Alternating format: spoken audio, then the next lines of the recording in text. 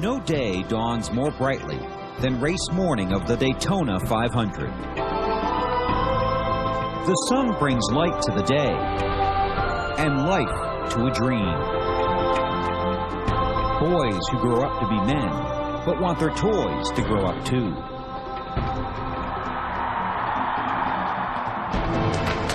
Few eyes have seen the flag of victory here.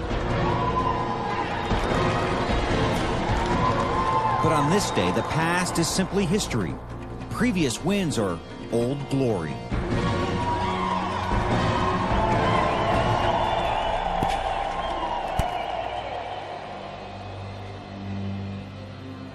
Daytona is a destination reserved for dreamers, where victory lane can be unlocked by determination and opened by destiny. Sons who want to grow up to be just like Dad, show their talent, carry on the family tradition.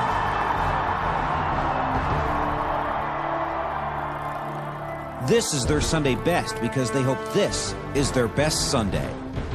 The Great American Race, where today we salute those who have become stars and those who wish to earn their stripes.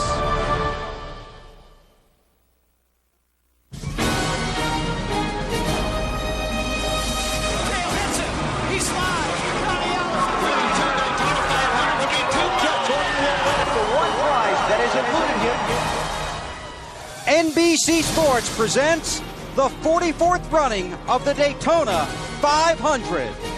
More than 170,000 fans began coming into the Daytona International Speedway when the gates opened at 7 o'clock this morning.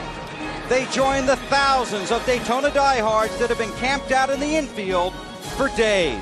Now each one settling into their seat to watch the stars of the sport compete in the most prestigious race of the year. For these 42 men and one woman, it's not the $1 million you get or the trophy you hoist, it's the glory you keep forever. A dream that races into reality. Victory in the Daytona 500. Hello everyone, Bill Weber along with 1975 Daytona 500 winner Benny Parsons. Welcome to Daytona and welcome back to NASCAR on NBC. Now before we get too far into the show, the big guy and I want you to know that we are thrilled because today we are calling our first Daytona 500. Yes. Now, your dream came true here 27 years ago yesterday. And, Bill, it changed my life forever. Before that, I was introduced as Benny Parsons. He's a race car driver. After that, here's Benny Parsons. He won the Daytona 500. And last night, 43 drivers started in this race, went to sleep, and all of them with that one thought, what am I going to say in victory lane after I win the Daytona 500? One of those dreamers last night, Tony Stewart. Already during Speed Weeks, he has won the Budweiser Shootout. He finished second in his qualifying race. And on Friday, he won the International Race of Champions right here at Daytona. But all that is old news. Here's Matt Yoakum. And, Bill, after a very successful Speed Weeks, 30-year-old Tony Stewart chases the biggest prize on the NASCAR Winston Cup schedule, the Daytona 500. Very successful Speed Weeks. What have you learned that you can put that 20 car in a victory lane and win your first 500-mile race of any kind? Ask me out after this race, and I might tell you some of what I've learned. Nothing I don't think anybody else has learned. I mean, I think we all pretty much have about the same knowledge of what to do to win here today. It's just, a matter of keeping the Home Depot Pontiac up front. It's, we've had a great car ever since we unloaded here. Our shootout car was good last week. We ran second in the 125. We've had an awesome speed week down here, which is it's been a total of opposite of what we had here last year, with the exception of the shootout. So. I'm excited. I mean, I honestly feel like we got a really, really good shot at winning this thing today. Many people feel like the Rushville Rocket will make history, and make history in a big way today. To Dave Burns. Hey, Matt, the Great American Race wouldn't be great if every manufacturer didn't have a chance to win. Ford, Pontiac, Dodge, or Chevrolet. Now, NASCAR felt that the Fords were a little bit disadvantaged when they came down here this winter. So, they have taken off not 1/4 inch, not 1/2 inch, but 3/4 of an inch off the height of their rear spoiler since they began racing down here this winter. Now, they feel that will lessen the drag on the Fords, make them faster and more competitive so everyone has a chance. Ricky Rudd has been the fastest Ford down here. Ricky, are you competitive enough to win the Daytona 500 now? Dave, I'd like to think so. You know, we really didn't get a chance to run much with that last quarter-inch cut off the deck spoiler. It should give us some straightaway speed. You know, is it enough to hang on to those Chevrolets? It will be until they get single file, and that's when we're going to find out. Not only Chevrolets, but the Pontiacs have been awfully good. So we're going to find out today whether it's good or bad or indifferent. We're going to go out there and race hard as we can. I really don't think we've got a winning race car. I think we've got a top 5 if we're lucky and we get a good, make all the right smart moves today. And if he's really lucky, he'll make his 25th start here the same way he made his 25th start at Pocono with a win. Marty? Well, Dave, the Dodgers are also playing the shrinking spoiler game. They lopped a quarter-inch off the rear spoiler on Friday, and since then, Sterling Marlin, only 1 hour of practice. Less spoiler, more speed, obviously, but you didn't practice on Friday, didn't get to practice yesterday because of the rain. How badly did you guys need that practice yesterday to get ready for the 500? We run Friday, and our car had been really tight on long runs, and it seems like it may have our car a little bit, so hopefully it's 100 degrees, it's not going to make it. And green flags and Coors Light Dodge be in good shape, but the guys can really just kill us on new tires for 20, 25 laps, and our car starts driving pretty good and kind of comes on in. All right, Sterling hoping today that 40 equals 4. This is his 40 race at Daytona, and looking for win number 4 here, Bill. Okay, Marty, thanks a lot. And we're joined here on the wagon by the defending Daytona 500 champion, Michael Waltrip. Michael, only 3 guys have won back-to-back Daytona 500s. The last guy to do it was your buddy Sterling. Can you be the next? Yeah, and I think he had gone a long time before he won the first one, and so I think I can win this race. Our car's been just super. I thought I could win it before I came to Daytona, and nobody really knew about it except me. And then I went and won the 125, and I think it got everybody up to speed on what we're planning on accomplishing here today with our Napa Auto Parts Chevy. Just feels great to be at Speed Weeks Daytona 2002 and basking in the beautiful sun and getting ready to run our biggest race of the year. I'm fired up and I'm ready to roll. VP? All right, now tell us, what do you have to do today to win the 500? I just have to work real well with others. It's all about getting along with others. And one of the most important others, I believe, is Dale Jr. His car's fast as well. The last 4 race days at Daytona, we've run 1-2. The Daytona 500, the Pepsi 400. On Thursday, he was 2 and I was 1, and then yesterday. So we definitely know how to get our job done here. And in order to accomplish what we want to today, we'll need to work together. And it's always this argument, whose turn is it? I don't know whose turn it is. I know that when it comes to winning the Daytona 500, it don't matter whose turn it is. Michael, just a final thought. Most of the talk this week about Dale Earnhardt has been quiet and compassionate. I know it, and it's just, it all feels so right. We're here to race because we love to race, and that's what the common thread we shared with Dale. Mm-hmm. All of us have a passion for this sport. It's what we do. It's what we live for. And I know he would be really proud, especially with the way his teams are performing this weekend. So, Mama, I love you. Dale, I'm with you. I'm ready to race. Best of luck. Thanks. Dale Earnhardt won 34 races here at Daytona, but the one we'll all remember came on February 15th, 1998. When we come back, his success, his celebration, and his son.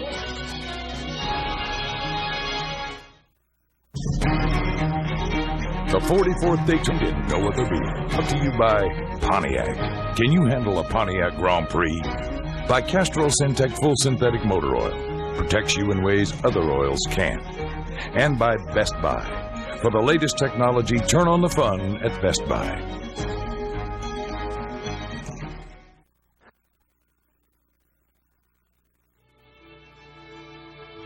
Beginning in the late 70s, Dale Earnhardt brought intensity and intrigue to what had largely been considered a petty sport.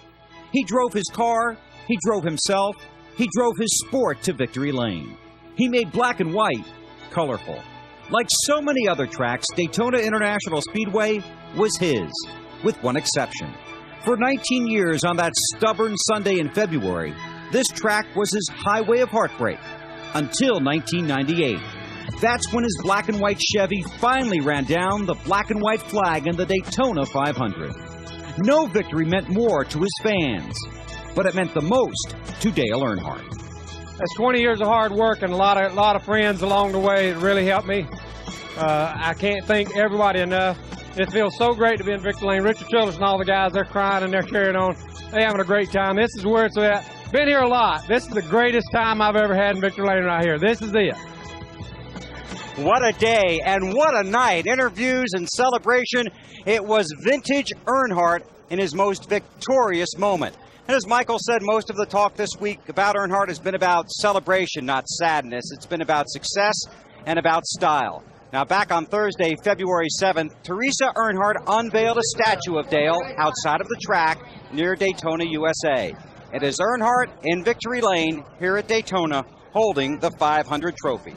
The only thing missing out there is that strong scent of champagne that had soaked into Earnhardt's uniform that night. What a night that was, Benny. Oh, that was such a special night. You and I both are here till the wee hours watching Earnhardt celebrate. And Earnhardt was such a daredevil on these racetracks, and especially Daytona and Talladega, how he loved this speed. I remember at Talladega once, he and I were running together, and my car had to be really jacked up in the rear to get through the air. Well, Earnhardt was right behind me, and I looked in the mirror and he's getting closer and closer. Finally, he drove the front of his car up under the rear of mine, lifted the rear tires off the ground. When I talked about him to him later, he thought it was funny. It scared me to death, but he thought it was funny. When he went by, he was probably smiling. I'm sure he was. I got you. Well, he'd be smiling today about what his son accomplished here on Saturday.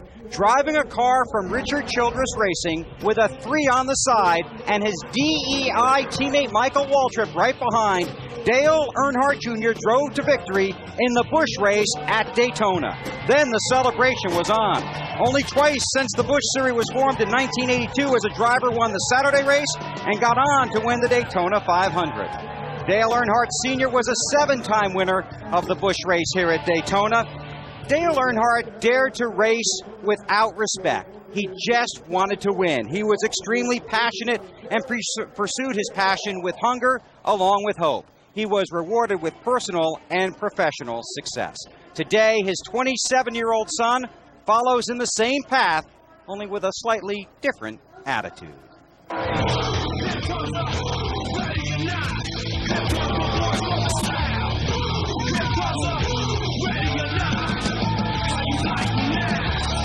Here they come.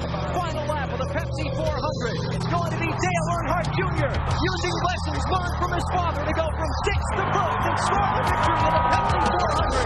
Is that all you got? I'll take your best shot. Is that all you got? I'll take your best shot. Is that all you got? I'll take your best shot. I'll take your best shot. I'll take your best shot.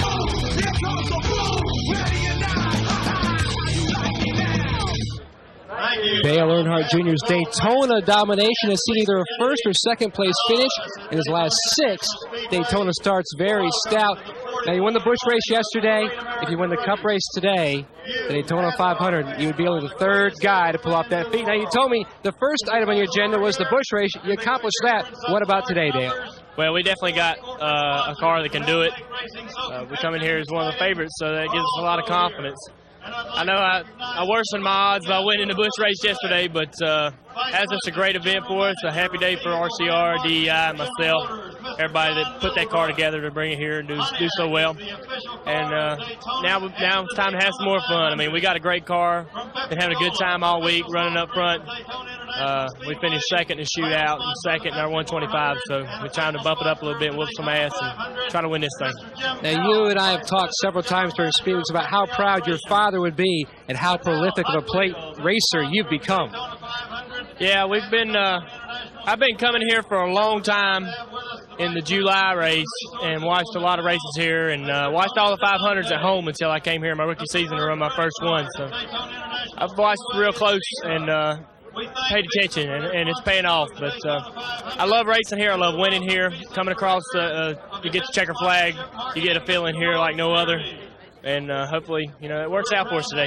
Dale Earnhardt Jr. rolls off 5th, looking to make the Earnhardts the 3rd father-son combo to win the Great American Race, joining the Pettys and the Allisons. Bill? Thanks, Matt. Well, certainly in the last year, safety has become the #1 issue. So this season begins with unprecedented emphasis to try and keep the competitors safe on the track and on pit road. Let's go back to Dave.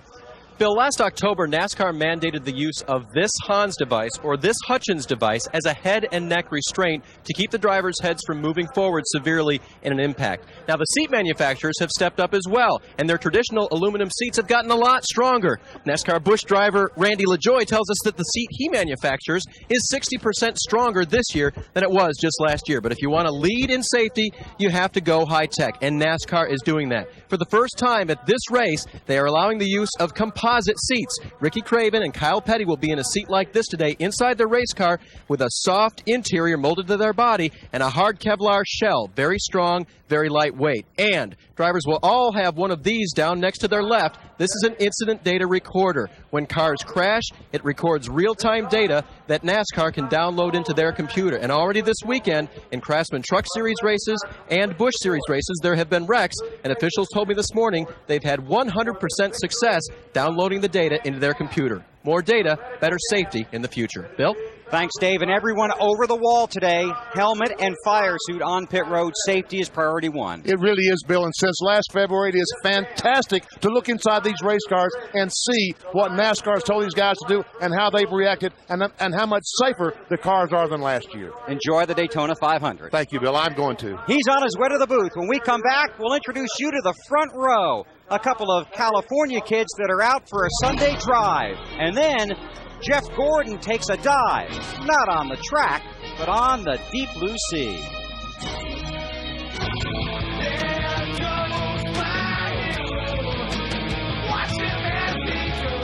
Yeah, I'm a little bit of a risk taker on weekends. I said, you know, I'd like to try the scuba diving thing. It sounds really cool.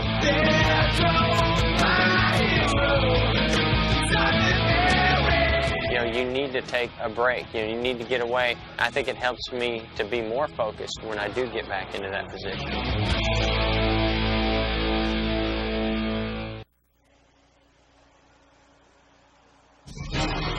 Dave Marcus made his first Winston Cup start on February 25th, 1968 in the Daytona 500.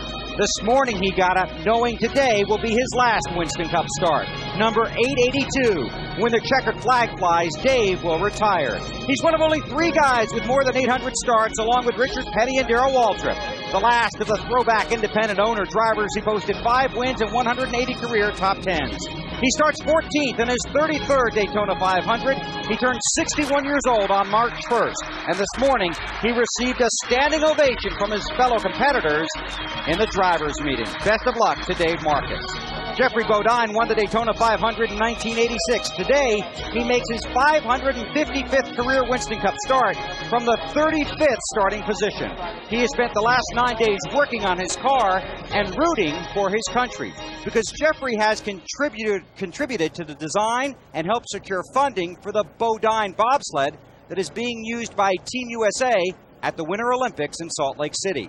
Wally Dallenbach made the trip to Salt Lake City to find out what it's really like when your racing career is going downhill. Here we are at the bobsled event in the Winter Olympics in Salt Lake City. Let me tell you something, I am pumped about doing this. I've always dreamed about taking a ride in a bobsled, but never thought it would happen. And here I am. Didn't take any arm twisting to get me here. Now what we're trying to see is, what's the similarities? We have some banking at some racetracks we race at, like Daytona. But looking at this course here, this thing has some corners. This is going to be a fun lap, and I can't wait. Take a look on how they drive this thing. They use these rings. Basically, to turn the bobsled, you just pull back on the ring. If you want to turn right, you pull back on the right ring. Sounds easy.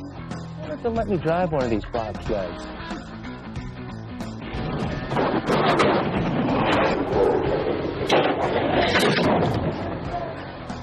Nah. So off I go. Like a Daytona restart, we started off a little bit slow. But then picking up to a speed of 80 miles per hour. The banking on Daytona Speedway is 31 degrees at its steepest point. Here in Park City, 90 degrees. And you're being thrown not just to the right as you would at Daytona, but to the left as well, corner after corner.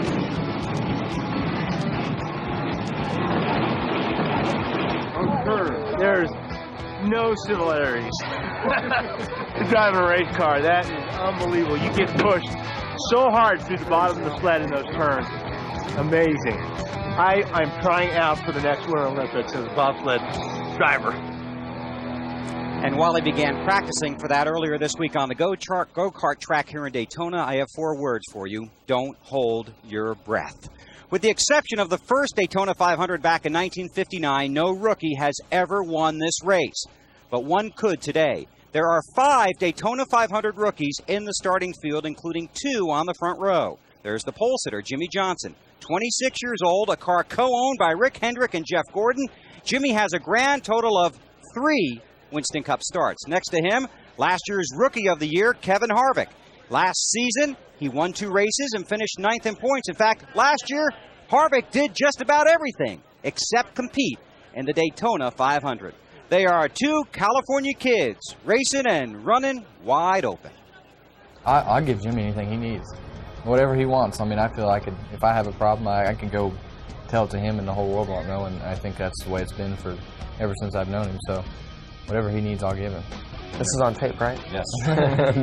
No, same goes. I mean, we've been friends since we met, and it's just how it is. There's very few people that you can go get an honest opinion and answer from, and it's nice to have those people out there. I mean, we're sharing a lot of the same things in common, through the personal life, things you're faced at in your career. Does that mean you're getting married soon?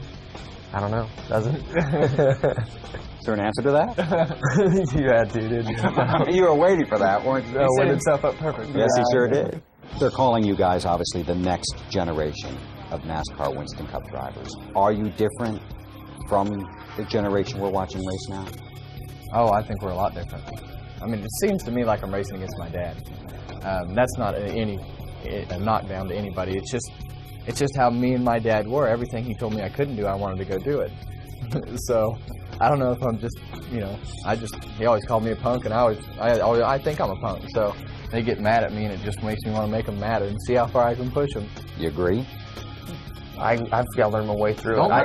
No, I'm not at all. I've got to learn my way through it. I mean, Kevin's definitely had a lot of fun with the way he's been doing it. I'm going to pick my own style and see what happens. I mean, you have to stand your ground. You have to earn their respect, and that's something that nobody can knock that he has done. He's earned their respect. He's won races. He's shown them that he's not going to roll over and play dead. Some people might say that kind of approach is disrespectful of the past. Is it? That's what I was always told. When somebody tells you you can't do something, and it makes you wonder why. And I always want to go out and do it. I mean, maybe I'm the little conniving kid next door that you always wonder if he's doing something wrong, but... Bart Simpson right here. Fortunately, someday we're going to be old and be griping about rookies sometimes. So, we're both given a tremendous opportunity with great teams, and we're doing the best that we can with it. I think for the most part, the most important thing the first year is to make them... Don't let them think they can run you over. You mean the better. That's right. They'll gripe about it, though, but you still got that yellow stripe on the back. That's my excuse. That's a built-in excuse.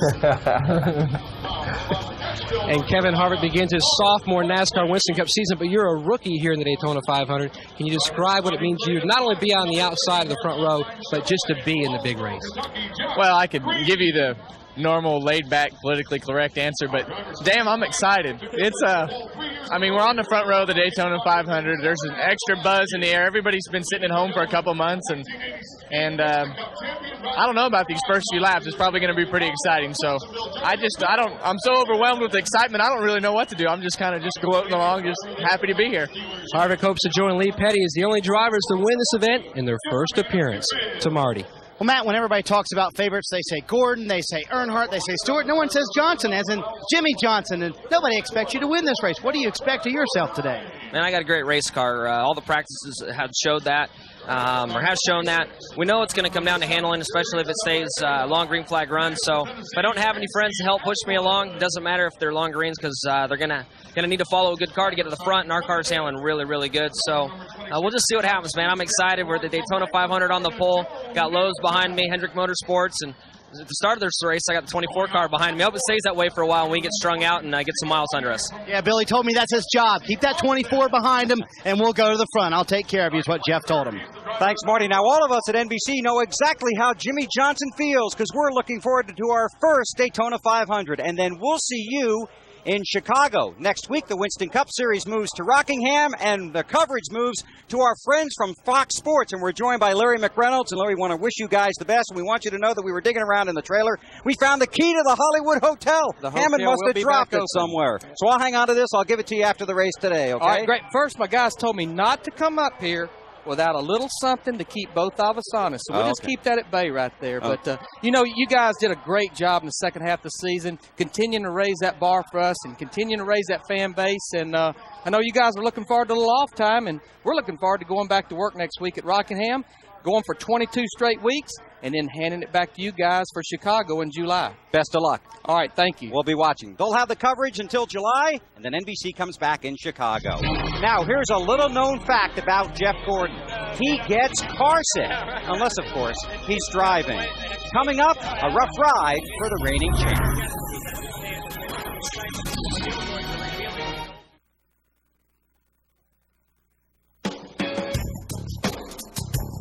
In 1997, Jeff Gordon began his charge to a second Winston Cup championship by winning his first Daytona 500.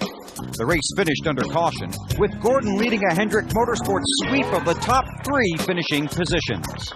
2 years later, Gordon denied Dale Earnhardt back-to-back Daytona 500 wins, edging the Intimidator, earning his second Daytona 500 win and a $1 million bonus. Today, two-time Daytona 500 winner Jeff Gordon begins fishing for a 5th Winston Cup championship. Now, on the track, Gordon is kind of like a barracuda. Sleek, fast, and potentially lethal. But away from the track, he's more like a dolphin. Intelligent, friendly, and fun-loving. Before he made the trip here for Speed Weeks, he took me scuba diving on the high seas. It was a rather exciting adventure that gave a whole new meaning to the term, going green. You haven't taken this yet. Have you seen the ocean out there today? It's called seasickness medicine. I don't need any of that. I don't need any of that. Why? Why is that? You haven't seen the ocean today. So he is human, even if he is worth millions.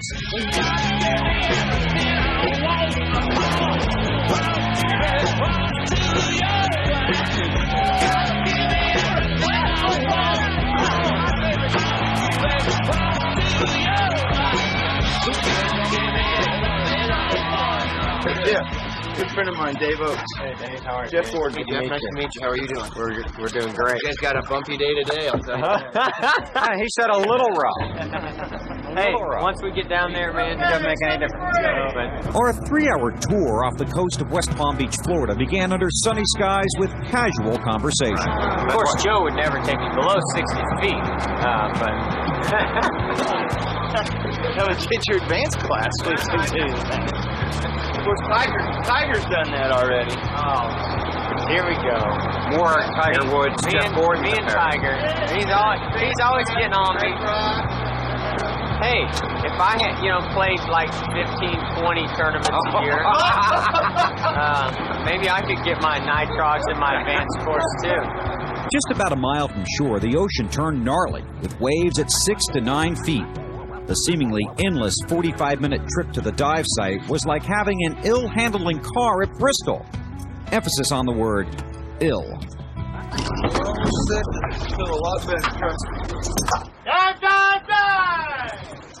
I was just on vacation looking for another fun thing to do, while we were on vacation. And I said, I'd like to try the scuba diving thing. It sounds really cool. And I'm kind of an adventurous person. I mean, I'm a little bit of a risk taker on weekends. That's true. And when the schedule's as hectic as it is and the competition's as tough as it is, you need to take a break. You need to get away. I think it helps me to be more focused when I do get back into that position. Great dive. The 37-minute dive was spectacular. The 20-minute ride back was not. But finally, the seas and our stomachs settled down. That was one of my biggest fears. I was going to touch something that I shouldn't. I've been in some bad currents before where it'll brush up against it. Yeah. You'll be coming right up against it, and here comes an eel coming out. Then what do? You hope, pray. Start kicking backwards. It's just a whole nother world. Once you get comfortable with getting over all the anxiety of I'm 50 or 60 feet breathing, air strapped to my back, then it becomes very relaxing. And fish don't ask for autographs. Yeah, fish don't ask for autographs. The ride out and the ride back. Which track best describes that little cruise we took today? Maybe a little Watkins Glen, Sears Point, Bristol, just kind of mix them all in there. I'll admit, I get car sick. People don't realize this. I get car sick, air sick, and I get seasick. Yet it never seems to stop me from doing this or getting on airplanes or getting in cars. And what was the first thing you asked me this morning? Yeah, I asked you if you had your Dramamine. And I said, oh, I don't need that. I don't get seasick. Okay. Words I live to regret. Well, we've just hopped into a Firebird being driven around the track with Jeff on it. A little smoother, I think, than Weber's Minnow. Just how green was he? About as green as that green flag's going to be when they wave it here in just a few minutes. Green flag, green. Hey, you were third in the shootout. You won your qualifier. What about it? Win number 3 in the 500 today? We got a heck of a shot. What a great race team and great job Hendrick Motorsports has done to prepare for this event. And, this is the most excited I've been here at Daytona in a long time. It's going to be an interesting race, and this thing's going to come down just to the total team effort, pit stops, pit strategy, great communication, and I don't know if there's anybody that can do it any better than we can, but I know there's some guys that are going to give us a heck of a run. Well, you better do well today, buddy. It's the defense of his Winston Cup title starting today here in Daytona. Bill? Okay, Dave, thanks a lot. And Jeff did give me a rain check to come back when the seas are a little smoother. When we come back here to Daytona, the introduction of the starting grid and the pre-race ceremonies for the Great American Race.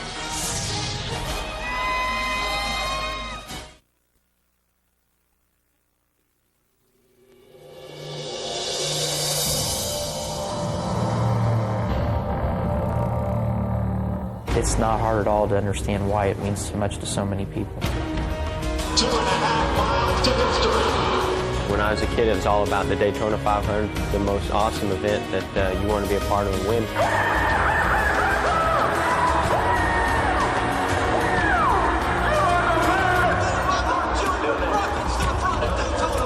You don't get any other feeling going in any other racetrack than you do at Daytona. It's a tremendous thrill. Does as much for a driver's career as anything or career.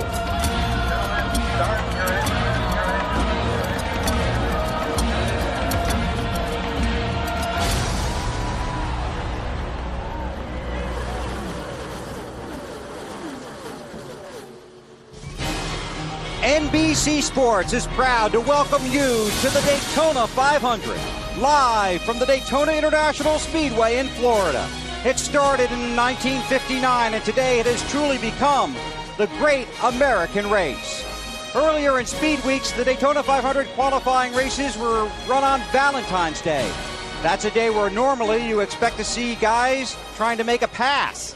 Well, it didn't happen here, at least on the track. Today could be Veterans Day, because what we've seen here this week is experience winning out over enthusiasm. Dale Jarrett is a 3-time winner of the Daytona 500, including 2 years ago when this race was held under very similar aerodynamic rules. Rusty Wallace has never won the Daytona 500. Today he makes his 20th start. Dale Earnhardt won the 500 in his 20th start. A year ago, Rusty was third. Today he hopes car number 2 can be number 1. Let's go to Dave Burns. Bill, it's been 22 years since a woman has raced in the Daytona 500. Today, Shauna Robinson makes her first attempt. How thrilled are you to start this race? Absolutely. I deserve it. I deserve to be here. We've worked really hard. This race team have worked hard. We're unsponsored, so we just want to have a long, safe race, and got 500 miles to do it. And I think they will make a good impression. They've got a very fast Dodge Intrepid in the field here this afternoon at the Daytona International Speedway. Matt Yoakum? Dave, back in the year 2000, Johnny Benson was 3 laps shy of picking up the Daytona 500 victory. Then last July, he came up just short again. He's been up and down during speed weeks, but many feel like this could be his best shot at a 500 win. And for Kenny Schrader, 18 years it would be for you chasing that elusive Daytona 500 victory and ending a big winless streak of your own. And plus, you got a little special memento on your uniform there. A big and very special day it could be for you. Oh, yeah, it'd be a big day for anybody who wins this thing. You know, this has been a real good race for us. We've run second, third, fourth, fifth in it. I mean, I don't think we run fifth. We've run every other position in the top 10. And it's been a good race for us. M&M's car's been good all weekend, or all week, so we'll just see what we got.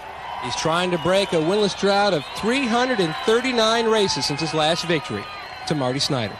Well, Matt, continuing the theme with the veterans, the Iceman Terry Labonte could melt a lot of Daytona dreams today by pulling off what many would consider an upset victory. Second in this race 3 times, Texas Terry could be a guy to watch. I do not think it would be an upset if younger brother Bobby won the race, however, today. Everybody's been talking about your teammate Tony Stewart. How about your race car? Our race car is really good. I mean, we're really happy with it. Interstate Battery Pontiac's been driving good all week and led a little bit here and there, so feel really good about it. Joe Gibbs Racing won the Daytona 500 in their sophomore season 9 years ago. That's a long time, Bill, to make Coach Gibbs wait for a Super Bowl trophy. Very good point, Marty. 43 starters, 42 men, 1 woman. Only one dream comes true today. Now, let's take you trackside and get fired up as the pre-race ceremonies continue here at Daytona.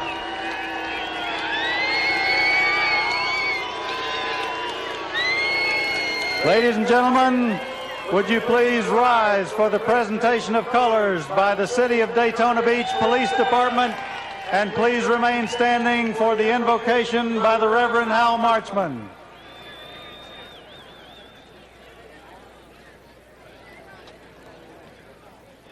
Almighty God, we thank you for this beautiful place with all this wonderful crowd.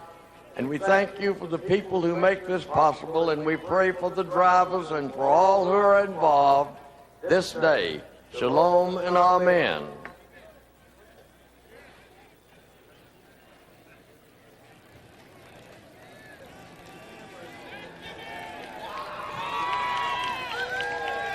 And now, to honor America with our national anthem, RCA recording artist and Metropolitan Opera star, Denise Graves.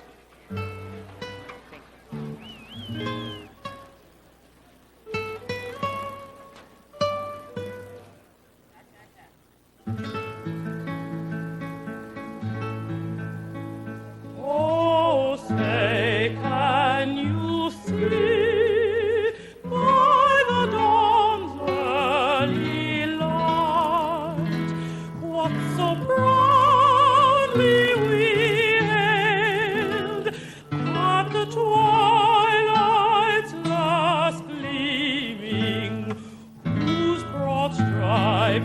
And bright stars through the perilous fight, o'er the ramparts we watched, were so gallantly streaming, and the rockets with the bombs bursting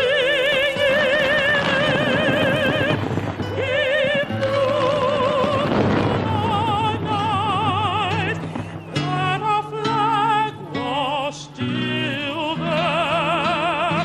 Oh, say does that star-spangled banner yet wave o'er the land of the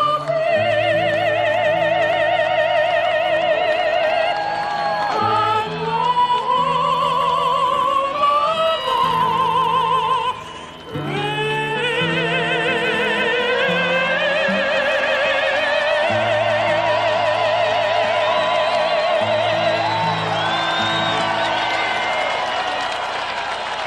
and Denise Graves, ladies and gentlemen.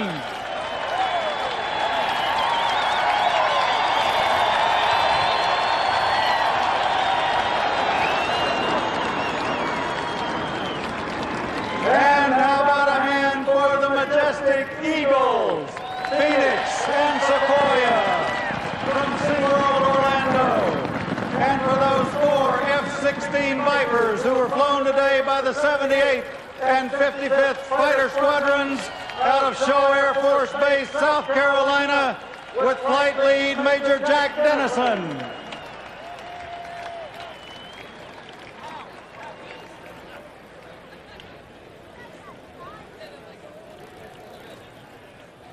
And now for the most famous words in motorsports, the Grand Marshal of the 44th Daytona 500, Chad Holliday.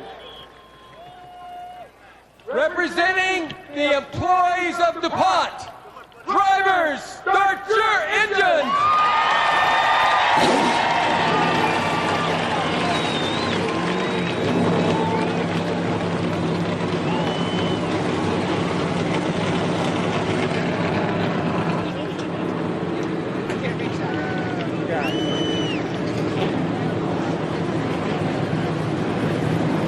It's a beautiful day in Daytona. Sunny, temperature near 70, and the start of the Daytona 500 is coming up.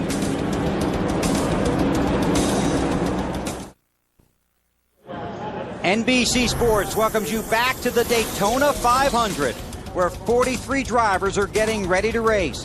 Right now, sitting on pit road. Pretty soon, they'll be following the Pontiac pace car, the official pace car of the Daytona 500.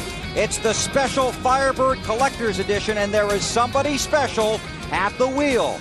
The host of The Tonight Show here on NBC, Jay Leno. Jay, I know you love your cards. How's that seat? Hey, 44 driver, not 43. Come on. You're going to get out of the way, though, aren't you? I'm going to be the only pace car driver ever to be black flag. You going to be watching the mirror? Uh-huh. Yeah, I'm going to be watching the mirror. Well, enjoy it out there. I know you're looking forward to it. All right, I guess I'll throw it back to Alan in the booth, That's right. There you go, Alan. All right, Jay, we're charged up, too. Hey, just use your turn signal when you hang that left onto pit road. Those guys behind you will be in kind of a hurry. With the 1975 Daytona 500 winner, Benny Parsons, and Wally Dallenbach, a 9-time veteran of this race. You know, we've been here for 10 days of preliminaries and pressure, BP moments before the start. What are the drivers' mindsets right now? You know, they call this the Super Bowl of stock car racing, and rightfully so, I might add. And just like the football Super Bowl, these drivers have had 10 days of distractions, one right after the other. Media, radio, TV, but right now, they're in their office. They're focused in on the job at hand to win the Daytona 500. Wally, traffic is going to be its heaviest right here at the start. Yeah, patience, too. That's one thing that NASCAR will talk about in the driver's meeting. Patience and give and take. You'll see a lot of guys trying to be careful, getting in position. But towards this end of this race, it'll be all take. That's absolutely. Everyone wants to win the sport's biggest prize. Their once-a-year shot at it comes up next. They've been coming in since just after sunrise this morning. Some 170,000 fans jamming this massive stadium, all waiting for the start of the Daytona 500, which you'll see live on NBC next.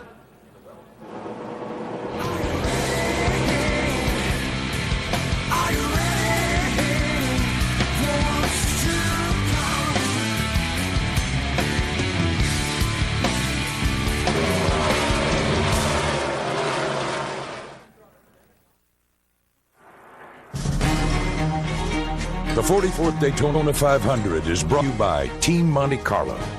The cars more champions depend on. Chevy, we'll be there. By Walmart, always low prices, always. By Wendy's Classic Hamburgers, it's hamburger bliss. And by Coca-Cola, official soft drink of NASCAR.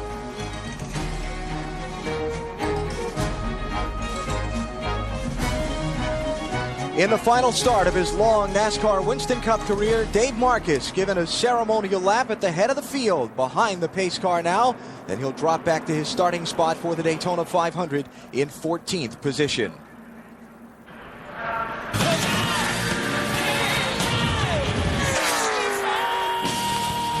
Budweiser, the official beer of NASCAR, is the proud sponsor of the Bud Pole Award given to the fastest qualifier in each Winston Cup race, rookie Jimmy Johnson. Gets the first pole of 2002 and only his 4th Winston Cup start. Since 1979, Anheuser-Busch has awarded more than $7 million as the title sponsor of NASCAR's Pole Award program. And now the Walmart starting grid for the 44th Daytona 500. Johnson and Kevin Harvick sharing the front row. Harvick, last year's Rookie of the Year. Row number 2, the 2 winners of the qualifying races here Thursday. Jeff Gordon, the 2-time 500 winner, and last year's race champion Michael Waltrip. On the inside of row 3, Dale Earnhardt Jr. won the 300-mile race yesterday afternoon, has won the last 2 plate races, and Tony Stewart won the shootout last Sunday, also the IROC race on Friday. On the inside of row 4, Kenny Schrader always runs well, as he said, and Jerry Nadeau, he was 6th here in July. The first Ford in the field is Ricky Rudds in row number 5, making his 25th Daytona 500 start, and Bobby Labonte, the 2000 Series champion, with him. The 6th row is Terry Labonte, never won at Daytona in 46 races, and Robbie Gordon won the last race of last season. On the inside of row 7, Sterling Marlin won the 500 2 years in a row, 94 and 1995. And Dave Marcus, we saw him just a moment ago, his 33rd and final 500. Kurt Busch on the inside of row 8, alongside Petty driver John Andretti. 2 of the 3 Wallace brothers in the race share row number 9. It's Mike Wallace and Kenny Wallace. Kenny driving for Dale Earnhardt Incorporated. The 10th row, it's Ward Burton, led a quarter of last year's race, but wound up in a big wreck near the finish. And Mike Skinner in a 2-time Daytona 500 winning car. On the inside of row 11 is Dale Jarrett. The UPS Ford has won this 500 3 times. Let's try to talk to him. Dale Jarrett, Benny Parsons, you got me? Compared to other people after a couple pit stops. That's you, Benny. All right, DJ, you won this thing 3 times. Can you make it 4 today? Well, we've got that opportunity, thanks to NASCAR helping the Fords out this week to make us more competitive. Now we just have to do everything right. We have to have probably a perfect day, but that's what we're looking to have. Got to get myself in the right position for those last 50 miles. That's what really counts. Where is the right position? In front? Yeah, I'd like to be in front. I'm not sure how much a Ford can lead, though, so I might want to try to find myself in 2nd or 3rd when we get down to that point to where we can start kind of shaking things out there at the end and then try to put this UPS Ford right in the front at the very end. Good luck to you, DJ. Thank you. Dale Jarrett starting in row number 11. 3 drivers will have to go to the back of the pack because they are in backup cars. Their primary machines damaged in practice in the qualifying races too badly to start this race. They are Rusty Wallace, Dave Blaney, and Shauna Robinson. Looking at the rest of the field, Elliott Sadler in the Wood Brothers car making its 43rd start in the 500 in 44 races here. Maine's Ricky Craven starts last on the field. 10 drivers failed to qualify for the 500. Most notably among them, Hut Strickland, Jimmy Spencer, and Buckshot Jones. 3 fully sponsored teams who will compete for the championship this year. Heartbreak for them not being in the sport's biggest race. And it's almost impossible to compete for the championship after missing the race. Kevin Harvick last year missed the Daytona 500, did not drive the car, finished 9th in final Winston Cup point standings, and I think that's about as good as it gets. 1 lap from the start of the Daytona 500 to pit road and Matt Yoakum. Alan, while veteran Dave Marcus makes his 33rd and final Daytona 500, sophomore Kevin Harvick makes his first run here in the Great American Race. He told me this morning his biggest concern is actually getting other drivers to go with him with his lack of experience. He only has 3 other plate appearances last season. He has talked to Tony Stewart and to Michael Waltrip. They have worked out some sort of deals, but deals are only as good as they're written on, and nobody writes anything down. One good thing about Stewart, they're pitted right next to each other. To Marty Snyder. Well, Matt, in Thursday's qualifying races, Roush Racing had 5 engines in that race, and they lost due to failure 3 of those engines. So Friday night, they rented an airplane hangar, rebuilt all of their race engines for today's race. There are some nervous people in the Roush camp today because they didn't get practice yesterday to test out those race engines. Today, Burns. Marty, Dale Earnhardt was great here in Daytona, but one of his good friends has been the best driver in the last 10 races here, including the July races. That driver, Rusty Wallace. His average finish, 9.3. It's been very, very good, but Rusty's never won this race, and he's hoping today, in his 20th try, he can make it to victory lane. Alan? All right, Dave, less than half a lap from the green flag in the Daytona 500. Perfect weather conditions. Yes, it is. And we saw Elliott Sadler. This is Mark Martin. Oh, man, these guys right now just thinking about what can we do. I need to get a good start because these first few laps are important. On fresh tires, you can do something. After 20, 30 laps, it's going to be harder and harder to pass. You're right, BP. You'll see a lot of guys probably in the middle here for the first 10 or 15 laps. But then after that, get some tire wear on your tires. You do not want to be in the middle. And Mike Wallace looks like his car is stalled in turn 3. It is. Wallace was scheduled to start 17th, and the start has been waived off to clear his car from the track.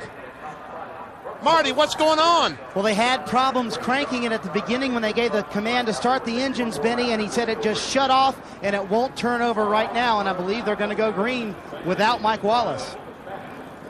Going to be 1 to go, and they come to the start-finish line, which means the green flag will be next time by. A tow truck has been dispatched to push Mike Wallace back to the pit area.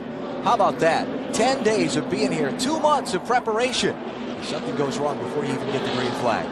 How crushing is that? He's trying to bump start it right there. You see, it looks like he may have the motor running. And Jay Leno got an extra lap in front of the field. There's Andy Petrie, the team owner of that 33 car. And you can see him holding his head and thinking, what in the world could be going wrong? But I see that car running, BP, so he did get it bump started. The question is, how long will it run? If they had trouble cranking it and it's quit on him already, well, he's going to stay on the track and try and join the end of the field for the start. And that's probably a good place to start, because if he does have problems, he doesn't want to be where he was. Marty? Well, what they think has happened, Alan, is the main ignition has gone bad, and they're on the secondary ignition now. And I'm going to try to get a word with Andy Petrie as soon as he solves this issue. Let's see if we can get a word with Andy real quickly. Andy, any idea what it is? It looks like an ignition switch or something. It could have hit it with his foot getting in or whatever, but it's broken the end of the switch off. And then what happened was it went to the secondary ignition and then got mixed up on the steering wheel switch, the cutoff switch, and couldn't get it to start.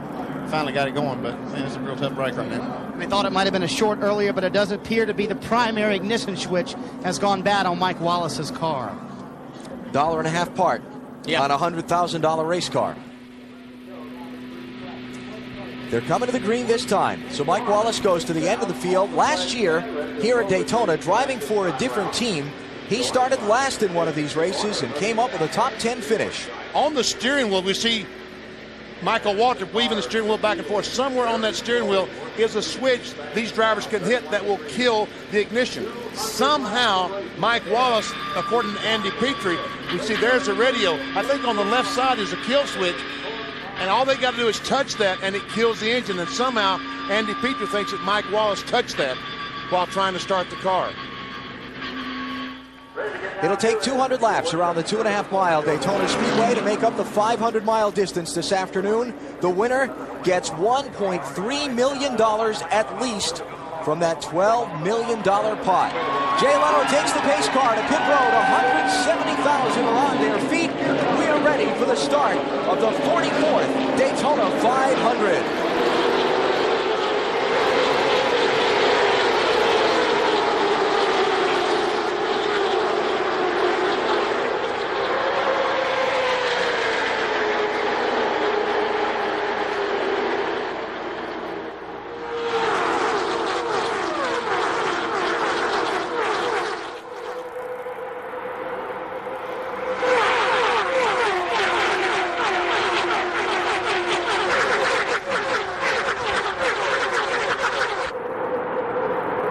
Looks like that outside line is the line right now that's going the best. Harvick, the pole sitter Jimmy Johnson back to 5th spot, going in turn 3. Second car in line, the defending Daytona 500 winner, Michael Waltrip. Looking for a way to the lead, pushed by his teammate, Dale Earnhardt Jr. That's bad news for the rest of the competition if those guys can stay there all day, because that combination right there has won a lot of races on the restrictor plate racetrack the last year. Pole sitter Jimmy Johnson getting pushed by his teammate Jeff Gordon on the inside lane.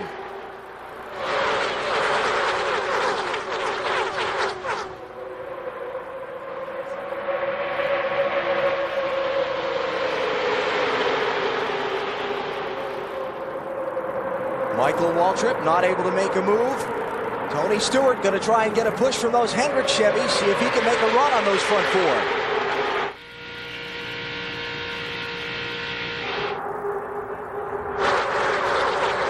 All last season, we honored the memory of Dale Earnhardt and all of America's other lost heroes with a silent lap 3. We do that once again here today at the Daytona 500.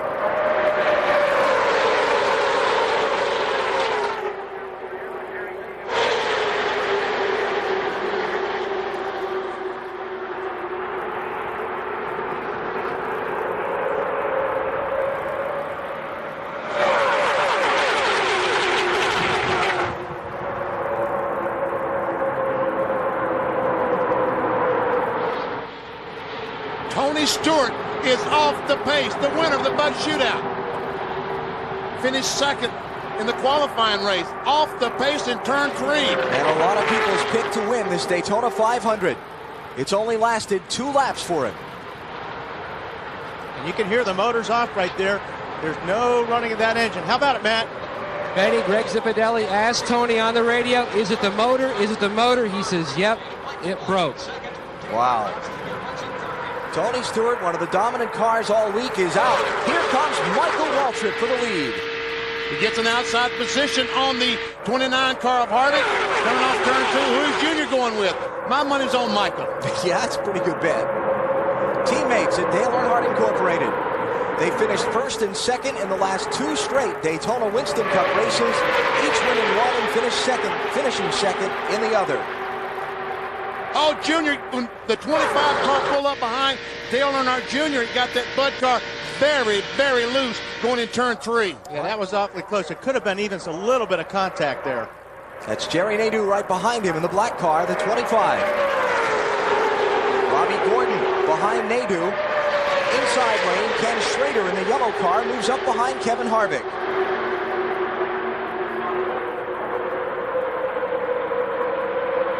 Michael Waltrip so confident all week long. You heard him in our pre-race show. Felt like this might be his day for back-to-back 500 wins. Let's get more on Tony Stewart's situation, Matt. Alan, I've caught up with Greg Zipadelli. Tony, did you any idea what might have happened inside the motor? No, we probably broke a piston or something. He says it blew apart pretty good, and 18 car had one go the other day. Truck team had one go the other day. It doesn't seem like we're up on our game here with our motor program, but they've been working awful hard this winter, and we'll bounce back. It just, we had a great race car. Home Depot Pontiac's been awesome all weekend. Tony's spirits have been up. This whole team has been excited about coming here and trying to win our first Daytona 500, but I guess we'll be back next year. Rain washed out the final practice. Do you feel like this is something that probably would have cropped up in the final practice session? Yeah, but I mean, everybody was in the same boat. 90%, 95% of us put our race motors in. It's something that we do week in, week out, and it's a chance you take, but it just come off the dyno. I think ran good. They run a bunch of pulls on it, and just wasn't our day. I mean, somebody, I don't know, just one of those deals, man. I don't know. The 20 team, looking at the championship this year, uses a mulligan early in that title chase, Alan. That will hurt. He will finish last in the first race of the year. Michael Waltrip leads. Dale Earnhardt Jr. is second. Jerry Nadeau third. Robbie Gordon fourth. And Kevin Harvick is fifth. Matt Kenseth, black and yellow, number 17 there. Really on the move in the opening laps. He started 40th. That time across the stripe, he's moved halfway through the field to 19th. Yeah, it's going to be interesting to see how the Fords react, especially after they get some wear on their tires and things with the spoiler change. See Ricky Craven there in the 32 sneaking up the center, trying to get in the outside lane there. With the heat the way it is now, we could see those Fords getting a little bit loose towards the end of the run. We'll have to wait and see. Craven started last in this race, and he's at Kenseth. So he's having a great run in the early laps, too. And this is the third year in a row that Tony Stewart gets his season off to a terrible, terrible start. Mark Martin watching Matt Kenseth in the 17 car drive by. Mark started 39th. That time across the start-finish line, he's up to 20th.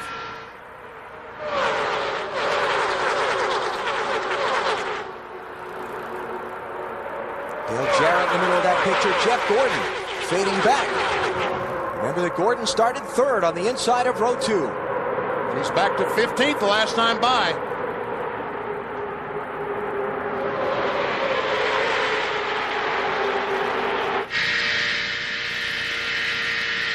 On board with Jeff Gordon as he follows Kurt Busch, the 97 car. Coming off turn 4, Kenny Wallace is in the 1 on the outside. Jeff Burton in the 99 car, highlighted there with the bubble, started this race in 33rd spot. That time across the start-finish line, he was 15th. Another one of the early movers from the back of the field. And notice all of those drivers we've spotlighted as moving up quickly. They're driving Fords. Qualified poorly, started in the back. Seem to be working their way toward the front. Another guy that's moving up pretty good there is Mike Skinner, that Ford car. Started 20th. He's up to 8th.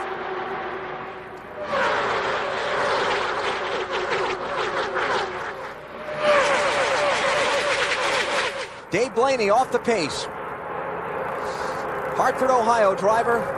First ride with this 77 team, changing rides over the offseason.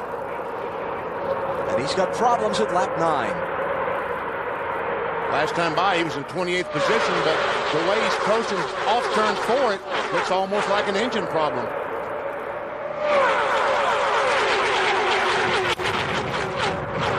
Not a lot of guys got to run any practice on their race engines because of the happy hour being canceled. So a lot of these guys are worried right now that they put these race engines in the first lap on these motors or right now today. On board with Robbie Gordon.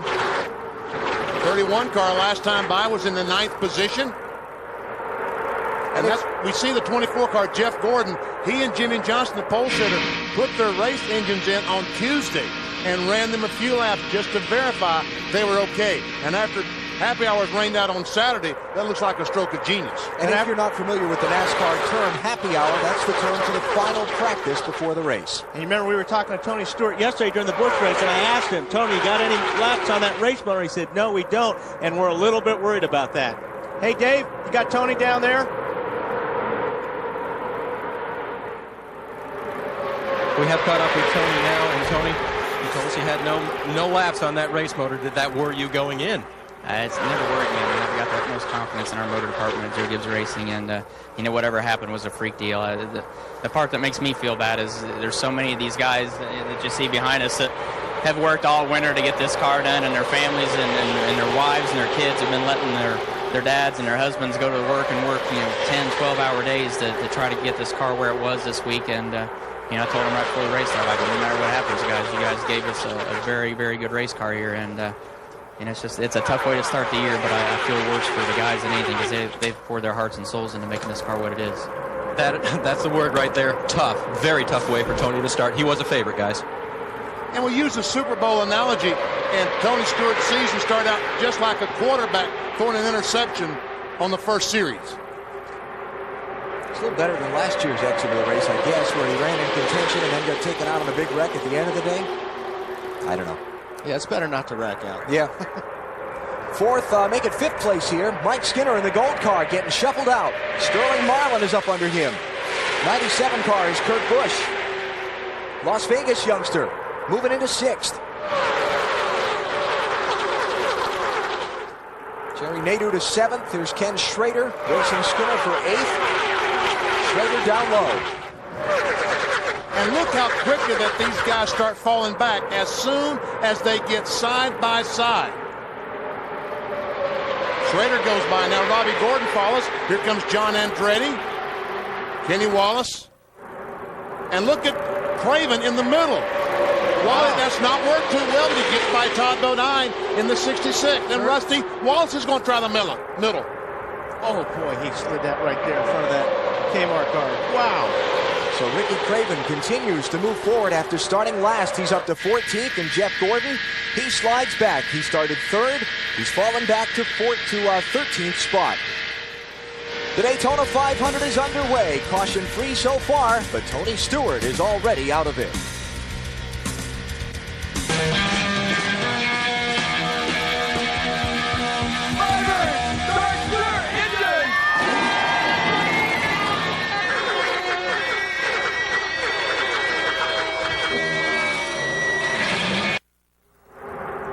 44-acre Lake Lloyd shimmering in the Florida sunshine in the infield of the Daytona International Speedway as 41 drivers pursue victory in the Great American Race. NBC Sports with live coverage of the Daytona 500, 16 laps in. Let's check our lows, improvers, and snoozers, those moving up in the early going, including 3 Ford drivers. Rusty Wallace, we said start 37th. Ashley started about 43rd, has moved up to 12th. Kenseth, great run going so far, and Ricky Craven. And some of the snoozers, drivers slipping back. Tony Stewart obviously has to lead that group with an engine problem. Jimmy Johnson, our pole sitter, back to 26th. No change on the leaderboard. Michael Waltrip still out in front with Dale Earnhardt Jr. second. And let's go to pit road. Here's Dave Burns. Alan, the driving, the racing is a little bit different here at Daytona this year, and a lot more guys are using rear view mirrors to do their driving. Now, these little things are about 2 or 3 inch convex mirrors that they mount to the window post just on drivers' left. It helps them look behind them, but the drivers who don't use them, and there's at least a dozen who don't have them on their car today, call them blocking mirrors. They don't like them. Wally, did you ever use a mirror like this and block someone? Well, I've blocked someone for sure, but I've never used a mirror. And Dave, I think he's absolutely right. They put those mirrors on there to look to see when a guy is coming up and getting a run. When he sees a guy in that mirror coming up real fast, you throw the block. At a race like this, you look through the rear view mirror as much as you do the windshield. Wouldn't you agree, VP? I agree wholeheartedly. And again, that's what they are, blocking mirrors, nothing else but. Can't believe you didn't have one on your go-kart helmet the other night. You were blocking all over the place. Didn't need to. I was out front. Yeah. Didn't need it.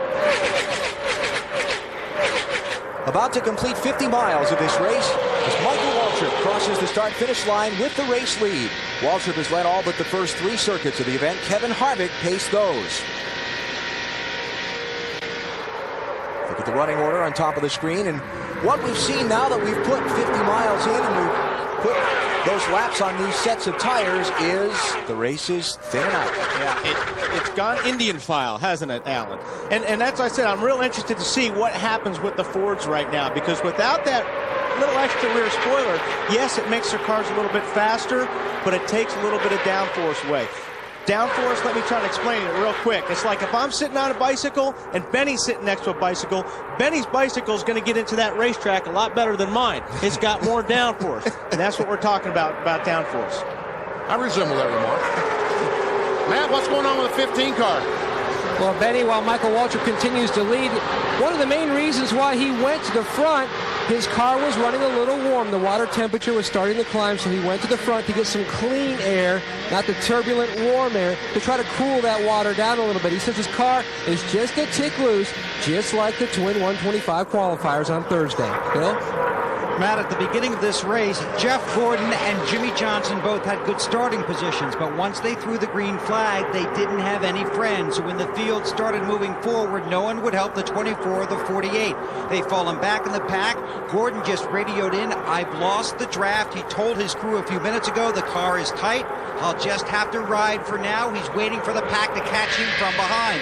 As for the car he co-owns and our rookie pole sitter, Jimmy Johnson, he's getting tremendous encouragement over the radio, but his car is also tight. Chad Knaus just told him, "Do your best. We'll fix it when we pit." Wow. Dale Jr.'s in trouble. Turn 2. Right front tire looks like it may have come apart. Definitely came apart. Caution is out. Another contender fallen by the wayside early. And Tony Uri Sr., the crew chief, is telling his crew what to do. And that is just ripping that car apart. It does so much damage. If you have oil lines or brake lines or anything, that is just like a big old whip going through there and tearing everything apart. Michael Waltrip. Run over something. What? Dale Earnhardt Jr.'s radio. Michael Waltrip has led the field back to the caution and they've slowed behind the pace car. Mr. Tony. You got a little bit more than the fender. Yeah, you got the hood, part of the door, part of the nose of the car. Probably some of the firewall. And what of the suspension underneath it? Here's what happened to Dale Earnhardt Jr. Watch as we go down in turn 1. Junior's the second car, and all of a sudden, the right front just lets go, just goes flat. And I'll tell you what, if it's going to go flat, that's the best place on this racetrack to go down. Normally, we see the right front tires go down right when you're in the center of the corner, and you hit the wall hard. He was real lucky there. Another shot, you see the car wiggle, you see Harvick dive to the inside, and Junior wisely goes up high on the racetrack, getting out of everyone's way.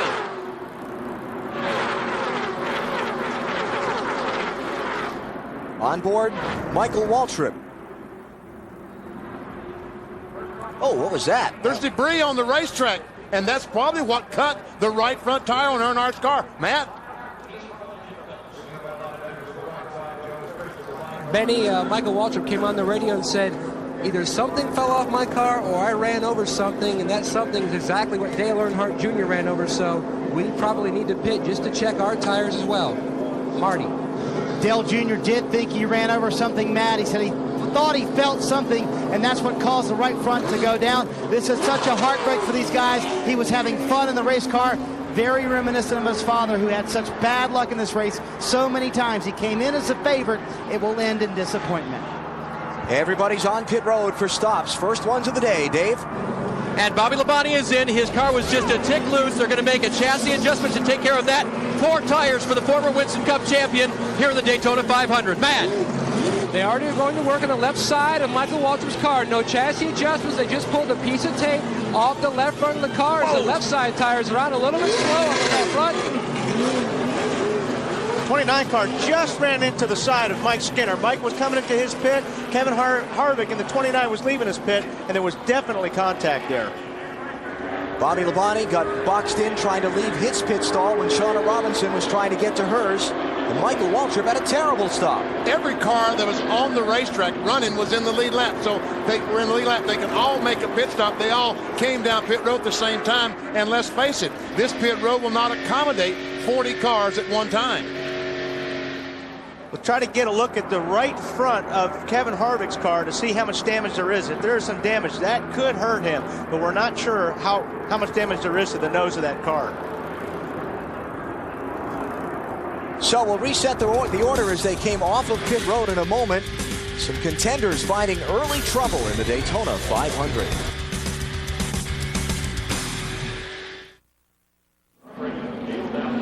A lot of things happening in the early going of the 44th Daytona 500. NBC Sports in Daytona Beach, Florida, with the opening race of the 2002 NASCAR Winston Cup season. Here's what's happened to one of the contenders to win, Dale Earnhardt Jr. You see the piece of debris shadowed. It goes under the car, hits the front, and you see the thing come out the side of the car about the same time as Junior's right front tire goes flat. Here's Dale Earnhardt Jr.'s view. You just see he's right along just like he's been doing, and there's no time to react. I don't even know if he actually saw the piece come out from under Michael's car.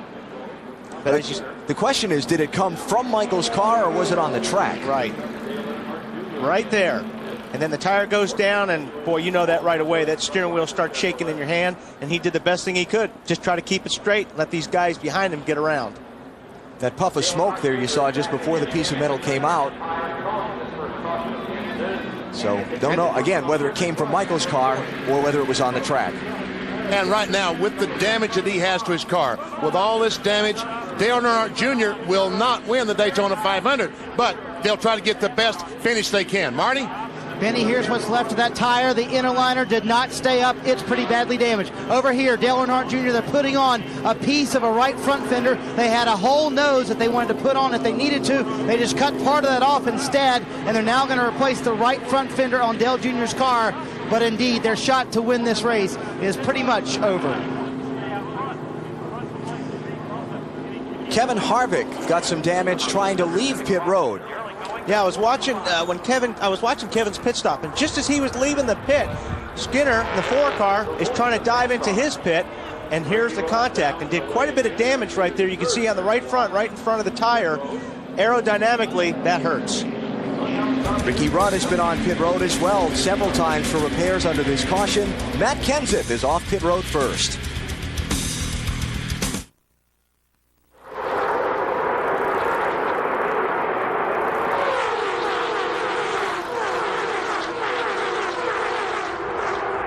The green flag back in the air at Daytona. Matt Kenseth is the new leader of the Daytona 500. Ken Schrader came off pit road second. John Andretti third. Ryan Newman fourth. And Sterling Marlin fifth. Here's a charge for the lead by Schrader. With the help from John Andretti in the 43 car, they team up and drive by Kenseth. And here comes the 40 car trying to go on the inside.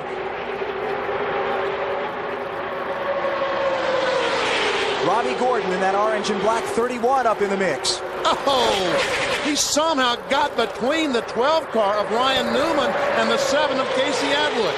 There wasn't room for that car. Yeah, that was close, but the 25 was right on Robbie's tail and probably gave him a pretty good run so he could make that move. Others in that group, the 7 of Casey Atwood, Bobby Labonte is up there, Dale Jarrett and Jeff Gordon are in the group also. We're on board with Robbie Gordon as he tries to close in on the back of Ryan Newman. 4 lead changes so far today. Some concern about people's ability to pass the leader under these rules. It was a problem a couple of years ago under a very similar aerodynamic package. We'll track that throughout the day. Ward Burton riding the rim in that cat car toward the back of the pack, trying to make some moves forward. How good to see Ken Schrader leading the Daytona 500. His 18th start in this race. He's run very well all week long. I talked to Newt Moore, his crew chief, quite a bit this week, and he was really excited about their chances. Kenny was happy with the car, the motor, everything. They're really pumped up. And now it's Andretti on the outside with some help from Ryan Newman. Tries to take the lead. If the start-finish line had been on the backstretch, we might have credited Andretti with leading that lap, but it... Matt Kenseth getting shuffled back into the field. Ken Schrader, Fenton, Missouri, 42 years old. Check that, 46 years old. 1991 was the last time he won a NASCAR Winston Cup race. And John Andretti was credited with leading that lap. This time for sure, BP, with these new rules like they are, if you're in the middle, you don't want to be there. You just go to the back. It used to be guys would get in the middle and go all the way to the front of the pack. Talking about Matt Kenseth there, the one in the middle in the black and gold car. He was the leader on the restart.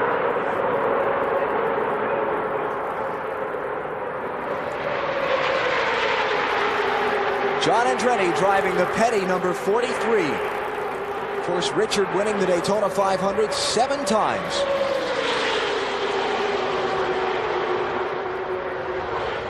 Meanwhile, there's Dale Jarrett in the middle, trying to help Matt Kenseth and help himself to march forward.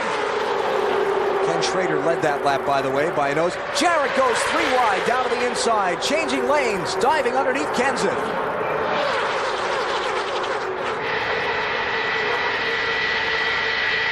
Jeff Gordon. On board with him the last time by. Jeff Gordon's back in 16th position. 17th, oops, 18th. Inside lane didn't work for him there. I'll tell you what, Walt, talking about the middle lane not working. We just saw Jarrett move up through the center. Johnny Benson and Rusty Wallace gained a little ground there. Don't forget, we're still pretty fresh on these tires, so I think we're going to be able to get away with that right now. But let's just see what happens about 15 laps on these tires.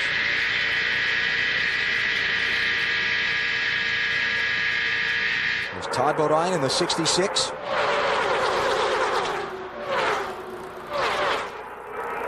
How tense is it? The guy behind the wheel right now in this traffic. Is he really tensed up on the steering wheel? It depends on who's on your tail. I mean, if you've got a guy that's run a lot of these races, you know he's not going to do anything silly. It's not that bad. But if you've got a guy on your tail that is making you loose, that's getting his nose right on your back bumper and getting the rear of your car sideways, you want to get somebody else behind you. It gets real tense. And now here's Jeff Gordon in the middle as he tries to go forward. And while you kept talking about someone getting right on the back of your car and making your car loose, we just so happen we've got an illustration to show you exactly what we're talking about. Air loose, tell them. And here's what you do. If I'm the car in the blue, I'm going to get my nose right behind this red car. It takes the air off this rear spoiler and packs the air underneath the bumper of the red car. What happens is that makes the rear tires light. That takes the downforce off the car, and it gets the car a little bit loose or a little bit sideways going into the corner. I'm in the blue car, I just turn the wheel and pass him. But I got to remember, he can do that to me next lap. Jeff Gordon still dropping back. Last time by was 20th and sounded like he was playing with that accelerator coming off turn 4. He talked about the crew, told the crew the car was tight, so he's probably picking up a little bit of push off 4 and using the throttle to keep it from pushing. Push the turn when the car doesn't want to turn left when the driver wants it to. I mean, you're turning that wheel as hard as you can, saying turn, but the car has a mind of its own. It still continues to go straight. In other restrictor plate races like this, you don't want to get off the throttle. You'd rather just tap the brake, because if you get off the gas with these cars, they don't want to accelerate. So you'll see guys using their left foot and braking more than getting off the throttle if the car's handling. Outside lane sliding back, Ken Schrader in the lead. Sterling Marlin second. Jerry Nadeau is third. Then the race from fourth on back. The Daytona 500 coming your way on NBC.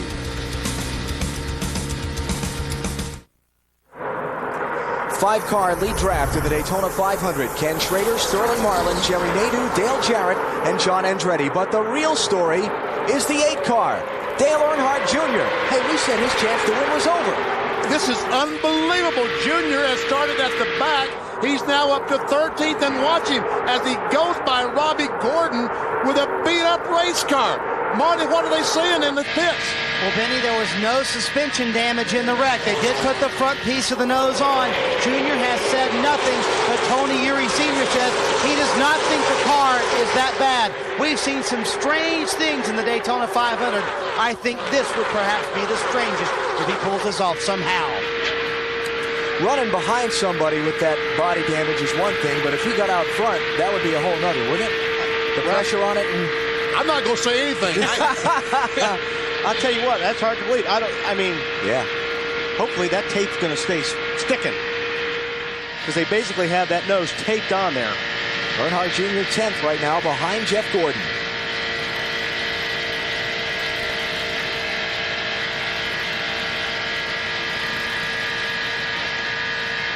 And that time, as we listened to Jeff Gordon's car coming off turn 4, we did not hear that backing off the throttle. Let's make our singular wireless call to the pits. Find out some updates on drivers after those last set of pit stops. Start with Bill Weber. Okay, Alan, let's start at the front of the field with a very impressive Ken Schrader, who's not only strong on the track, but Newt Moore and company with a 14.95-second pit stop. Now, Schrader's out there on 4 new tires, no chassis adjustment. The car's not quite as good as it was before, but Moore just told him a few minutes ago, those are very fast lap times. Great run for Ken Schrader in the 44th Daytona 500. Bill Matt Kenseth started in 40th position and raced his way up through the pack. Then he came into the pits running 14th and changed just 2 right side tires to fix a tight condition and to make up some more time. He was the restart leader. He's now back in 8th, and his Ford is running pretty well. Maybe it's the 5 3/4-inch spoiler. Marty? Well, Dave, how about the impressive run for young Ryan Newman? He started 23rd. He made his way up through the field, came into the pits 12th, out 4th. He's running in about the 6th position right now. He's in the middle of that 2-wide pack. The car was a little tight. They added 2 pounds of pressure to the right rear tire. That should loosen up the car just like he wants. He has a very fast car today. To Matt. Marty, early misfortune for outside pole sitter Kevin Harvick. After contact out pit road with the 4-car of Mike Skinner, he had to make 3 more visits for Kevin Hamlin, his crew chief, and his Goodwrench crew to work on the damaged right front fender. We'll check in with Kevin and just see. Kevin, how is that fender now? Is the car as good as it was before? Yeah, the car is still pretty fast. GM Goodwrench service cars been strong all week. We just got to pick and choose our holes. And that little collision leaving pit road was half my fault, I guess. I was trying to steer him out, didn't realize the 4-car was going to be cutting down that quick. But we got a long ways to go. We should be all right. These cars are so aerodynamic sensitive. He restarted in the 36th position and slowly making his way back to the front. Looking at the 29 car, they did a real nice job on repairing the right front of that fender. It doesn't look like it's got any damage at all, so we'll have to see if this affects it or not. Who's your buddy over there, BP? Hey, hi there. How you doing, guy? You know, this is a validation for all of us that fix cars using duct tape. Exactly. You know, I poked a hole in my crankcase in my 57 Buick once, and I pulled over the side of the road, and that tape is still on there. Now it's 2 years ago, and it's still holding oil. So I think he's going to go all the way. Big thrill for you out there? That yeah, race car? It's a real thrill, actually. It was very, very exciting. I was able to come down a month ago and do some laps, did about 100 laps, and got up to about 145, and that was real exciting. So this is, just pacing at 55 or 60 is a little anticlimactic, but it was one of the biggest thrills of my life. Something we were all talking about during the last commercial, it might be related to Dale Earnhardt Jr.'s issue on the track. We were noticing a lot of stuff, papers and things blowing around on the track. I was amazed. There was a lot of paper, and I saw a couple of those plastic water bottles on the track, which amazed me. I kind of assumed they just went by and swept all that stuff up. Johnny Benson trying to make a move on Mark Martin for 17th. Jay, hope you have a great day here. Thanks, guys. We'll see you a little bit later. Thanks for having me out. Look forward to it. Jay Leno, host of NBC's Tonight Show here at the Daytona 500. Ken Schrader is the leader. We are just past 100 miles of the 44th Daytona 500. You're watching NASCAR on NBC.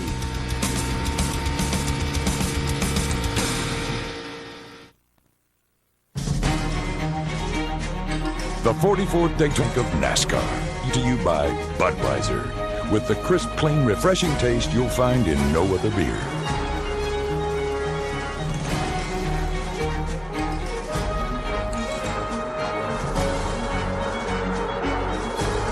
Dale Earnhardt Jr. not making the kind of progress he was before. That rapid ascension through the field has stopped, and now he's backing up. Some of that may be because, like I said, he definitely doesn't have the downforce on that car like we talked about earlier as he did before the tire exploded.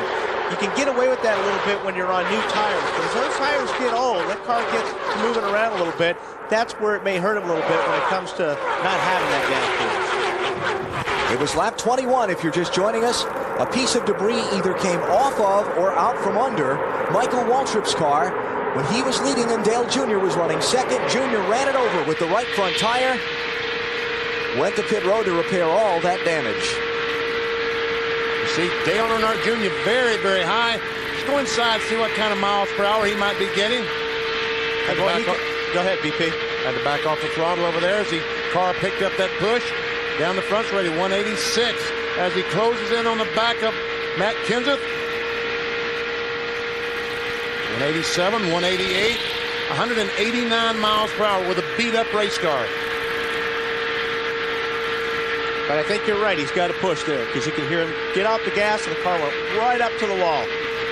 And the red dot on the right side of your screen shows you where on the racetrack the driver is that we're tracking. Come on, Matt Kenseth said. Come on, Junior, bump me, hit me, let's go, push me by. And that 8 car will run in a straight line, won't it? Not when he gets to the corner like that. He had to back off the gas, get in the corner.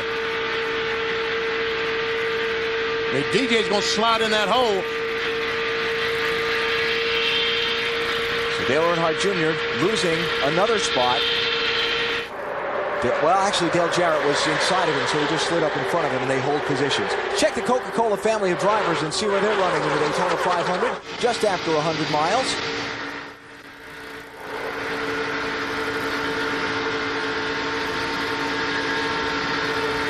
Scattered out midfield, most of them. Michael Waltrip was the leader in the early part of the race. Led 50 miles of this thing. Now he's back in 24th. Tony Stewart out of the race. Engine failure. He only finished a handful of laps. And as Tony said, his teammate Bobby Labonte had exactly the same problem in testing. I think about 8 laps, something happened to his car, something engine. Dave Burns? Bobby Labonte is having a rough day right now. Of course, remember earlier his teammate Tony Stewart had motor problems, and right now Mark Cronquist, the motor builder for Joe Gibbs Racing, is very nervous. Bobby radioed in just a little while ago that he had a slight vibration, and he backed off the pace even more, but that seems to have gone away.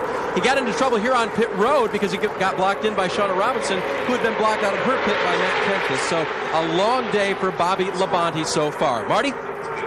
Well, Dave, let me show you the progress in Dale Earnhardt Jr.'s pit. They are rebuilding an entire front end and a right front fender here. What they're going to do next time they come down pit road is they're going to take 2 screw guns and attach this to the race car with pop rivets and screws. They have it on there with tape right now, like Wally pointed out, but that tape will not last very long. The entire team is here. They have rebuilt this piece. It goes pretty far back, almost to where the A-post would be on a race car, or where the front part of your front door would be on your passenger car. So this is a pretty big piece. They're going to try to put it on Junior's car. car. They say he's running in the top 20 without a front fender. Imagine what he can do if he has one. Has been impressive, that's for sure. Very, very impressive. My hat's off to Junior and that entire crew. Dale Jr. running in 10th place right now. That's Ward Burton right behind him in the 11th spot. Up front, it's still Ken Schrader.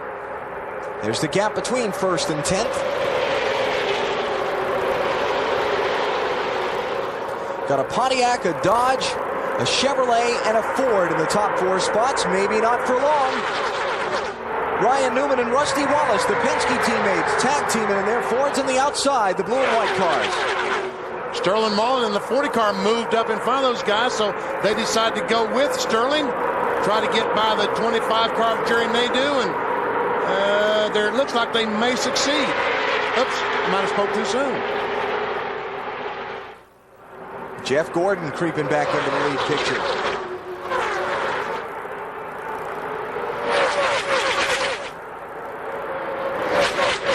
So while they fight for second, Ken Schrader continues to hold the lead. Just past 125 miles of the 44th Daytona 500. You're watching NASCAR on NBC.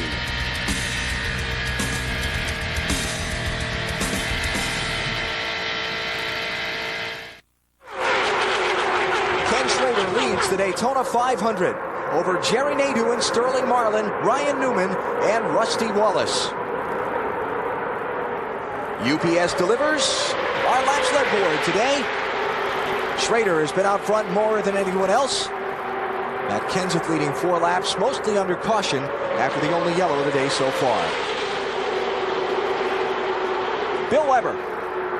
Well, Alan, Ken Schrader continues to lead the parade around the Daytona International Speedway, and one characteristic about Schrader, he loves to have fun in a race car, so normally he's very chatty. Not today. Good car, quiet driver, just a little tick tight coming off of turn 4. I don't think there's much humor in Schrader right now because, Bill, he has a chance to win the Daytona 500. He is all business inside that 36 car.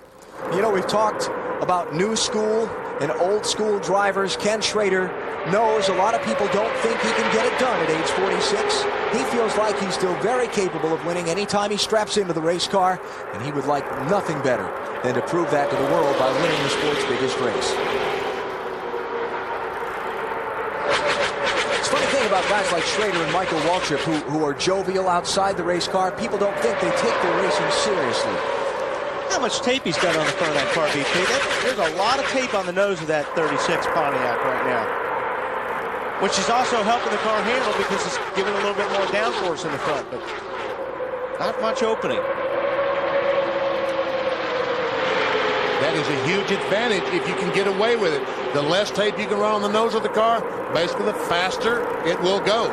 Speaking of old school, 45-year-old Rusty Wallace running in 5th place now in his 20th try in the Daytona 500. He says this year he'd like it to be his turn to win it. It's been about time. You know, I think I'm deserving of it. I think the team's deserving of it. And I think, you know, Dale went almost 20 times before he got his. And I love to win the Daytona 500. I feel like I've worked for it a whole life, and I feel like we're a worthy candidate. And they are. There's no doubt about it. Rusty Wallace has been to Daytona. He's been on his roof in Daytona. He's been on his roof at Talladega. Dave Burns. And Benny, they're very confident down here right now in the 2 pits. I just talked with Billy Wilburn, his crew chief, new crew chief this year, and he told me that they anticipated that the track would be a little bit loose today, so they've left him tight. In other words, he came into the pits last time, his car was tight. They didn't loosen him up too much. They kept him pretty much the same way he was, and the car is getting better and better. He is working with Ryan Newman, the rookie, to try to draft through the front and to stay in front, and it's working well so far. Just past the 150-mile mark of the Daytona 500. Rusty Wallace chasing victory in the Great American Race. Kevin Harvick has come back from some early damage. He runs in the top 10 as well.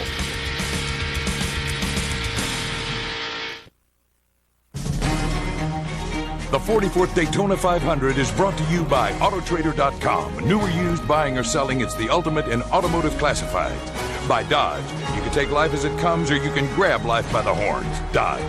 By Stacker 2, the world's strongest fat burner. burn fat, crush cravings, and supercharge your energy. And by Napa Auto Parts. Napa, we keep America running.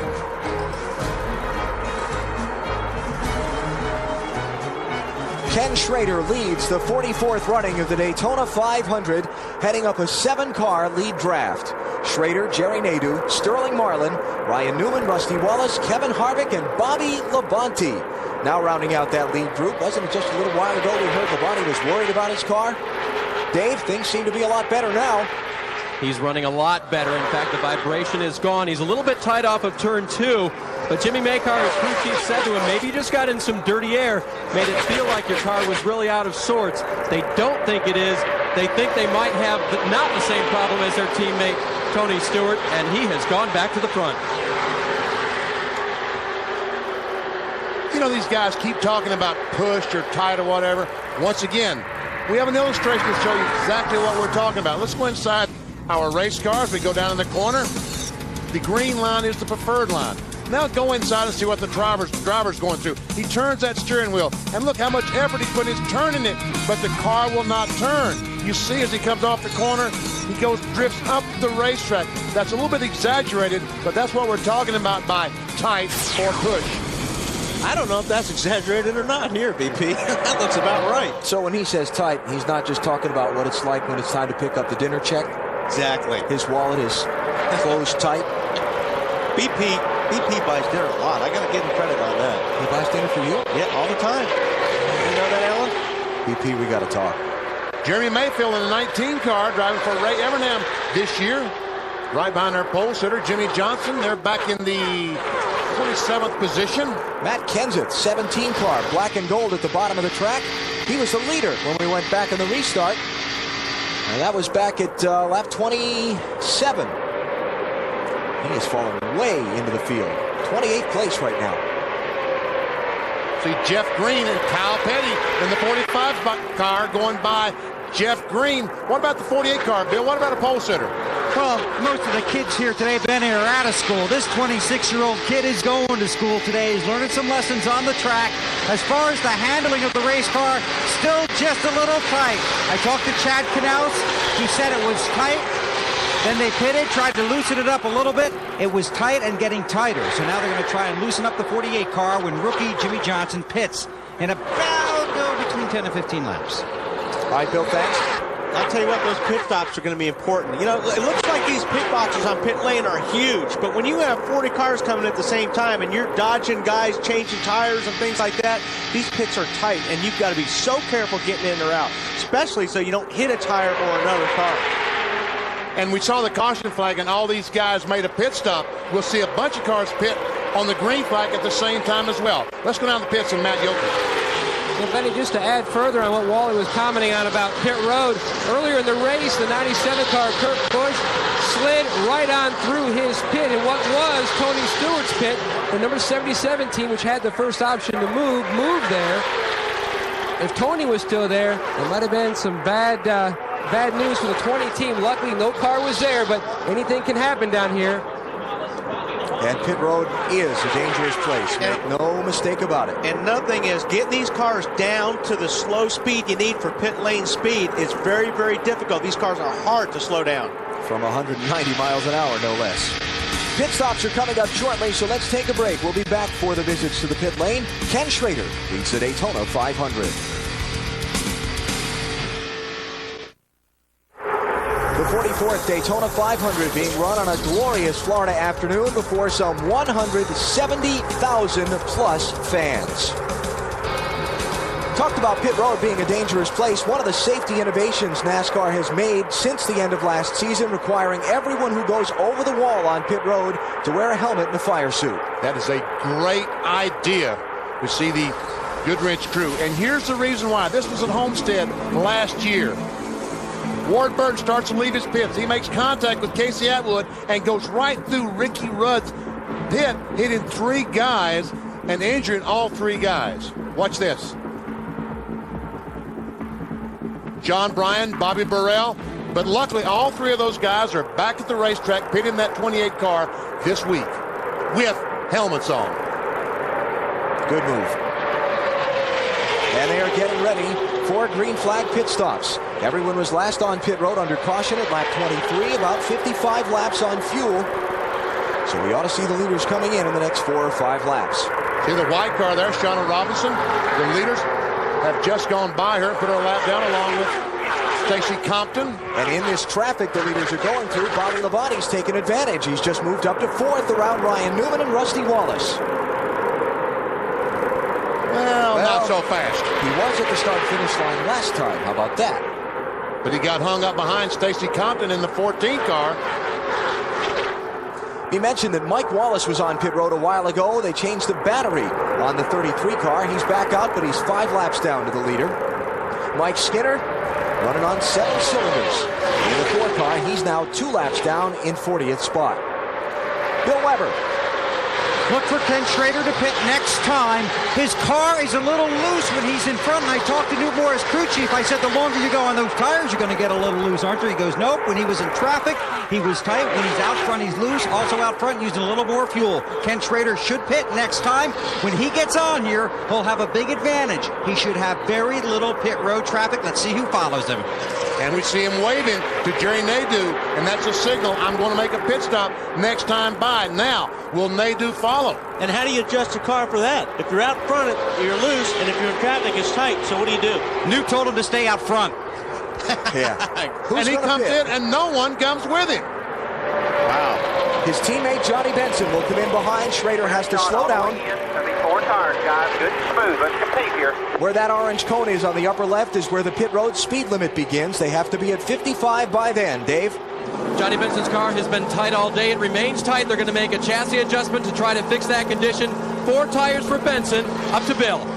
Now this will be a 4-tire stop in fuel, and they're going to make a slight air pressure adjustment to account for him being out front. Remember, he's a little loose. That means the back end of the car wants to get away from him in the turns. 4-tire stop. Ken Schrader goes back out. Will he be able to get a drafting partner?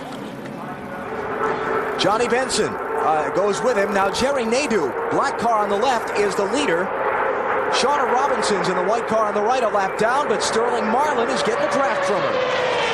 I tell you what, she's not a lap down right now. She has repassed the leaders with help from Sterling Marlin, and Marlin takes the lead. Here comes Ryan Newman. Rusty Wallace is in the pits, Dave.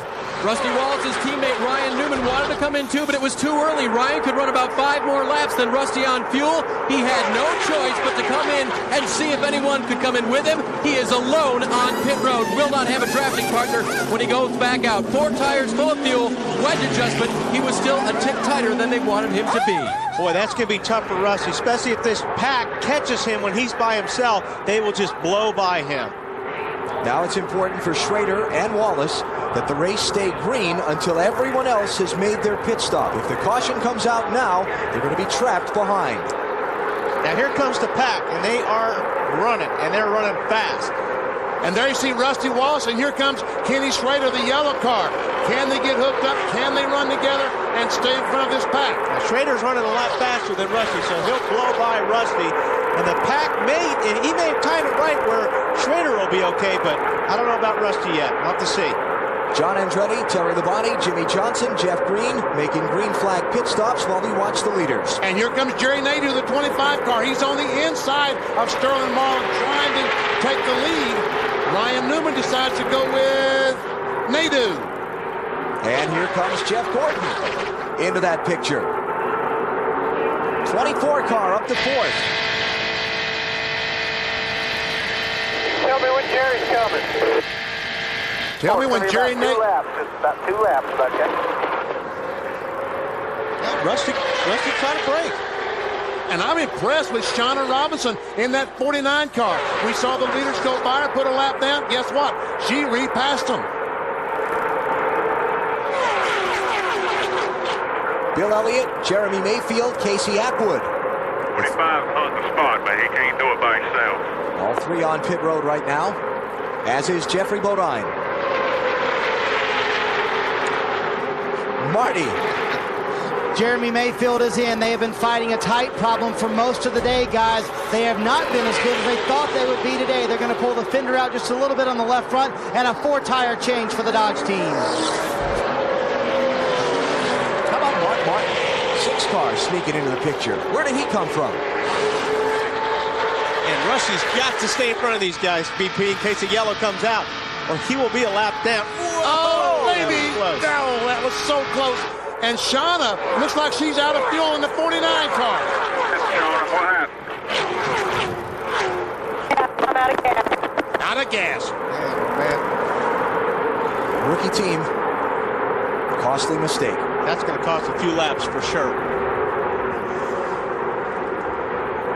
But now that all the rest of these cars should see that and start hitting pit road soon. Is she going to make it, though?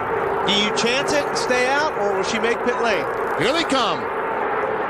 Robbie Gordon, Kyle Petty, and Ricky Craven are leaving pit road, as Jerry Nadeau, Jeff Gordon, Ryan Newman, and a host of others come in. Harvick is in, Ward Burton, Michael Waltrip, Ricky Rudd, Stacy Compton, Kenny Wallace, and we go to Bill Weber. And Jerry Nadeau is on pit road, worked with the 24, his teammate Jeff Gordon, to pit together to make sure each would have a partner. Nadeau has been thrilled with the performance of his car. Jeff Gordon is on pit road, just a little tick tight, but they don't plan a chassis adjustment. Both these cars taking 4 tires and fuel. They want to have similar stops, get out together, and try and take Hendrick Motorsports to the front of the field. And Marty. Ryan Newman is tight when he's behind other cars, Bill, but he's free when he's out front. An excellent 4-tire stop for these guys, and they'll beat all those guys off pit road.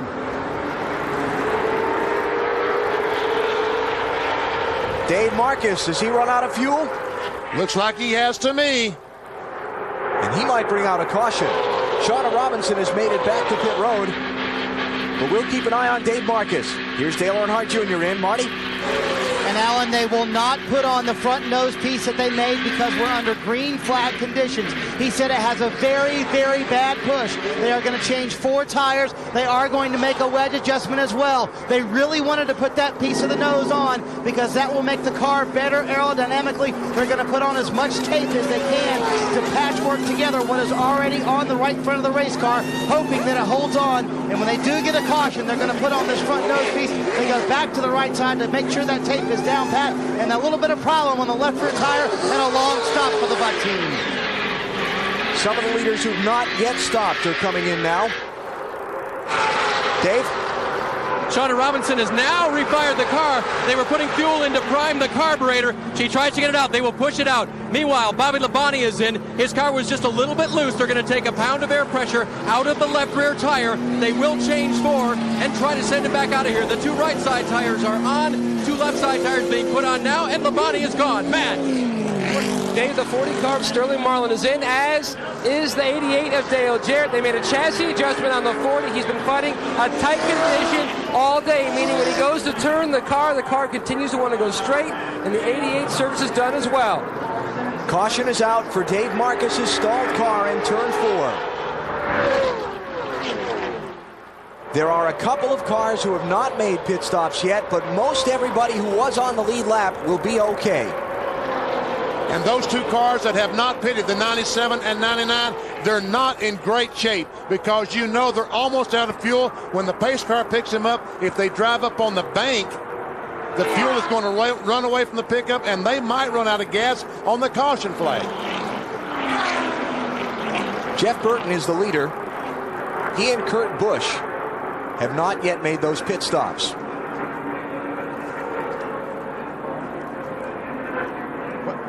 And now, the interesting part is picking up the right leader with the pace car and getting the field gathered up so where everybody's in the right lap. It's always one of those things when you put a caution out in the middle of green flag stops. Well, there you see the pace car. Kenny Schrader and all those guys that had made their pit stops, they slowed down because Schrader thought he was the leader. But the leader is in turn 2, and Schrader was in turn 3, waiting for the pace car to catch him. So they've got to go all the way around and catch up to the pace car. Schrader and the others do, so it's going to be a minute before they get the chance to come back around. But having just stopped under green, we should only see a couple of guys on pit road here, right? Right. They'll all stay out and get their position back. Unless Dale Jr. decides to go in and put that nose piece on his car. Yep. Well, now's the time to do it. They've got plenty of time to do it, so I think you're right, BP. We'll see that happen. And you saw the 4 car down on the apron of the racetrack look like he was out of fuel. I saw him whipping the car back and forth. You see the 97 up on the 31-degree banking? The fuel gets away from the pickup, but it looks like these guys are going to be okay. Jeff Burton, Kurt Busch, Mike Skinner. And Skinner is out of fuel. See him weaving the car back and forth, trying to slosh some gasoline over to the pickup. They come to pit road. Let's see how many of the others who just stopped under the green come in here as well. Ken Schrader's coming back in. Matt? Alan Kurt Busch is in for service. Andy Thurman going to work on the front. His car is tight. You can see the crew member making a chassis adjustment. They also made an air pressure adjustment in the right rear tire. A Ford tire change for Busch to Marty. Jeff Burton is here. His car is extremely tight, but it has been pretty fast today. Taking a long time on the right rear because they're putting a rubber in the right rear, which should loosen him up. Bill Ever. Well, Ken Schrader was here. Fuel only. Jeff Gordon is back on pit road. Fuel only. The 43 on pit road. Fuel only. A lot of guys looking at different options here. Some guys pitting for fuel. Some guys staying out. The big deal was if this thing goes green the rest of the way, the guys that had pitted early, like Schrader and company, were concerned that they wouldn't be able to get there on fuel. Marty. And Dale Earnhardt Jr. putting on the fender that we talked about. This is a very tedious process. They're using pop rivet guns and screw guns as well. They're putting it on and trying to secure it as best they can so it will stay on for the rest of the race. They have done very well with patchwork. They think they'll be even better with this more permanent fix. And this is unbelievable. They've got a couple of minutes because it takes that long for a pace lap around this giant 2.5-mile track. We're under caution in the Daytona 500.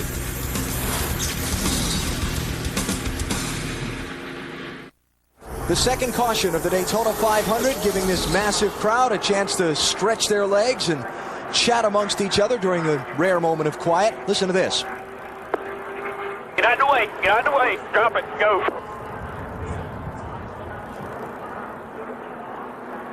Dale Earnhardt Jr. telling his crew, hey, pace car's coming. We've got to get back on the track. He has stayed on the lead lap and come back to pit road for more repairs. We'll come back in a minute. NASCAR on NBC with the 44th Daytona 500 about set to go back under the green flag. 35 cars on the lead lap. Bobby Labonte is now the leader. Did not come back to pit road under the yellow. Mark Martin is second. Sterling Marlin, Dale Jarrett, and Elliott Sadler round out the top 5.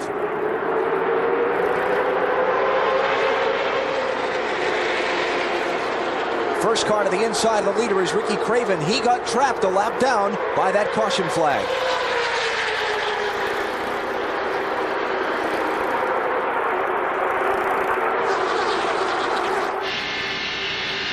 On board with the Motorcraft Ford of Elliott Sadler as he closes in on the back bumper of Dale Jarrett, trying to push Jarrett to the front.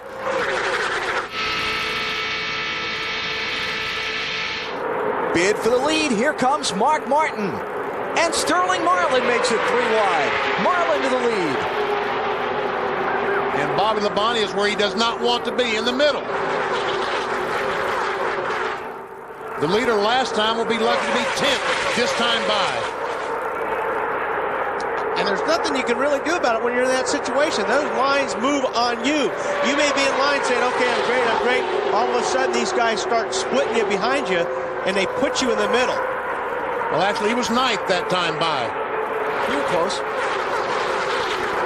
Marlin leads. Jarrett is up to second. Elliott Sadler third. Dodge, Ford, and Ford. Then Mark Martin and Matt Kenseth, Rusty Wallace and Ryan Newman, Ricky Rudd, all driving Fords. So apparently the incredible shrinking spoiler has done its job. It's made the Fords competitive.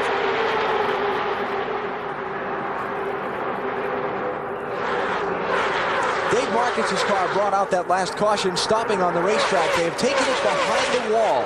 Stacey Compton also has had A.J. Foyt's car pushed behind the wall. And Stacey Compton in the 14 car broke a gear when he made his pit stop. When he released the clutch to go back on the racetrack, the rear gear broke. That happened 3 times in last year's Daytona 500. It might be something to think about when these guys start making those important pit stops to try to get track position later on. And Dave Marcus's car has just been reported out of the race. We will look to follow up and hear from him as his NASCAR Winston Cup driving career is now over. A lot of lead changes today. I think more than we expected so far. 14.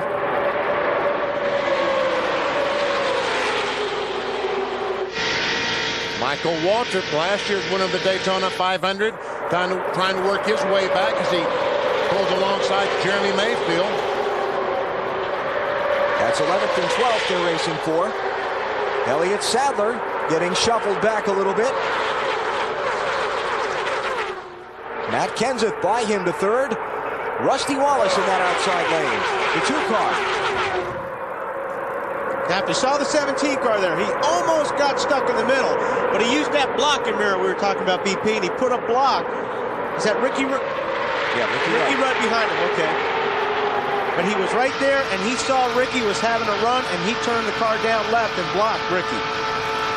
Mark Martin looking ahead at Kevin Harvick. Remember, Harvick had the right front fender repaired after some pit road damage. See, Michael Waltrip, that's Mike Wallace in the 33 car. Alan told you he's changed the battery in that car, and he's about 5 laps down. Let's go to Marty Snyder. Well, Alan, it's been a strange day here at Daytona, but this one may take the cake. Jeff Burton said he felt something rolling around on the floorboard of his race car. This was it. Part of the time it was under the gas pedal, some of the time it was under the brake, some of the time it was under his foot. They had to take the window net down, make 2 stops to find out what it was. It was a roll of duct tape. Now, as far as Dale Earnhardt Jr. goes, they have another nose on the car, about 50 pop rivets and about 20 screws, and a lot of bloody fingers down here. But Tony Eury Jr. told me they feel like they have a better chance to win this race now. Jr. asked, do I have 2 noses on the car? Tony Jr. said, yeah, you have 2 noses. Maybe we'll win by one of them. To Bill Weber. Well, Marty, it's been an amazing day for Ricky Rudd and his crew. During the first round of caution flag pit stops, Rudd was leaving pit road and hit a tire with the left front portion of that front air dam. It did significant damage, bashed it in. They had to hammer it back out, then attach some sheet metal underneath and put tape over the front of it. Rudd has worked his way back up to the front. I just talked to Mike McSwain, his crew chief. They said the car's good. They've got a chance. Let's go further down pit road today. Bill, when a driver wants to talk to his crew, there's a little button on his steering wheel he pushes. They call that keying the mic. There's a microphone inside his helmet. He then talks to his crew. Well, Rusty's been doing that, but the microphone has been hung open. It stays open, and so Rusty suddenly can't even talk to the crew anymore. They can't communicate with him. Now, they don't think it's a problem between his primary radio and his backup radio. They think the wiring between the switch on the steering wheel and his radio may be faulty. They hope they can do something about it if they get a long caution later on. Boy, that's going to be tough to fix. And as Dave said, we have 2 radios in the cars. In case something happens during a yellow, we can switch the radio. But if it's in that wiring harness on the steering wheel, BP, that can't be fixed. Nothing they can do. Now, Rusty can talk to the crew. If the mic is keyed, he can talk to the crew. But unfortunately, they can't talk to him and tell him when to pit. Ask him what the car's doing. And as Bill Weber said earlier, this last set of pit stops might set us up for only one more visit to pit road the rest of the race, and that could be such a problem for Wallace's chances to win. Yeah, because he was one of the first cars in, so his fuel mileage probably hasn't been Earnhardt Jr. flying through the grass. Right rear tire down? Looks like the right rear is flat. Yep. Didn't hit anything, but he came tearing off the racetrack. He's got no brakes, he said.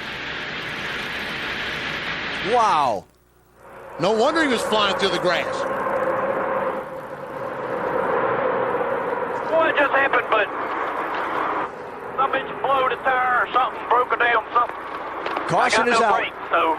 Caution is out for debris from Dale Earnhardt Jr.'s car between turn 4 and the entrance of pit road. The cars are going to come past it right now. See it there on the left. The right.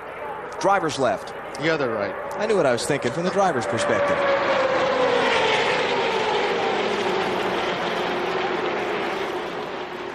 Yeah, there is the debris, and we can see, we saw with Dale Earnhardt Jr. earlier, just what a small piece of debris can do. Watch him as he knows the right rear is flat. He decides to come down pit road. He said, whoops. I've got no brakes. I got no brakes. You don't get in the grass at speed often and not go sideways and over. Yeah, that's where the right rear blew. And yeehaw. I don't think that's what he was saying. What a job, though. I mean, he goes down through the grass, off-road racing about 150 miles an hour. But there again, probably the second best place for the rear tire to blow. At least you can keep the car straight. If that happened in the corner, he would have had his hands full, even more than he did then. Tough day for Dale Jr. Lap 21. Cut a right front tire running second. Crew did all that work repairing all that front body. And now it's the rear tire that they've cut down. And you saw him going down pit road in first gear, adhering to the 55 miles per hour. Let's listen to this pit stop. Come on, stop it. Clark flat. And he didn't have a lot of brakes, so he can't stop it. So go, Dale. Go out. Keep going. Push him back. And the problem here, Benny, is that they know they have a lot of damage. They're going to have to rebuild the right rear quarter panel here, and what they're going to have to do probably is take it back to the garage. That's where their crash cart is. They've kind of run out of parts and pieces up here in the pit stall. They are about as far, or they are as far away as you can get from the garage, because they're in the #1 pit stall here on pit road, and the garage is about half a mile away. So they have a lot of damage to fix. This one's going to take a long time. I think their chances are now done for winning the race. Dave? Rusty Wallace has gotten 4 tires and fuel, Marty. He wanted them to take a tear off the window, but that requires an extra person. NASCAR said not until lap 100. Bill. Jerry Nadeau is on pit road. He's getting right side tires. They'll top off with fuel. There was significant discussion among a number of teams. Should we stop? Should we not? The guys that went by first decided to stay out. Then the other guys came in. It's a big cat and mouse game. Nadeau's on his way around Jimmy Johnson down pit road with Benson behind him. All right, Bill, thanks. Those who stayed on the racetrack: Sterling Marlin, Ricky Rudd, Mark Martin, Jeff Gordon, and Matt Kenseth, it looks like, and everybody else has come down pit road. So we'll follow up on what Marlin and Rudd's strategy was by staying on the track here when we come back. The Daytona 500 on NBC.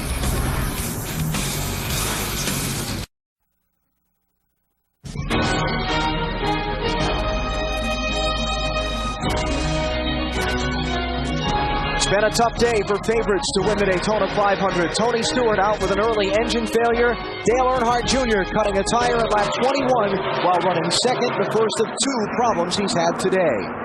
Just a moment ago on pit road, NASCAR wouldn't let Dale Earnhardt Jr.'s car onto the track until they proved to him, the official, that it had brakes. So he backs up, hits the brakes. Okay, we got brakes. Okay, go ahead. And the official was walking out in front of the car. And now Junior is behind the wall. He's going to the garage area. I wonder what that's all about. The little fiery attitude there? No, I'm going to the garage. Well, we'll follow up. And we'll also look to get a word with Dave Marcus shortly, too. Four drivers did not pit under this caution. Sterling Marlin, Ricky Rudd, Mark Martin, and Jeff Gordon. I said Matt Kenseth did not pit before. He did. He got off pit road first. Let's check in the garage. Today, the sentimental favorite today was Dave Marcus. Dave, first off, did your problem start with an overheating problem? Yeah, well, when the race began, we're up in the front pack, and the car was great. It was driving good. It would keep up. And when I looked down at the temperature gauge going down the back straightaway, I was reading 250 degrees. And you can't do that. I mean, these Chevrolet engines are tough, but you can't sit out there and run them 250 and 260 degrees. And so I told the guys I was getting temperature that I'd back out the pack a little bit. And I thought maybe that would get some air on the nose and cool it down or blow the paper off. But that didn't happen either. So we continued to try and ride it out. And I kept pumping the accelerator pump, hoping to spray fuel in there and cool the tops of the pistons off. When that caution came out, it was a big break for us. Got in, got the paper off, got back out, did drop the water temperature, but something was wrong. I think we scored the cylinder wrong, just could not get back up to speed. Thanks for the memories, Dave. Dave Marcus, wonderful driving career is over. He's fallen out of the Daytona 500. Sterling Marlin is the leader. Next time by, we will be halfway through this race. Oh, trouble! Brett Bodine. We see some damage to the left front of his automobile. Looks like he might have hit the wall with the front of the car. Looks like he may have a little bit of damage on the left front quarter panel, too. We can get a replay, see if somebody got into him. Now, Ricky Craven's trying to get his lap back right here. That 32 car, the Tide Ride, he is trying to beat Sterling back. Nobody behind him to help, though. And Sterling's not giving him a break, which he is not obligated to do. And we go over this all the time, and I don't think should do. fourth caution of the race. Just went back up to speed on the restart, and this happened in turn 1.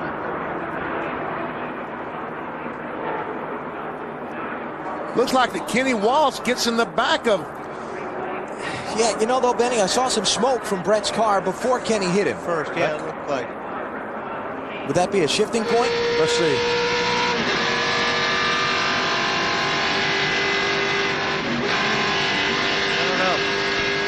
There we are. Woo! Right front tire's flagged, too, isn't it?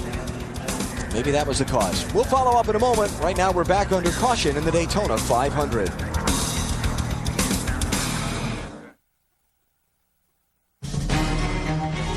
The 44th Daytona Energy and by Napa by Viagra.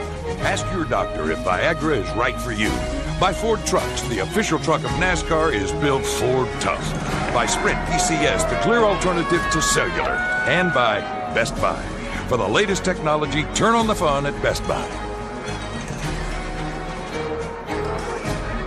Just past the halfway point of the Daytona 500 and under caution for the fourth time after Brett Bodine got bumped and spun around in turn number 2. Matt Yoakum. And Alan, down here in the Dale Earnhardt Jr. garage here that he used all speed weeks, you can see his Budweiser team is hard at work repairing the suspension to the Bud Chevrolet. In fact, Jr. even got out some tools. He was helping them bang on the fender, and then he got out of the way and let some other guys get underneath there like Tony Eury Jr. But obviously a major, major disappointment for this team. They felt like they had a great shot to win this event. A lot of people picked the 8 car to win. But Junior, you can see in the background, talking to Jeff Clark, the engine tuner, he can still put a smile on this bad luck here today. To Marty. Well, Matt, it's been a rough day for Jeff Burton on the racetrack and in the pits. Jackman Brian Perry had the car run over by his foot. He is fine. I talked to him. He said it just hurt a lot.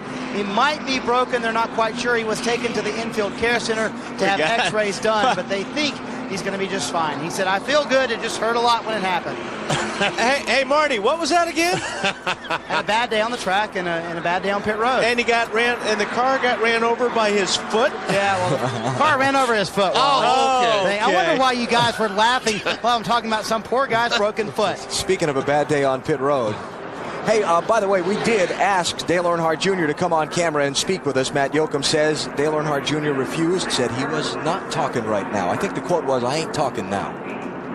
I don't play with Napa Field summary, as we are just past halfway in the Daytona 500. Been a pretty good race. 10 different leaders, 14 lead changes. Michael Waltrip led a lot of the early going. Ken Schrader then led a pretty significant chunk. Sterling Marlin, Matt Kenseth, Kevin Harvick, Jerry Nadeau, Bobby Labonte, Jeff Burton, Kurt Busch, and John Andretti. Others who have led, the 2 drivers out of the race. Tony Stewart, one of the early favorites, went out just 2 laps in with an engine failure. Dave Marcus, who went out just moments ago. Sterling Marlin is the leader. Ricky Rudd is second. Mark Martin third. Jeff Gordon fourth. And then Matt Kenseth in fifth. Followed by Kurt Busch, Ryan Newman, Robbie Gordon, Ward Burton, and Todd Bodine is up into the top 10.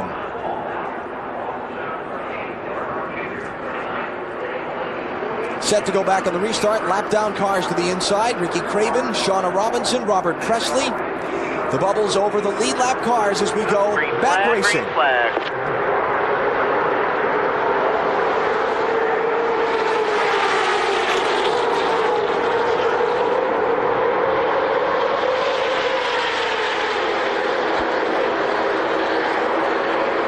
See Ricky Craven having trouble getting his car up to speed. And under NASCAR rules, the guy that on the outside has to cross that start-finish line first.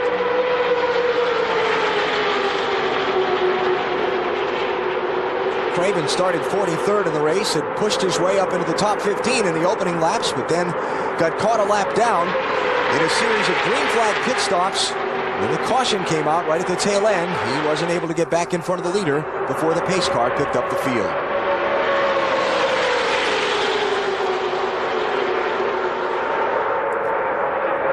Dodge, Ford, Chevrolet, top 4. First Pontiac is Bobby Labonte back in 11th.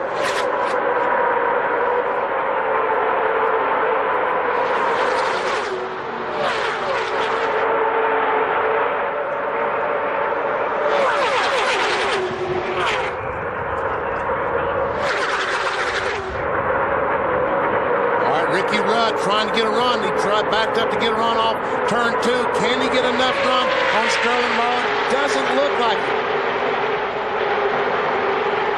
Bill, what's going on with Ricky Rudd? Why are they saying in his pit? They're saying follow the 40, and that was the plan. They talked it over, the two teams, during the caution. They wanted the 28 to stay behind the 40 and then try and break away from the rest of the field. So look for that to continue here. Ricky Rudd, when they get up to speed, just to sit on Sterling's bumper and see who will follow them and try and break away from the pack behind them. Because wasn't it Dale Jarrett that was talking right at the, was it Dale or Ricky Rudd, said they weren't sure how their cars would lead the pack, that they were good behind the car, but they didn't think their cars were strong enough to lead the pack. And I was just thinking, 3 Fords have led today, but only one when it wasn't in that exchange of green flag pit stops, and that was Matt Kenseth, and he only led a couple of laps. So they have not been out in front under full green conditions yet. That white car on the front, on the bottom of the racetrack in front of Rusty Wallace is Robert Presley. Lap down in 35th spot. Matt Kenseth. How about Matt Yoakum? One of those Matts. Well, it's one of the Matts, Allen. And down here in the junior garage, they have fixed the 8 car. And Tony Uri Jr., the car chief, what was all the damage? Well, the first thing, we had a tire blowout today. I don't know what caused that. I mean, we haven't got anything really that ain't normal, but then the second time we went through the grass, something snapped in the rear, and I think the right rear tire blowed that time for some odd reason. And the first one we cut something, that one I don't know, they jerked the brake caliper off of the housing. And NASCAR's got some kind of strange rule where if you don't have brakes, you can't run. Well, the car had brakes, and I was trying to prove to the official, but he's kind of stubborn anyway, so. But we'll just go back out there and get normal points and go on to Rockingham. Hopefully we'll have a better time at Rockingham than we did last year. Well, they just bled the brakes, and he's getting ready to back the 8 car out of the garage area, Allen. All right, Matt. Dale Earnhardt Jr. right now 6 laps down, make it 7, back in 39th spot. Yeah, I hope Junior has a better time at Rockingham than he had last year. If I'm about the 4th or 5th lap, he hit the turn 3 wall at Rockingham last year. Michael Waltrip trying to pick his way back up through traffic. Led a bunch earlier. Michael in 10th spot, 9th, gaining, pushing Rusty Wallace past Robbie Gordon.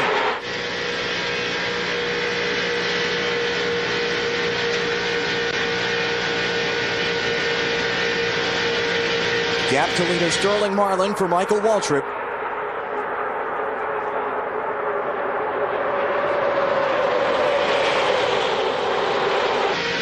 Well, we know one thing's for certain. It will not be a 3rd straight Michael Waltrip, Dale Earnhardt Jr. 1-2 finish at Daytona. And we saw Michael go down, the speed go up to 190 miles per hour going down in turn 1. And look how quickly it goes down to 180.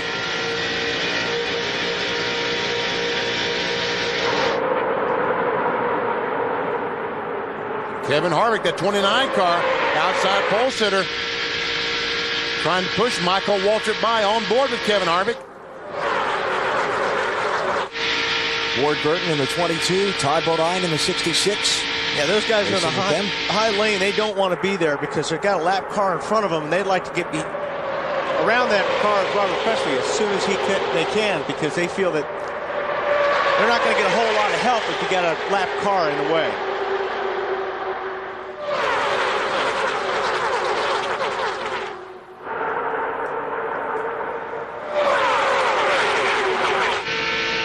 Here's Elliott Sadler, Woodmother's car. He did not get off turn 2 well at all. And you see as he lost momentum off the corner, those guys going by him on the outside.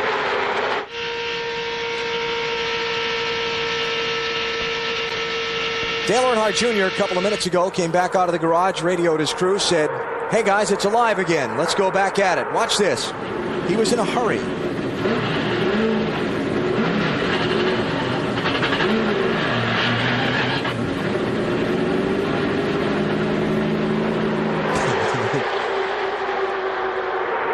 I think he's about out of patience today, do you think? Well, he goes in wanting to win the race so badly, and as they all do, all 43 wanted to win. And when something happens like that, they get very frustrated. Good run for Michael Waltrip to the inside of Ryan Newman. 7th spot there.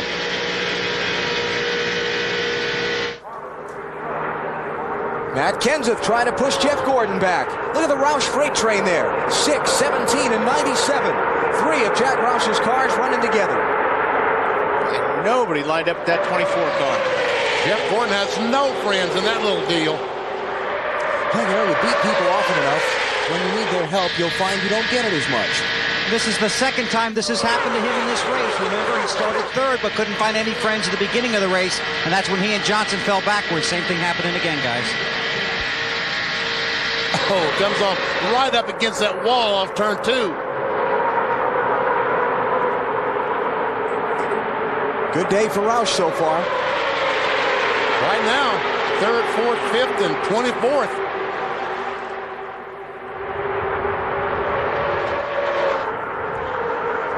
Sterling Marlin, couple of times a winner of the Daytona 500. He did it in back-to-back years, 1994 and 95.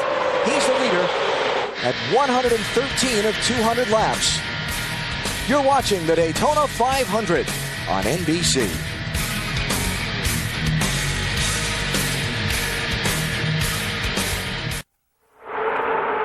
The 44th Daytona 500 coming your way live on NBC from the Daytona International Speedway, approaching 300 miles in the Great American Race. At NBCSports.com, you can check out a special subsection, in-depth coverage of today's race in NASCAR's new season. BP's mailbag is in there. It's got the hottest topics surrounding today's race, and Wally been doing a little writing too, I hear. Yes, I have. Is it any good? I don't know. I haven't seen it yet. Oh, okay. I've had a lot of help. Want to see how they edited you, huh? That's at NBCSports.com, and if you want to see the encore presentation of the Daytona 500, tomorrow at noon Eastern and Pacific on TNT.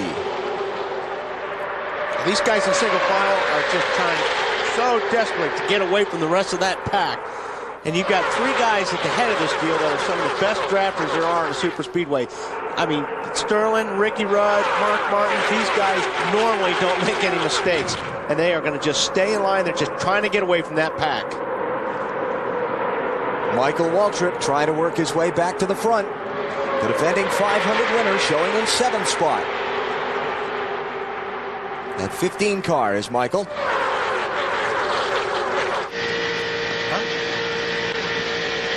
Through the windshield there, not too bad.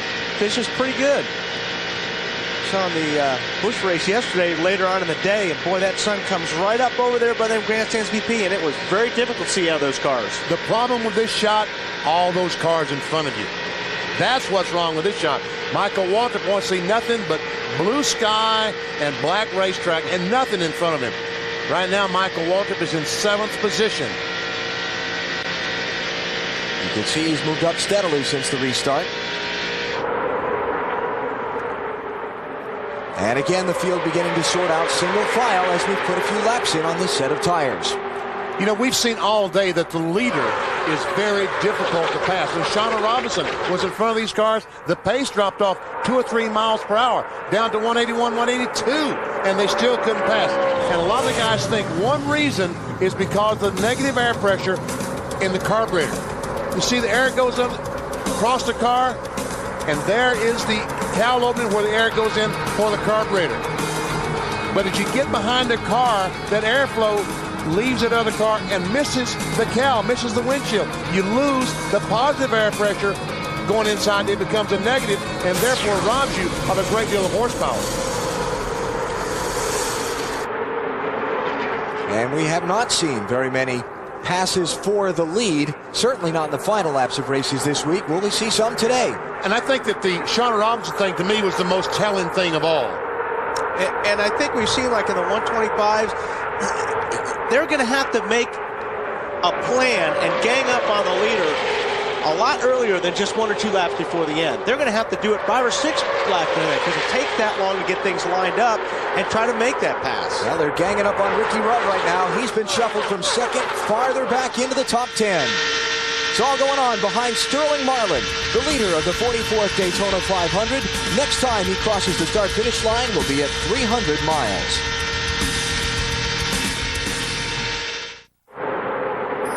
The Daytona 500 continuing at the Daytona International Speedway with Sterling Marlin out in front. Just past 300 miles, Alan Bestwick, Wally Dallenbach, Benny Parsons here with NBC's first live broadcast of the 500. Been a pretty exciting race so far, BP. Yes, it has. And you see we all got the memo for the Great American Race. Blue, white, and red. Very good. Very good. Wally, we've seen, I think, more competition, more lead changes than we expected to coming into the race. Yeah, we did. I mean, I talked about patience at the start, which I think we have seen a lot of patience. There's been a lot of courtesy out there, so to speak. But boy, if it stays like this towards the end of the race, it's going to be a heck of a finish. What we are seeing right here is the intensity picking up a lot. Yeah, everybody's trying to get in position here. Although we still have a lot of laps left, you've got to be in that lead group, that top 6 or 7 or 8 cars if you're going to have a shot to win.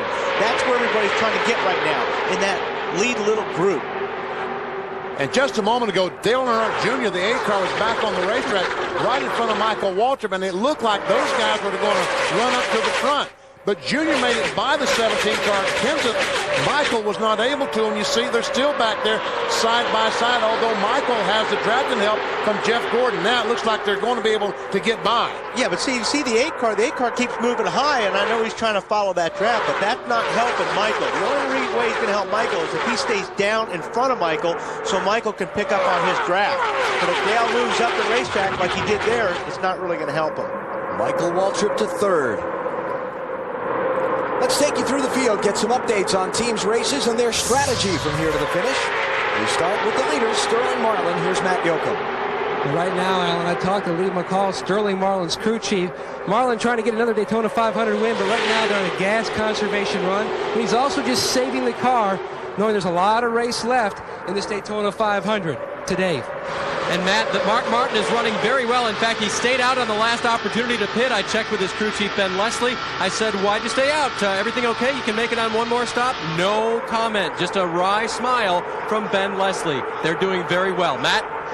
Dave, I spoke to Slugger Labby, Michael Waltrip's crew chief. He said first they had an equalized tire, but he says the car, they loosened up Michael. He says the car is very good now.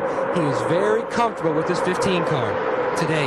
Matt, in the last round of pit stops, Matt Kenseth, Mark Martin's teammate, came in and changed only 2 right side tires. They believed they had fixed the car a little bit, and the last quotation from Matt was not bad at all. Matt, back to you. Dave, an update on the 97 car of Kurt Busch. I talked to Sean Parker, the car chief for Kurt Busch this year. He says that Kurt is very, very excited about this 97 car. He's getting very antsy. The veteran crew chief, Jimmy Finnick, has had to calm him down, so there's a lot of race left. They took on 2 tires in the last stop. No adjustments, Bill. Well, Matt, everything going well so far for Jeff Gordon. In fact, it's basically the kind of race you'd expect to see from an experienced veteran, working his way toward the front, hoping to be around at the end and make his move then. I just talked to his crew chief, Robbie Loomis. He said everything's good, hoping to do it on one more stop. That's the story on the 24. Behind him, Ricky Rudd, who was running second to Sterling Marlin, and he's now moved around the 24. Ricky is trying to work his way back to the front. The 88 slowing down. Let's go back upstairs. Bill, Dale Jarrett just seemed like he lost about 15 spots on the backstretch. Came across the start-finish line last lap by up in 11th. And right now he's back in 24th. Well, my guess is that the car got loose, pushed, or someone got in front of me. All he had to do was back off the throttle, probably. And when that happens, see the last lap speed around 179. All you got to do is back off the throttle a little bit, and it just kills these cars. So hard to accelerate back up speed. Matt Kenseth trying Michael Waltrip for 3rd. And looks like Michael's got that outside position. Who's going to help who? Who's got help? Both of them. Ricky Rudd behind Kenseth, Rusty Wallace behind Waltrip. And Michael maintains that 3rd spot. Jeff Gordon knocked back a few spots in that last exchange.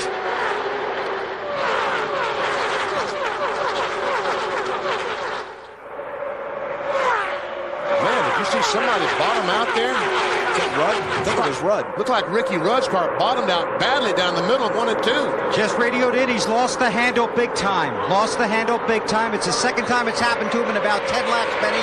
A few laps ago, he radioed in with the car just slid up the track. That's why he fell out behind Sterling Marlin. He got the field back, started moving forward through the field, got around Gordon, but now he says he's lost the handle again.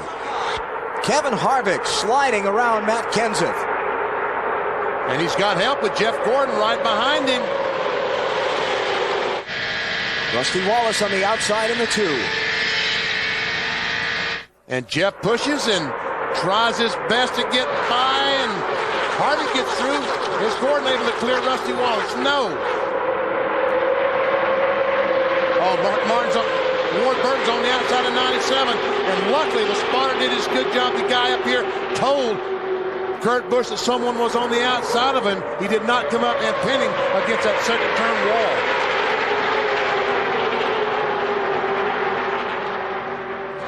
About 20 laps away from what would be final pit stops if the race stays under the green flag. 130 of 200 laps complete. Sterling Marlin leads.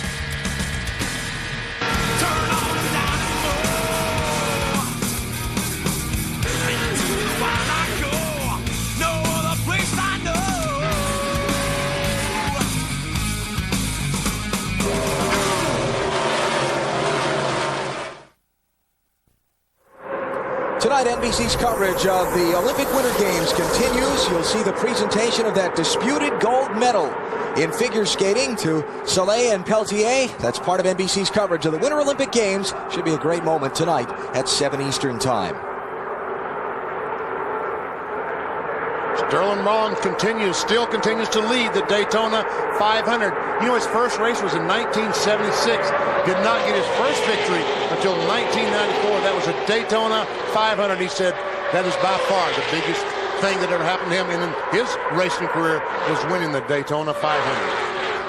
Marlin's second-generation driver out of Columbia, Tennessee. His dad, Cuckoo Marlin, a Winston Cup competitor for many years. Now his son, Stedman, starting to make his way up the NASCAR ranks. Now you see this first pack here. I'll guarantee you these guys they're all waving to each other. There's a lot of hand signals on a restrictor plate race. Here's one of them. Here's Mr. Johnson saying, okay, that means stay in line. He's telling the guy behind him and in front of him, let's just stay in line and go, go, go. If you put your right hand up and you wave left to right, that means something big is happening in front of you, and it's not good. If you put your hand up and just like in a stopping motion, your right hand, that's telling the guy behind you, hey, pay attention, something's going on up front, just chill out a minute. And there's another hand motion that I can't really explain, but we've seen it a lot on the freeways. I think we get what you mean. Anybody going to pay attention to a rookie like Johnson giving hand signals? No. Bobby Labonte looked up. Obviously not. He looked up in the mirror and he saw that and said, are you crazy? Get off my tail, rookie. Dodge, Ford, Chevrolet, Ford. The top 5 right now. Michael Waltrip's been a big loser in these last couple of laps. Sliding back in that inside lane.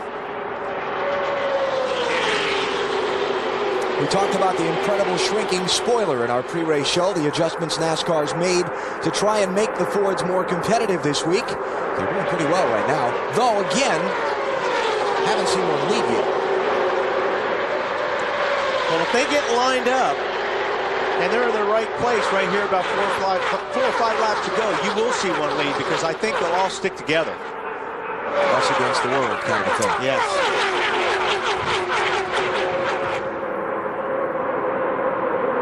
Again, Ford has led today, but most of the time it was on either an exchange of green flag pit stops or just after a caution flag pit stop when they got off pit road. We haven't seen a Ford under the green pull out and take the lead. Right. Like if Mark Martin were to pull out past Sterling Marlin's Dodge here.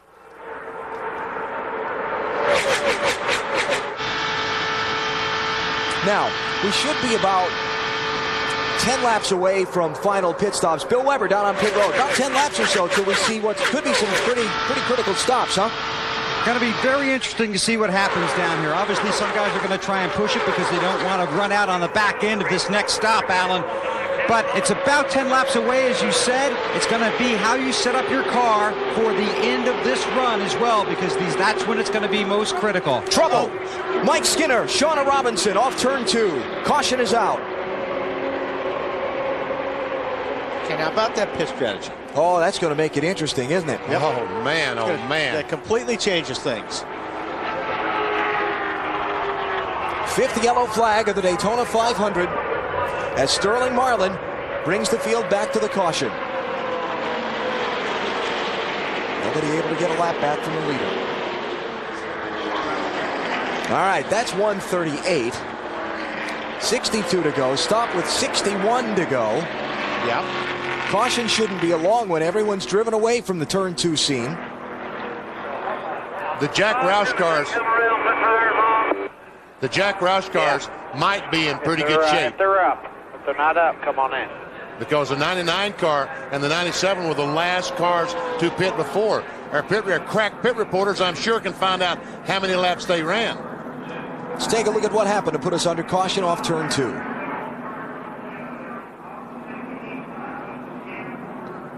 Oh, looks like Shauna got loose. Shauna just got loose, yeah, and took Mike Skinner with her.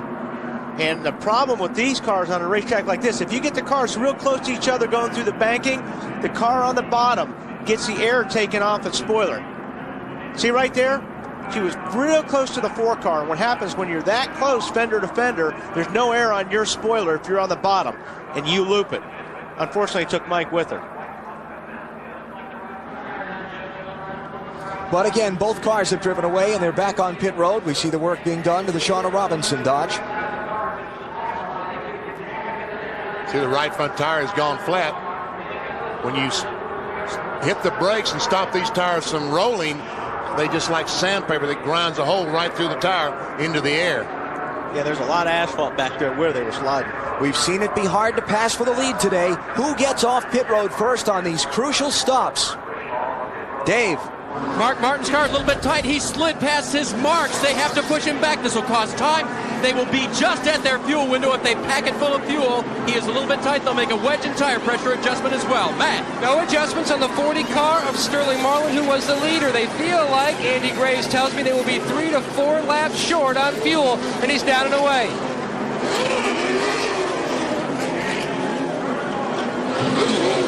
Jeff Gordon just took off, had to dodge the 26. It was 4 tires, no adjustment. He was just a tick tight, but they didn't want to free it up anymore. Marty. Ryan Newman was tied on that last run, Bill. They didn't take a round of wedge out. It'll be 4 tires passed by a whole host of cars on pit road. Sterling Marlin won the race off the pit lane. Dave Burns. Rusty Wallace came in and he got blocked in his pit. They had to push his car back. That cost him time. He was a little bit tight. They adjusted for that. But again, costly time wasted on pit lane trying to avoid another car. Sterling Marlin's team holds serve. Came on pit road first, came off pit road first. Question is, do they have enough fuel to the finish if we don't get another caution flag? 60 laps to go in the Daytona 500. Good work, guys. You kept your man in the lead.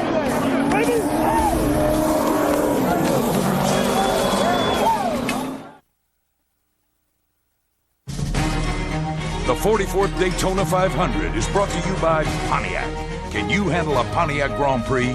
By Kellogg's Cereals, the official breakfast food of NASCAR. By the Home Depot, NASCAR's home improvement warehouse. And by Budweiser, with the crisp, clean, refreshing taste you'll find in no other beer.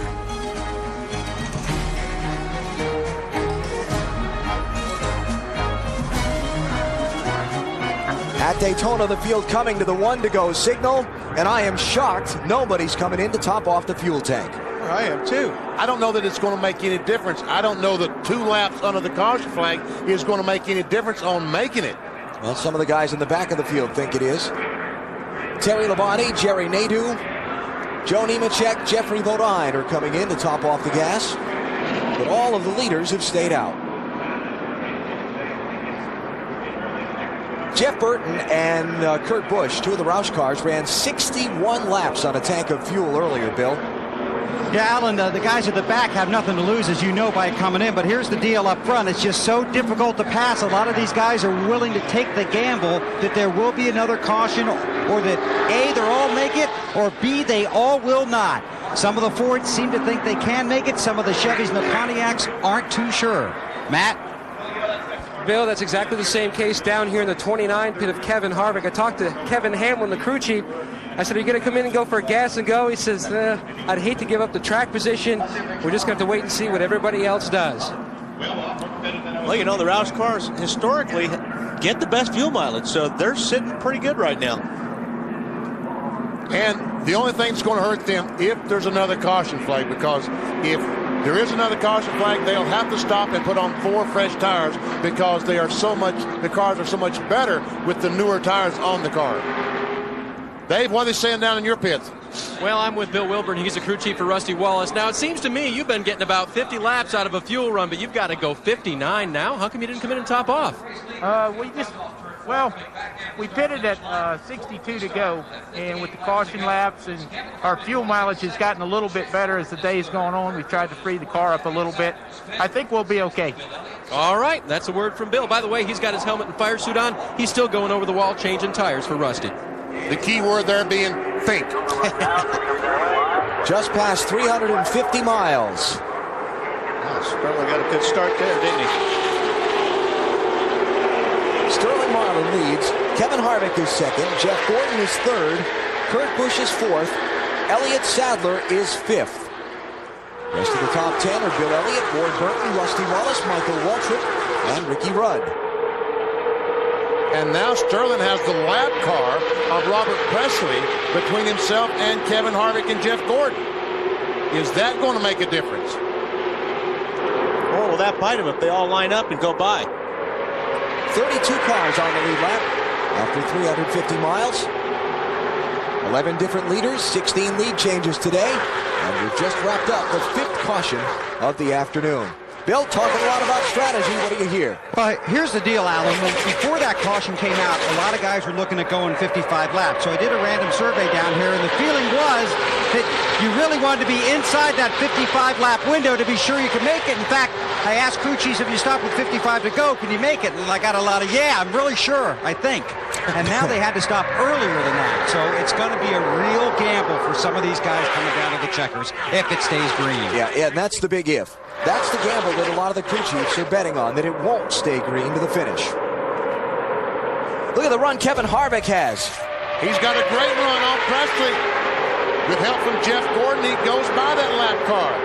Robbie Loomis, Jeff Gordon's crew chief, looking on, plotting his strategy. Two-time 500 winner in 3rd place. And you don't have a chance when you're a lap down. I mean, basically, these guys, you don't exist if you're a lap down in this race. They don't want to run with cars that are lap down.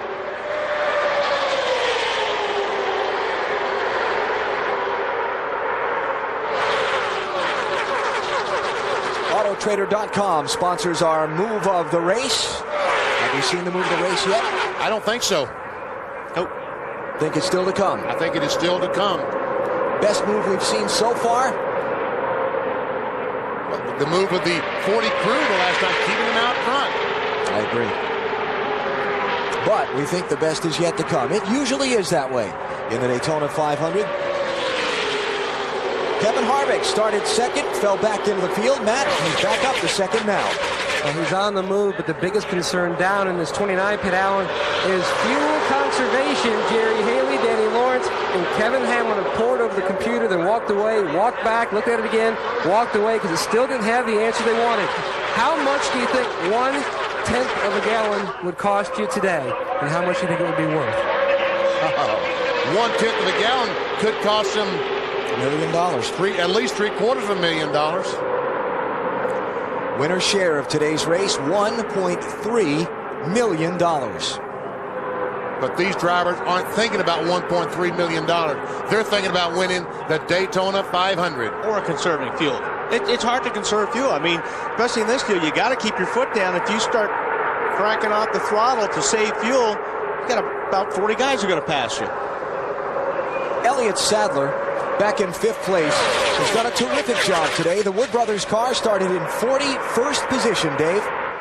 And remember, he finished 3rd here in last July, Alan, so that 21 car is running very, very well. I talked to Pat Trice and his crew chief. They're a 1-car team. I said, well, who do you think will work with you? Because Pat told me they needed help. Well, he says, we hope the guys who build our motors. Those are the Roush cars, and they've been running very well as well. Talk about Elliott Sadler finishing 3rd in the Pepsi 400. You know, adrenaline is an amazing thing. As he came down to the checkered flag, he said going in turn 3, he got such a rush of adrenaline that he was going to finish 3rd at Daytona. He started trembling, just shaking, going in turn 3 and shook all the way to the checkered flag. Wow. Not like he's not an excitable guy anyway. but this place can do it to you. Bill Elliott, haven't talked much about him.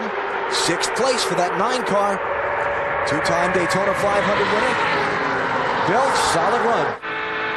Solid run and a 14.5-second pit stop last time. Came in 12th and moved to the front with the help of that pit stop. Was a little bit tight, made the adjustment, but the thing here is the 9-car may be half a lap shy on fuel.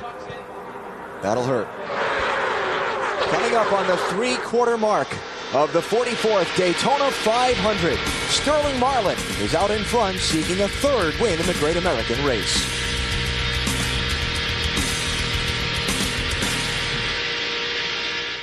Well, we really like the styling and the personal safety system. And that 5-star safety rating is awesome, but... Well, how about a test drive?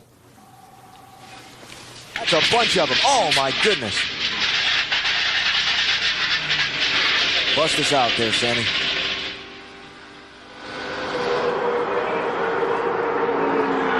Back at Daytona, a massive accident down in Turn 1 has claimed at least 15 cars.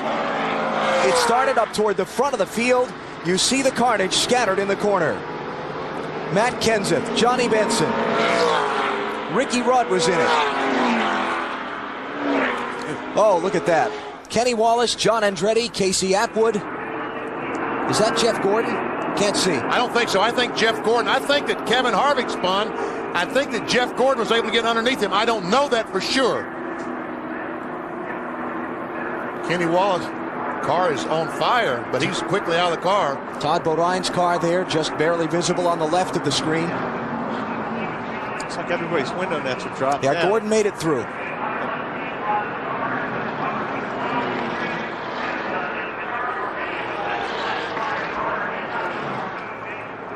What a scene.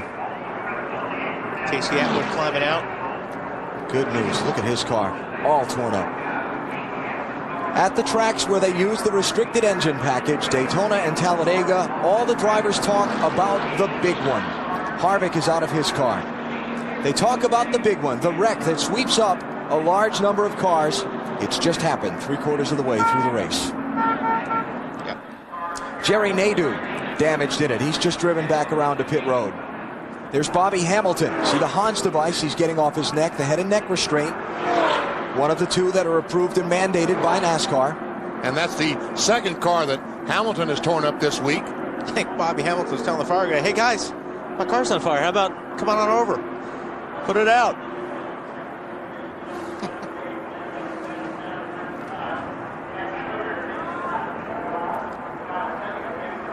Sixth caution of the 500.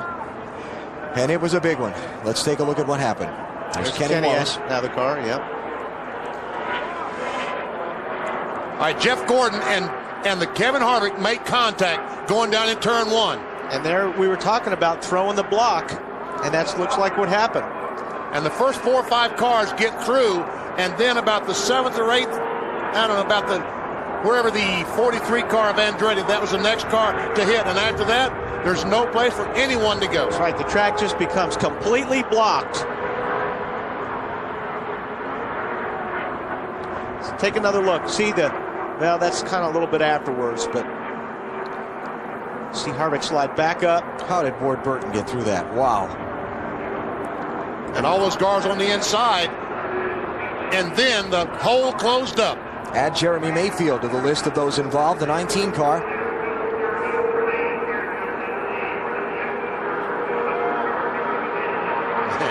Man. Now look, let's take another look here. Jeff goes down. Kevin Harvick goes to put on the block, drives down on top of Jeff. Jeff just didn't give.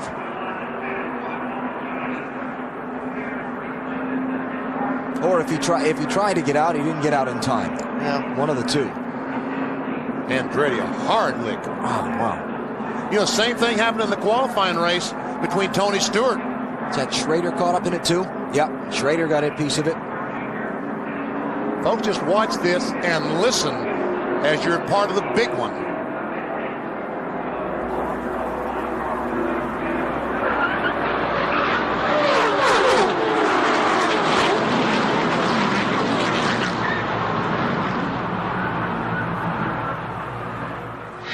board with Jeff Gordon. We see him. All right, he goes down, tries to get on the inside of Harvick. Harvick comes down to block. They make contact. Ricky Rudd, let's ride on board with him. This all unfolds right in front of Ricky when Harvick starts to come back down across the racetrack. He's right in Rudd's path. You see Ricky's just far away. He sees smoke, he slows down. You can't see anything. Line coming up across the front. Coming back down. Oh, and Miller racetrack. Just gets caught behind the right rear. Almost had it cleared. Bill Weber. Okay, Jeff Gordon's on pit road. Missed pit road last time. He didn't think it would be open. By the time they told him it was going to be open, he was past the entrance. Robbie Loomis said, I want you to come in this time. We're going to go out about 15th, but I want to get those tires off of there and check the right front. He doesn't have any right front damage. He's getting tires. He said it was battling with the 97. When Harvick came down, there was nowhere for him to go, and that's what created the wreck. Got 11 cars so far on my list of those in the accident. And that number probably doesn't include a couple who got damage and continued away. You know, as someone said, you know, they changed the rules trying to make it safer. And again, hopefully everyone is okay, but we still had the big one. And so many of the drivers have said, cars don't cause the wreck. It's drivers that cause the big wrecks by making contact. You're absolutely right, BP. I talked about that earlier. It's just, you know, the cars are safer. You're right. They're the head and neck restraints. We have a lot more safer race cars as far as around the drivers. But the guys make mistakes. You get in crashes like that. That's what we were talking about. Give and take. There was too much take there.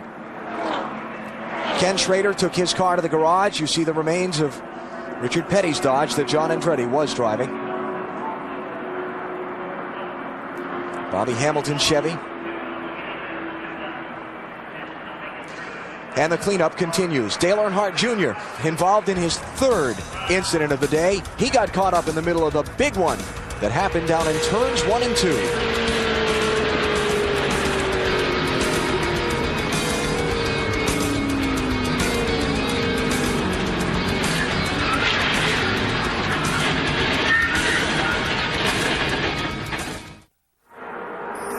Cleanup continues in turn number 1 after the big one. 16 cars damaged in an accident, and the inside of turn 1 at Daytona looks like a junkyard. It all started when 24 of Jeff Gordon and Kevin Harvick, the 29, made contact. There you see Harvick gets bumped from behind by Jeff Gordon when he goes down to block Jeff. They make contact. He goes across the racetrack. And then along comes Andretti, and all of a sudden the racetrack is blocked. There's no place for anyone to go except into the wreck, and there's where they go. And we talked earlier about the little mirrors guys are putting on the roll bar on their left side of the car and blocking, and how that applies to these rules in this kind of racing. And you got to do it. I mean, that's what you have to do. You've got to use those mirrors. Here we got on board with Kevin Harvick. He moves down to block Jeff. Jeff just catches him in the left rear, and that's all it takes. We heard the lights out when he backed the thing in the fence.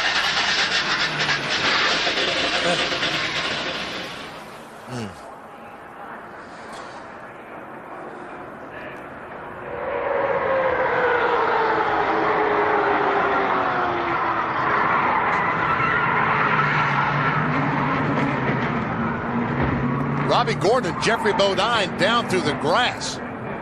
Ryan Newman slipped through there too. I mean, that's one place that a race car driver does not want to go is in the grass, but if they were wise to do that. Let's add a 17th car to that. Mike Wallace, I just saw in that view, is in that wreck too. 17 cars. Fortunately, all of the drivers out of their cars, and they're all okay. 46 laps to go in the Daytona 500.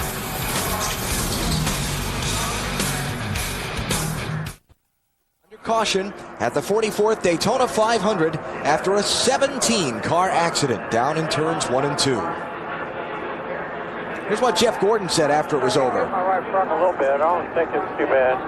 I mean, he just totally tried to block me. I wasn't even really trying to get up there. That damn 97, the wild man, and I'm trying to block him. You know, and the 29 had a run, and he started coming down. Big mess up there. We're going to have to come get 4 tires on that thing, I think, Jeff. Well, there you have it. I mean, we talked about the blocking, and that's exactly what happened. Marty Snyder.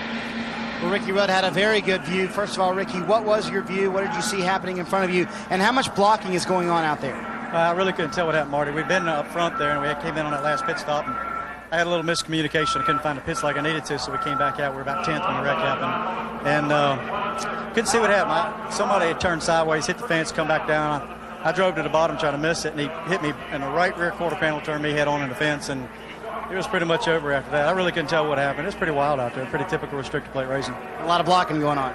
Yeah, too much probably, yeah. All right, Dave Burns has Kenny Wallace. And Kenny Wallace has walked out of the care center. Are you okay? Yeah, I'm fine. You know, first of all, I just want to thank Pennzoil and DI, you know, but I guess everybody wants to know what the hell happened, right?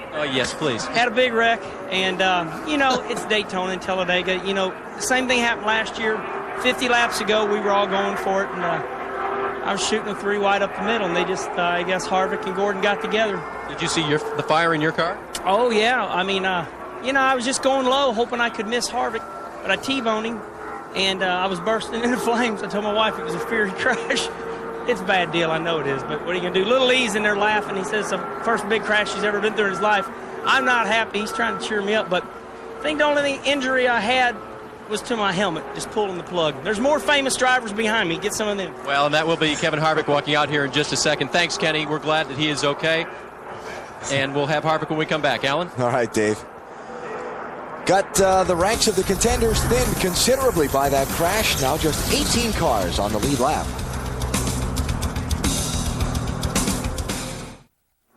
Back here at Daytona, we have caught up with Kevin Harvick, who was in front of Gordon when the whole thing started. And Kevin, looked like you were trying to hold your position. What happened? Well, I mean, there's 50 laps to go in the Daytona 500, and everybody's trying to fight for everything they've gotten. And I thought there was enough room, and I must have just come down and caught the nose of Gordon's car. But after that, it pretty much all hell broke loose. You hit the wall hard going backwards. Are you okay? Yeah, I'm fine. That was the least of the licks. I think there was 4 or 5 more after that. So, you know, I just hate it for this Goodwrench team. I mean, we had a chance to win the Daytona 500, and now we got a pile of junk.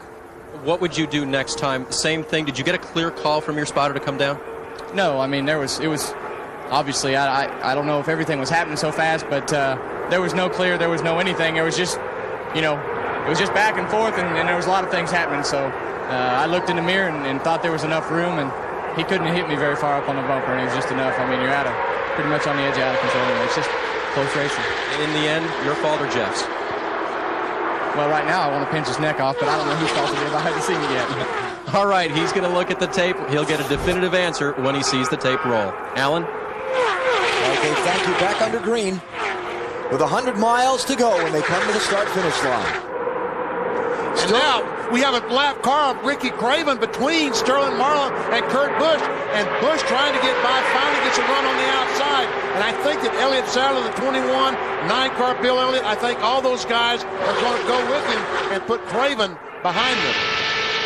6 of the leaders did not stop on that caution. Sterling Marlin, Kurt Busch, Elliott Sadler, Bill Elliott, Rusty Wallace, and Mark Martin did not pit. The other lead lap cars did. These guys felt like they could not afford to give up that track position. We've seen it all day long. It's so hard to pass the leader. Sterling Marlin feels like that these caution flag laps running around the racetrack at reduced speed has given them enough fuel to finish the race. Elliott Sadler trying to get a push from Bill Elliott, 3rd spot. And not too many guys have passed Sterling today. A lot of cars involved in that big accident.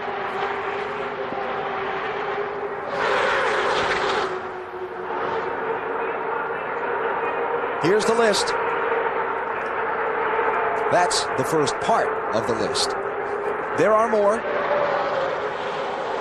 Bobby Labonte getting behind the wall. You see Kevin Harvick, Ricky Rudd. 18 cars now damaged in that wreck.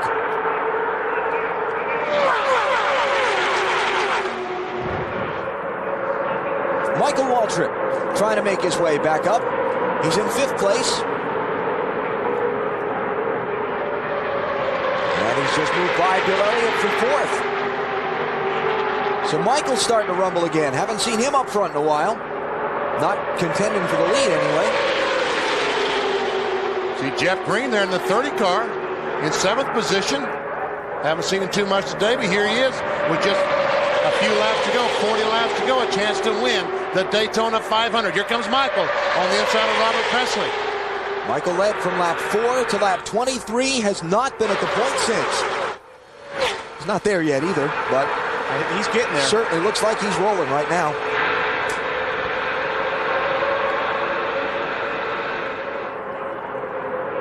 Elliott Sadler to block. Lap cars mixed in there. Now the 3 wide going in the corners. Elliott goes by Ricky Craven on the outside. Oh, he's Kurt Busch. Kurt Busch with a look under Sterling Marlin. The 23-year-old from Las Vegas is going to lead the Daytona 500 at the stripe. Clear all around. You're clear. Yes, sir. Clear. Isn't it just Jeff Gordon a little bit ago saying the wild man, talking about Kurt Busch? Yeah, and there's no patience like we talked about. There's a guy that has a good race car, and you could see him the last couple laps, kept looking down and around and got Elliott Sadler to go with him. Matt Yoakum. Well, Al, if you recall back following the season finale at New Hampshire, the biggest shock in the offseason was when owner Jack Roush decided to swap the crews on the 6 and the 97. Veteran Jimmy Finnick came over to become the crew chief for Kurt Busch. He told me his biggest agenda for this year in the first 4 races was just to finish. Dig Kurt out of that huge 31st in colorable points that he got himself into last year. He's also trying to keep him calm. He's a little bit antsy earlier on. One thing, though, Mark Martin did not want this car, which was not completed when Jimmy was going to the 97, so Jimmy brought it with him. He says he's got a few things on there he was trying for this year. It's brand new, and they hope to make that debut, and Auspicious want to take it to victory lane. Remember, this 97 team has never won a Winston Cup race. We talked at the top of our broadcast on the pre-race show and a couple of other times during the day, youth versus experience. Kurt Busch in the 97 in his second 500 start. Elliott Sadler in the 21 in his fourth.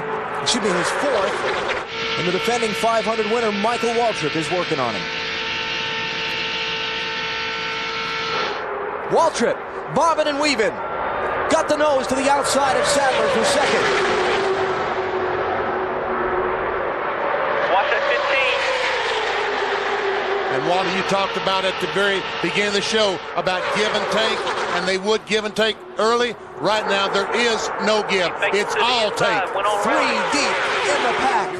Tight racing. These guys are trying to get everything they can out because they got to be in a position to win this race. You've got to be in that top 4 or 5 cars when it gets down to the end of this race. That's where everybody's trying to be right now. Jeff Gordon in the middle, 3 wide, trying to work his way back to the front. Jeff Burton there with him, 99 car. Here comes Mark Martin in the 6. Robbie Gordon, the black and orange car. Almost squeezed up in front of Gordon when there wasn't room. 35 to go. Dale Jarrett, 3 times a 500 winner. He's on the move late. Now this is, we'll see what happens, PP, but I think this is where the experienced guys hook up. Guys like Jeff Gordon and Jarrett and Mark Martin, Sterling Marlin, they're used to running with each other. I think they'll start fighting each other. On the other hand, the other guys will line up. Jarrett trying to pick up a draft from behind. The 30 car is Jeff Green.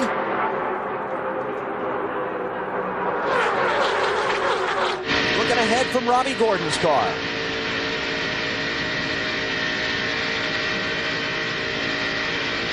Bump.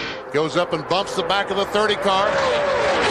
But you want to do that when these cars are in a straight line. You can't afford to do it when they're going in the corners. Look at this racing. 3 deep, 5 rows stacked up. The patience went out the window a couple laps ago. Oh, that's a thing of the past. Dale Jarrett clearly to 3rd. Kurt Busch bobbing to try and break the draft on Michael Waltrip. Michael with the push from Jarrett.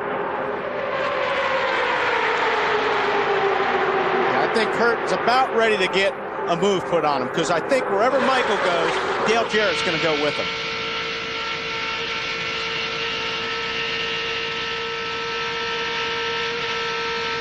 Kurt Busch is getting set up, isn't he? Yeah, I think he is. You said it a minute ago, Wally. The older guys are going to work together. You've got Michael Waltrip and Dale Jarrett.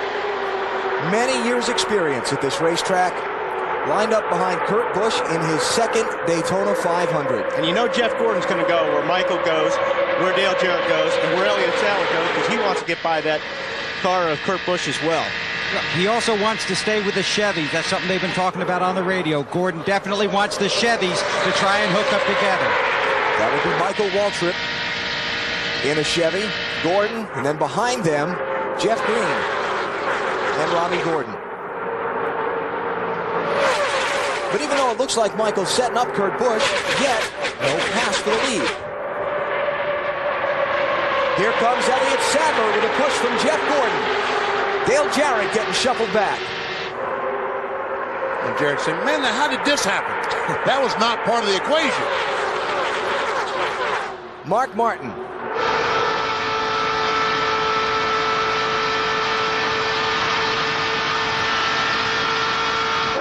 Running fifth is Mark. Here comes Sterling Marlin. He's trying to get a push by Jarrett from Jeff Green and Robbie Gordon. And Jarrett loses a couple of more spots. And they're trying to get by that 97 car PP, but just like you said, it's hard to pass. Michael might have a run now, coming off turn 4. Nope. I thought he had the nose under the 97 car. Couldn't quite make it. Ooh, Rusty Wallace squeezing in front of Robbie Gordon.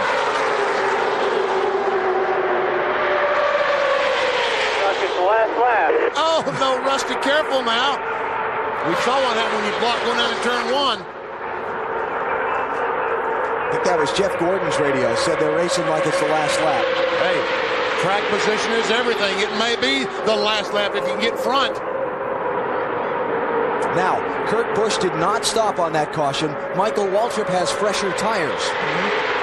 Much of a difference? I always say tires make a difference.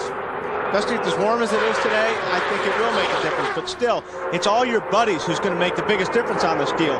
You pull out if they go with you. Big traffic jam off turn 4. You know, here's the worst part. It seems like it's you can pass back around second and third. It's the lead that's so hard to get by.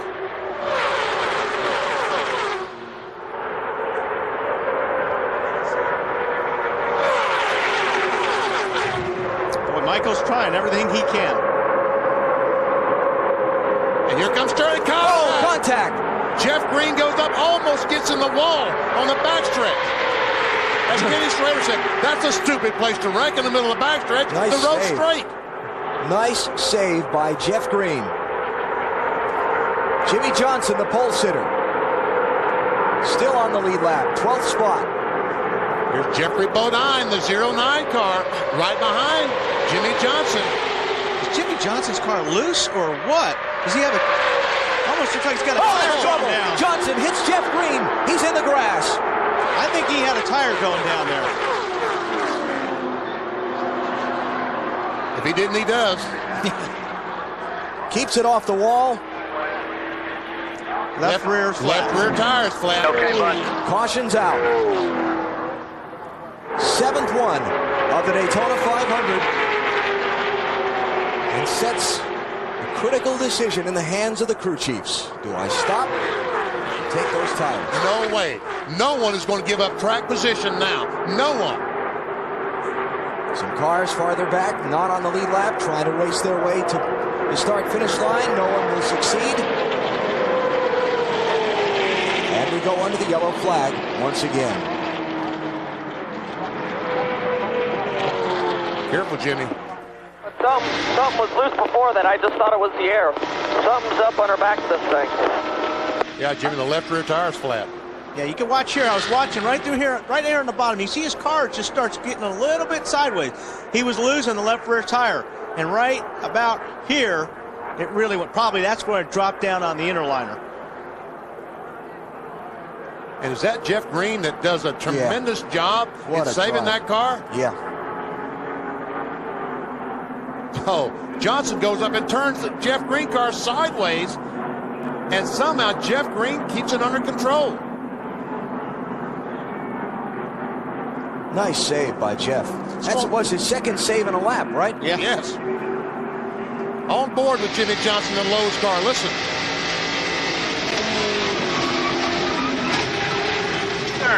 Hang on, buddy. No, don't worry. He's hanging on. You have to tell him that. I did that. Let's go on board with Bill Elliott and watch this.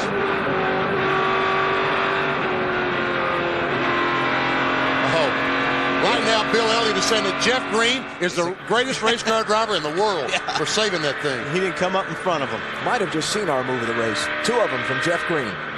Should have crashed twice. All right, will anybody come? BP says no. Wally says no. No way. Michael Waltrip. Michael Waltrip, the second place car, comes in. Wow. Elliott Sadler comes in. Most of the cars came in, Marty. Well, Michael Waltrip was tight, so they wanted 4 tires. Slugger Lavius Crucci said, I think 4 tires will win the race. They'll take a rounded wedge out of the left side. They were also going to put some tape on the grill because he's only running 200 degrees on the racetrack. This is a gamble because a lot of cars stayed out. Dave Burns. The 21 car of Elliott Sadler came in. He had trouble when part of the valence on the front of the car, the air hose got caught on it coming around. He ripped it through, and he finally got out of here. But Elliott wanted tires. They did not change the cars. Matt? Dave, Dale Jarrett already came in for service, and he's already heading back out of the racetrack. He felt like he had a tire going down. He said his car was very loose. He felt like he hit some debris. The crew did make a wedge adjustment on the 88 car. Kurt Busch stayed out. Jeff Gordon stayed out. Sterling Marlin and Ryan Newman stayed out. Others coming on to pit road under the caution for this crash down in turn 1.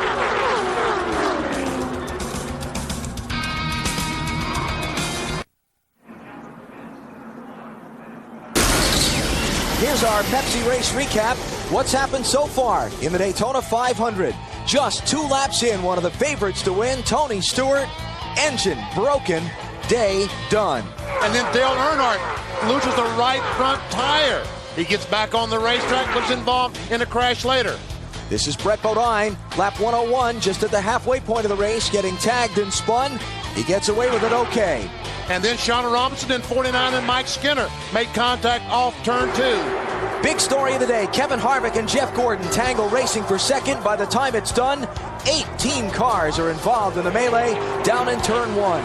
All the drivers okay, but it started because of blocking. Harvick trying to defend his turf on Gordon. They both wanted the same spot of racetrack. Cleanup continues here at Daytona. We'll come back to the restart in a minute. Back at Daytona, there'll be 24 laps to go as they come to the green with Kurt Busch, the 23-year-old from Las Vegas, leading the Daytona 500 in just his second try. First 4 on the track, and that left-hand lane did not stop for tires. How long will Kurt Busch be in the lead is the question. Jeff Gordon and Sterling Marlin are the 2 right behind him. Now Jeff Gordon's laying back. He's trying to get him a run off that second corner with a push from Sterling Marlin. Oh, and Jarrett almost... Robert Presley has the rear wheels off the ground, just like you talked about earlier. BP had all over him. That was Presley in the white car behind Ricky Craven, making some contact. Here comes Jeff Gordon trying to get by Craven. He's got a push from Sterling Marlin. Kurt Busch to block. Gordon going to get shuffled by Marlin. No, that was the lap car of Craven. Jeff Burton sticks his nose in the middle, 3 wide. And meanwhile, the lead, Jeff Gordon goes for the lead. The veterans stick together. Shuffle Kurt Busch out of the top spot. Gordon takes the point. Robert Presley sticking his nose under Craven. But he wisely backed off down in turn 1. There wasn't room. Kurt Busch has lost second spot. He's got in a battle right now with Ryan Newman for third. So they got the lap car of Ricky Craven behind him to push. His only shot now is to get up there in between Mark Martin. He slides up and does it. Ward Burton to 4th. Haven't talked about Ward much all day. Started 19th. He's run kind of mid-pack for a lot of the event. Missed the wreck. That helped.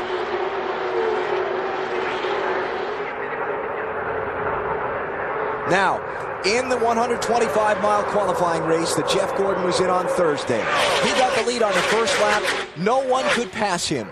He spent a lot of the first 3 quarters of this race struggling with an ill-handling car. He's out in front now. Is it going to be enough?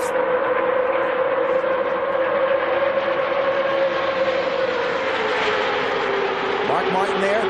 Last car in that 5-car breakaway. Never won here at Daytona.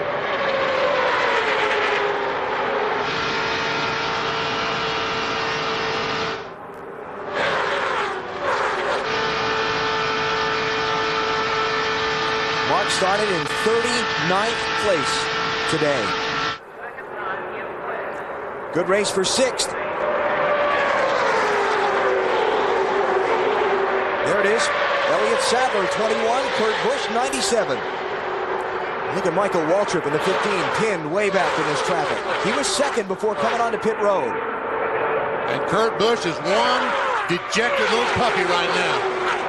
Oh, Michael went up the middle and gained a spot on Robbie Gordon there between turn 1 and 2. He's still in the middle. Trying to force his way to the inside. Dale Jarrett said, that's my spot. Here comes Rusty Wallace on the inside of Kurt Busch.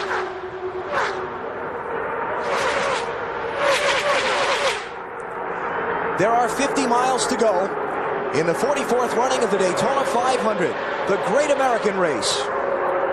$12 million on the line. Oh my goodness, Robbie Gordon had a great run and tried to drive on the inside of Rusty Wallace. Wisely, once again, backed off on board with Robbie Gordon. Finally, Michael squeezed down there. Boy, I guarantee you, he was frustrated those couple laps. He's got a good car, stuck in the middle. You need to get in that high line or low line. And he wants to go. Better hurry. 20 laps, not a lot of time to catch that lead group. Just tuning in, it's been a very exciting race so far. 18 lead changes among 11 drivers. Caution flag has waved on 7 different occasions. The big story was a multi-car wreck involving 18 different drivers at the 3/4 mark of this event. Jeff Gordon out in front, trying to win the 500 for a 3rd time. Sterling Marlin right behind him in a 40 car. Ditto, trying to win the Great American Race for a 3rd time. Behind him, they are frantically scrambling to catch. Got to stay in line if they're going to catch that lead group, EP. Guys are all scattered out side by side, and that's exactly what those top 5 cars want to see in their mirror. These guys are all trying to get themselves in position, but in trying to get themselves in position, they get farther away from the leader.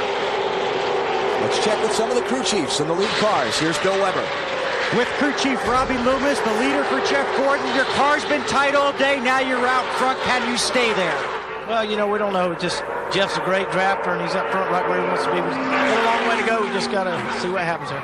Did you learn enough in the qualifying race to help you? Learned a lot, and right now we're just all kind of holding our breath. Pit crew's done a great job all day getting him out front there, and we're just going to see what happens. For defending Winston Cup champions, they'd like to start 2002 with a win in the Daytona 500. To Matt Yoakum.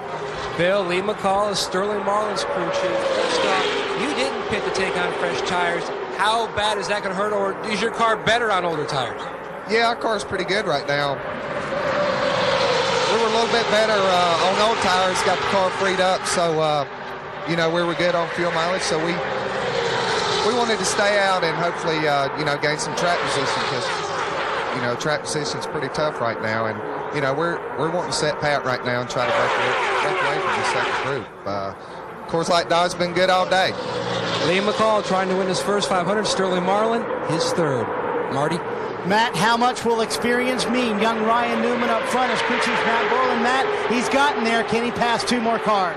I don't know about that yet, but we're real happy with where we're sitting right now. A top 5 would be great for us.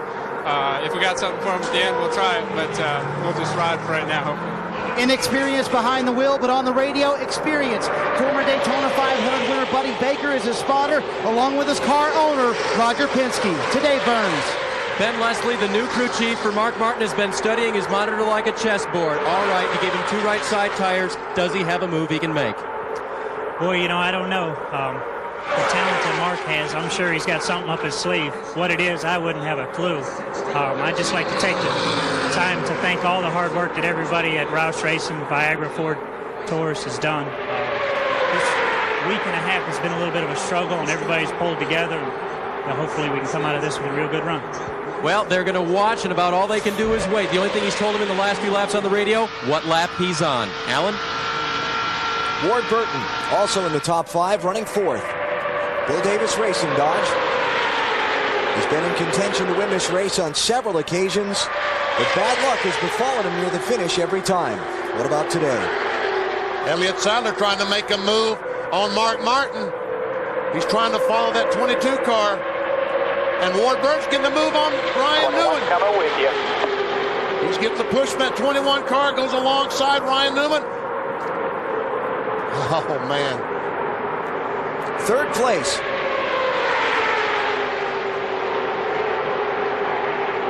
Oh, the Mark Martin car goes way up the hill. Looks like he got in the corner and the car got loose or something. Had to go up the hill to catch it. That gives Newman an opening to slide up in front of Mark in that outside lane. Get some drafting help from behind.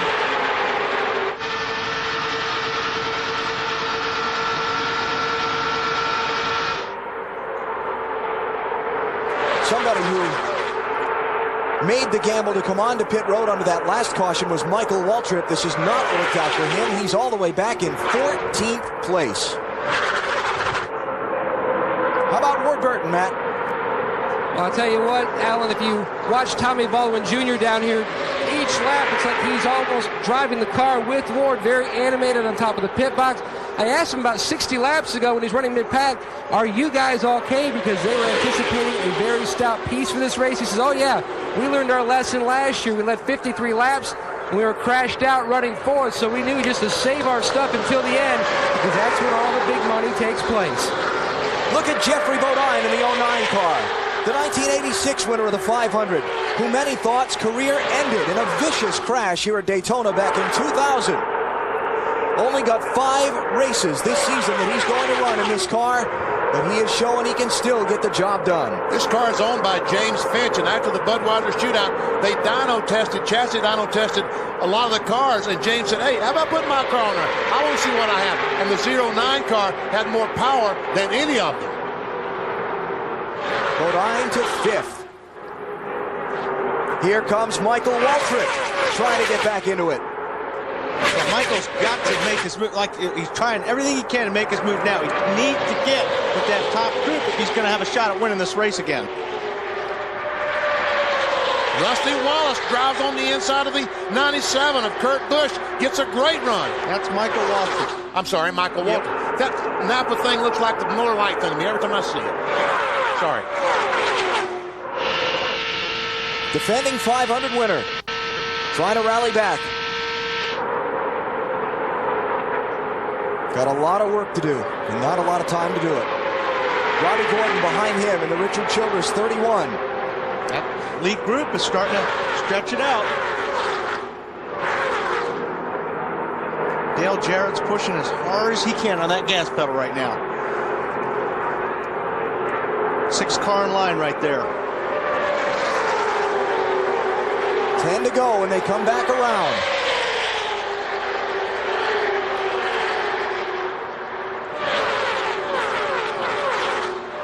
Now, like I said earlier, BP, what do you think? They're going to have to start trying to make moves here with at least 4 to go, don't you? Oh, yeah, they can't wait till the last lap because Jeff Gordon is going to make that DuPont Chevy very, very wide on that last lap. And the last time by, Jeff Gordon ran a speed actually faster than the pole speed.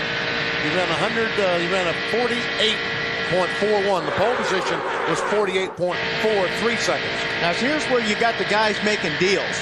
Sterling Marlin, I'm sure, is trying to find out what Ward Burton wants to do. And if Ward Burton will go with Sterling, if he pulls out and makes the move on Jeff Gordon, and so on back and so on back. Everybody's trying to figure out right now who's going to go with who.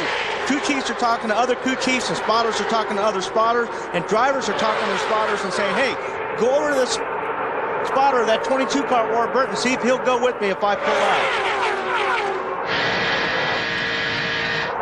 Trouble, Robbie Gordon. Caution is out.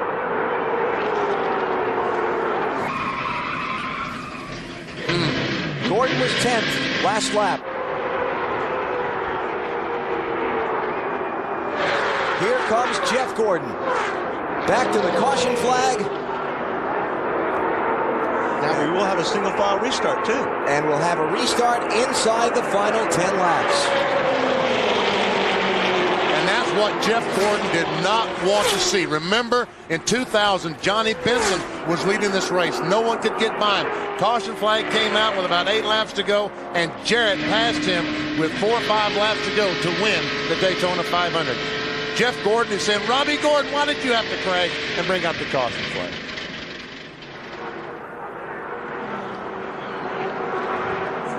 Jeff and Robbie, of course, not related. You can tell that by New Hampshire race last year. Yeah, remember, they were the ones that were fighting it out with fenders at the end of the last race of 2001. Now, nobody. Nobody's coming.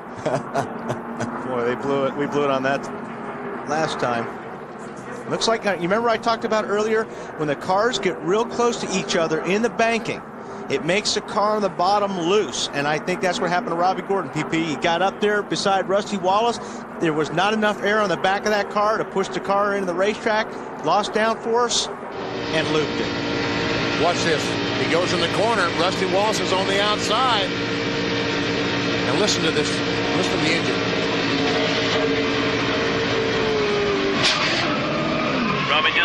Robbie just spun. Hang on, gas it. He just backed in a wall there. He just spun. 10-2. You all right, bud?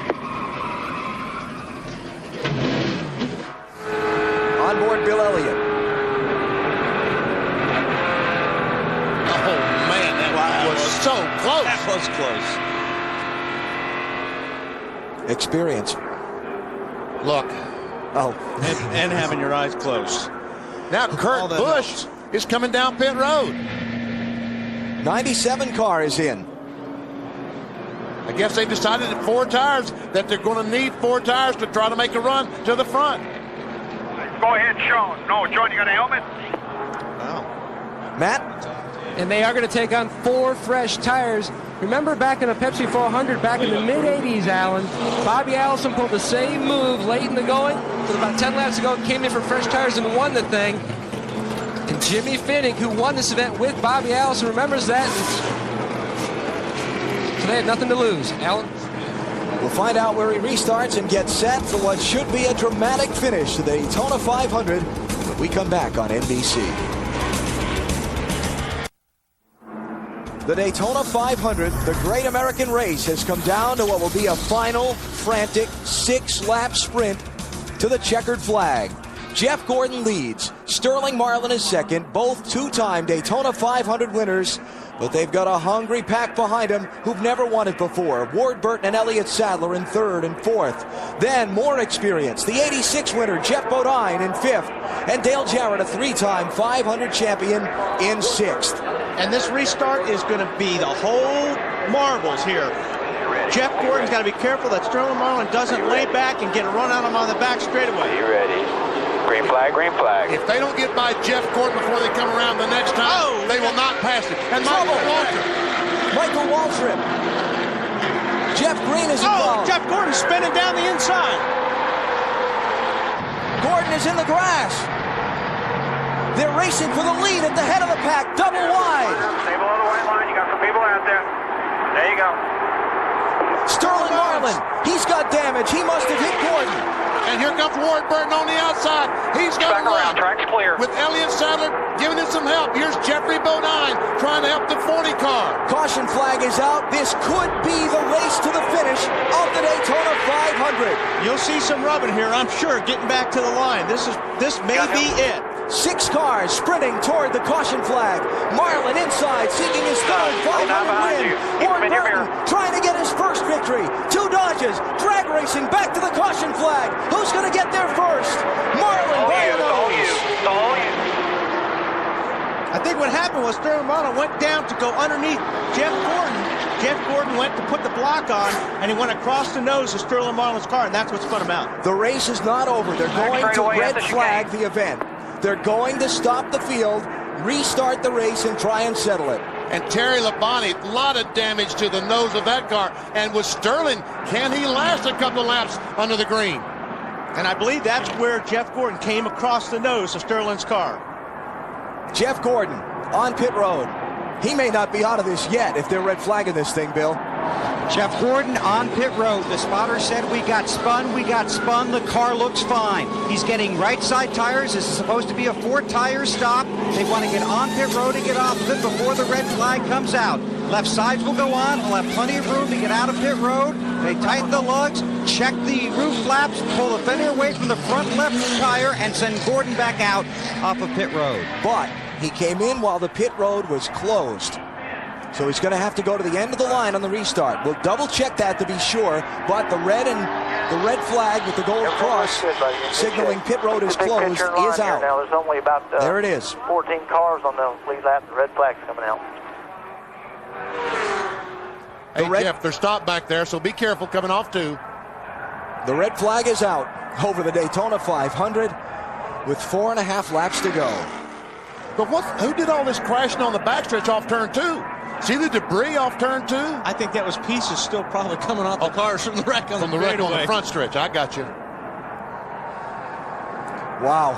That may even... fault. I mean, Sterling hung back so much there that, I mean, you know, I didn't have a choice but to slow down there. And he had a run on me, and I blocked him, you know, got myself turned. Got myself turned. Yep. Jeff Gordon's explanation. Let's take a look at what happened all over the place. Well, here's what we were talking about. This is so key on this restart. Sterling was laying back. Now, all these guys back here are jamming up because some of these guys laid back before the restart. Michael Waltrip hit by Mark Martin. Rusty Wallace is involved. Watch Waltrip almost go by the pace car here. Yikes. And Robert Presley's car being pushed on pit road. Man, pace car gassed it right there at the last second. One more look. We see Jeff Gordon bring them down really, really slow. And then Mark Martin runs in the back of Michael Waltrip. And now watch here, Sterling Marlin goes underneath of Jeff. Jeff goes down, tries to run the black block on Sterling, and runs across the nose. But Marlin was below that yellow line, wasn't he? That's out of bounds. Drivers were told in the drivers' meeting, if you go below that yellow line and advance your position, you're going to be penalized. That's right. Will they penalize Sterling Marlin there? There's Jeff Green.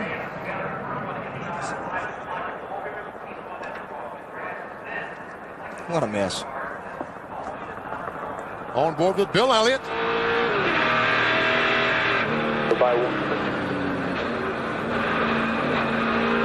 That's 2 wrecks he just has driven right by. Good job. Okay, go ahead, Alan. Now watch the yellow line on the... No, you won't see it. Well, yeah, we will.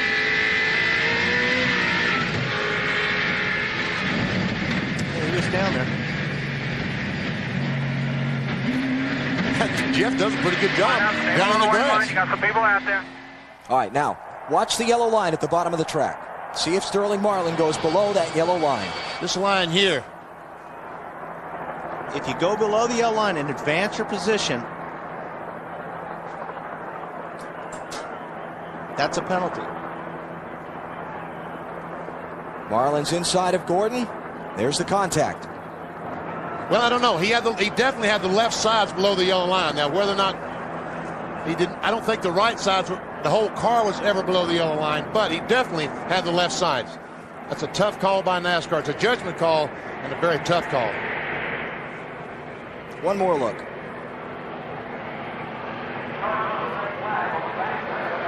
Jeff Burton got a piece of it. Terry Labonte, Rusty Wallace, and Bill Elliott. And there you see The 40 car with the left side below the yellow line. But the NASCAR officials are seeing the same pictures we are, so they'll make a decision.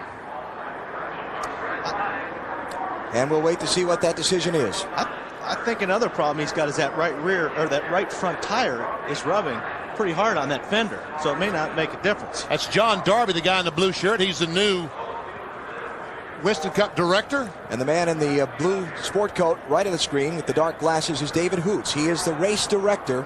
He's the referee, basically. His call, ball or strike. Uh-oh. Uh-oh. Well, I'm sure he's checked. He may have been wondering how that right front damage looks. The car. Sterling Marlin is jumping out of his car. He's going around to look at the right front fender. But, oh, he can't do that. You can't work on your car under the red flag. That's the NASCAR rule. Pull it off a little bit.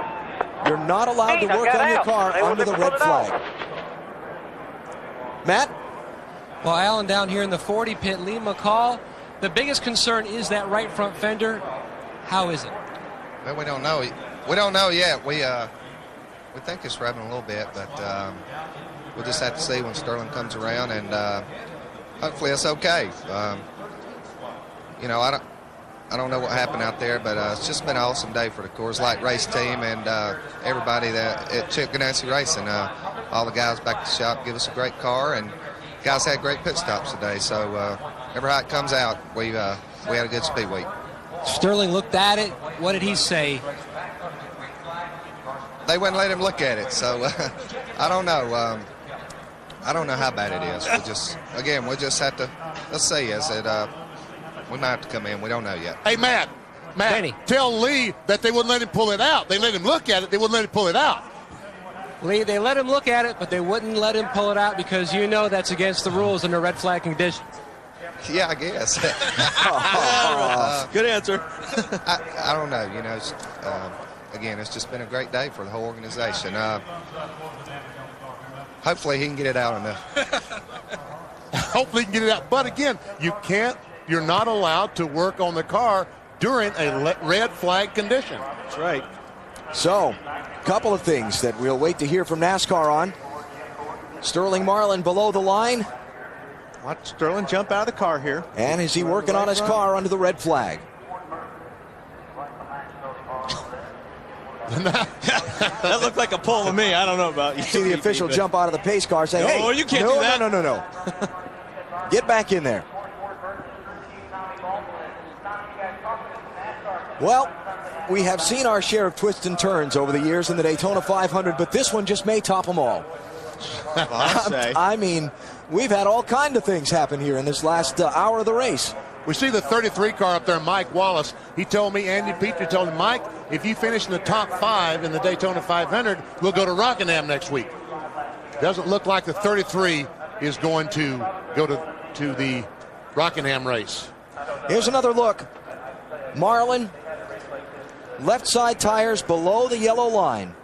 You see the yellow line and you see the cars there.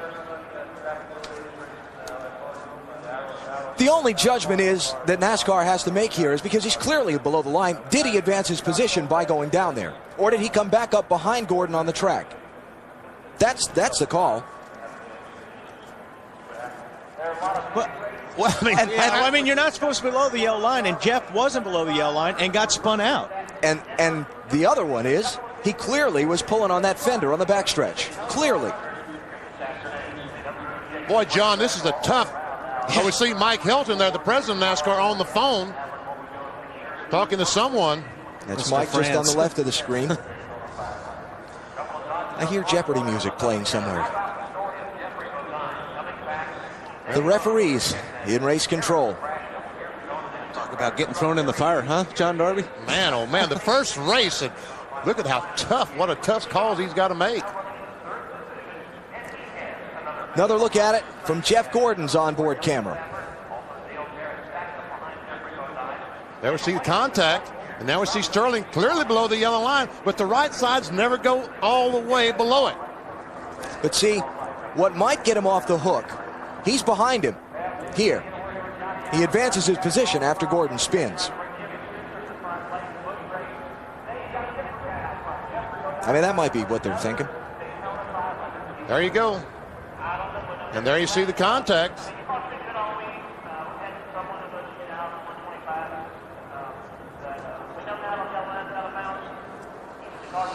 Well, I don't imagine they're too happy in Jeff Gordon's pit. That's not Bill. What are they saying down there? Well, let's find out. Robbie Loomis has been on the radio talking to Jeff. He's also been, you've been doing a little lobbying here. First of all, I know you're disappointed about what happened. It looked like you were talking, A, about Sterling's position on the restart, and then B, his appearance out of the car on the backstretch, Rob. Yeah, the restrictor plate racing, it's real important that you lay back on the start like they did to get a good run. That's what caused the big wreck back here behind him. And then when it kind of eased below the line there to turn us, and then he got out to fix it on the back straightaway under red. But we'll let NASCAR deal with it. They usually are pretty fair. The rule is you can't work on your car at all under red, and we'll see what they say. So you made your point to the NASCAR official working your pit. What did you see on the monitor, Robbie? All I saw on the monitor was him trying to get his fender clear and, where the thing will clear. But we'll leave it up to NASCAR. They've been doing a good job with it. We'll see what they decide. Okay, that's the story from the 24 pit. Matt? Well, down here in the 40 pit, Tommy Baldwin Jr., Ward Burton's crew chief from the 22 team, came down and talked to Tony Glover, the team manager. He says, look, God forbid anything should happen to your tire, tell him to pull left out of traffic and we'll go by on the high side. So if you should have some kind of trouble with that tire, if it indeed rubs and does start to go down, pull to the left and we'll go by on the right side. That's not going to work, Matt, because if that tire goes down, the car on its own is going to the right. I'm just looking over there. BP, look over there. I know there's a judgment call over there. We don't see any French judges in there, do we? I don't see any place. We'll be okay then. Should be okay. All right. The officials are talking about it, trying to figure out what they're going to do. We're waiting to hear. Was Sterling Marlin out of bounds and advance his position? Did he work on his car under the red flag? What's it going to be? Well, I think we all saw him pull the fender out. That's pretty obvious, Al. Yeah, we all saw that, so we know he tried to pull the fender away from the tire. Now, the yellow line situation down in turn one, that is a judgment call, and that's up to NASCAR. Continuing to clean up on the front side of the racetrack here, where all the mayhem happened. Was I sleeping, or did you explain what that penalty was if you work under the red flag? What is the rule? I'm waiting to hear what the penalty would be there. What do you do to him? But I know guys must have worked on the cars on the red before. Whatever happened to them? They were always sneaky when they did it before. Oh, okay. They were not as clear. I mean, there's not as blatant as Sterling Marlin was. They always kind of sneaked around a little bit. Somebody must have gotten in trouble for it. Someday. I don't recall it. Ever? In my time on the Winston Cup circuit, I don't ever recall it. Someone being penalized for working on their car under the red flag. So I have no memory of that ever happening before. And I just have no memory.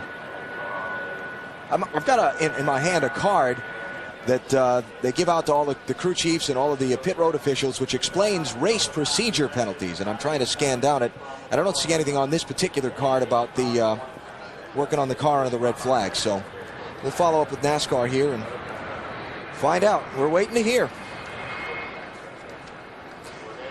Separate from that, it's going to be a most interesting finish. Sterling Marlin's got the same problem that Jeff Gordon had.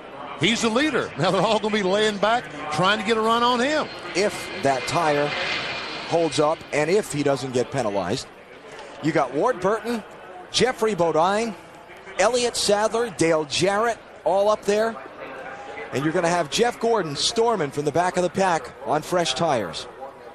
And he's only going to have about 3 laps to do it. Got Michael Waltrip back in 11th position as well.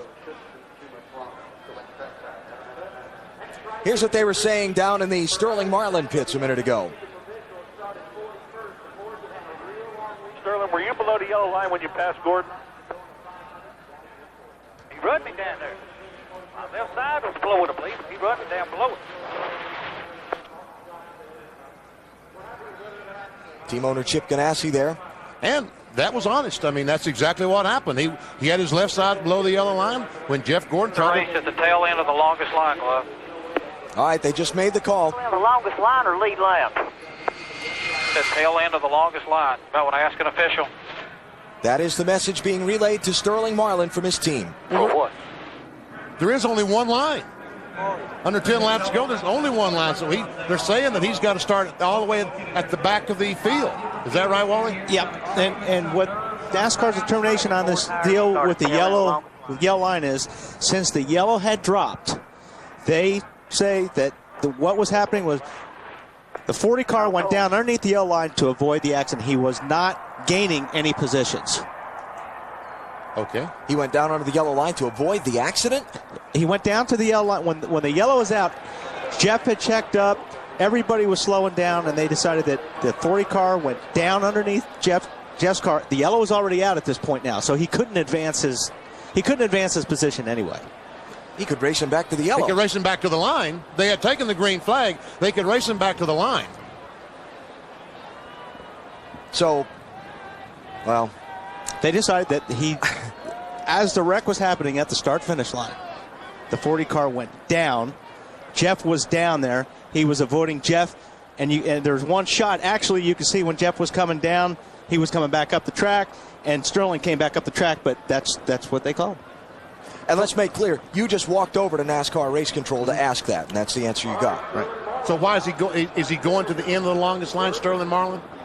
He's going to the end of the longest line, but it would be for working on the car during a red. Under the red flag. Right. Okay. Correct. So no penalty for going below the line, but the penalty to the end of the longest line is for working on the car under the red. Right. Not the yellow line is not an issue. Okay. It's for working on the car during the red. And he goes to the end of the longest line. So therefore he'll come in, they'll work on the car, knock the fender out, change 4 tires. 4 tires and go. Agree with those decisions? It doesn't matter either way. Whether you get penalized for going below the yellow line or working on the car, you're going to get penalized for one of those. So I don't know what's the difference. It's fair enough. I mean, what are they going to do? Make him go the end of the longest line twice? They can't do that. I mean, so it's fair enough, the penalty. Here's the situation. The green flag is in the air. See the green flag waving? Now, Sterling Marlin's trying to get by. He clearly has the left side below the yellow line. Jeff Gordon goes down to try to block him. Okay, now is the yellow waving right here yet? Not yet. Oh. Now it is. Okay, now the yellow flag starts waving.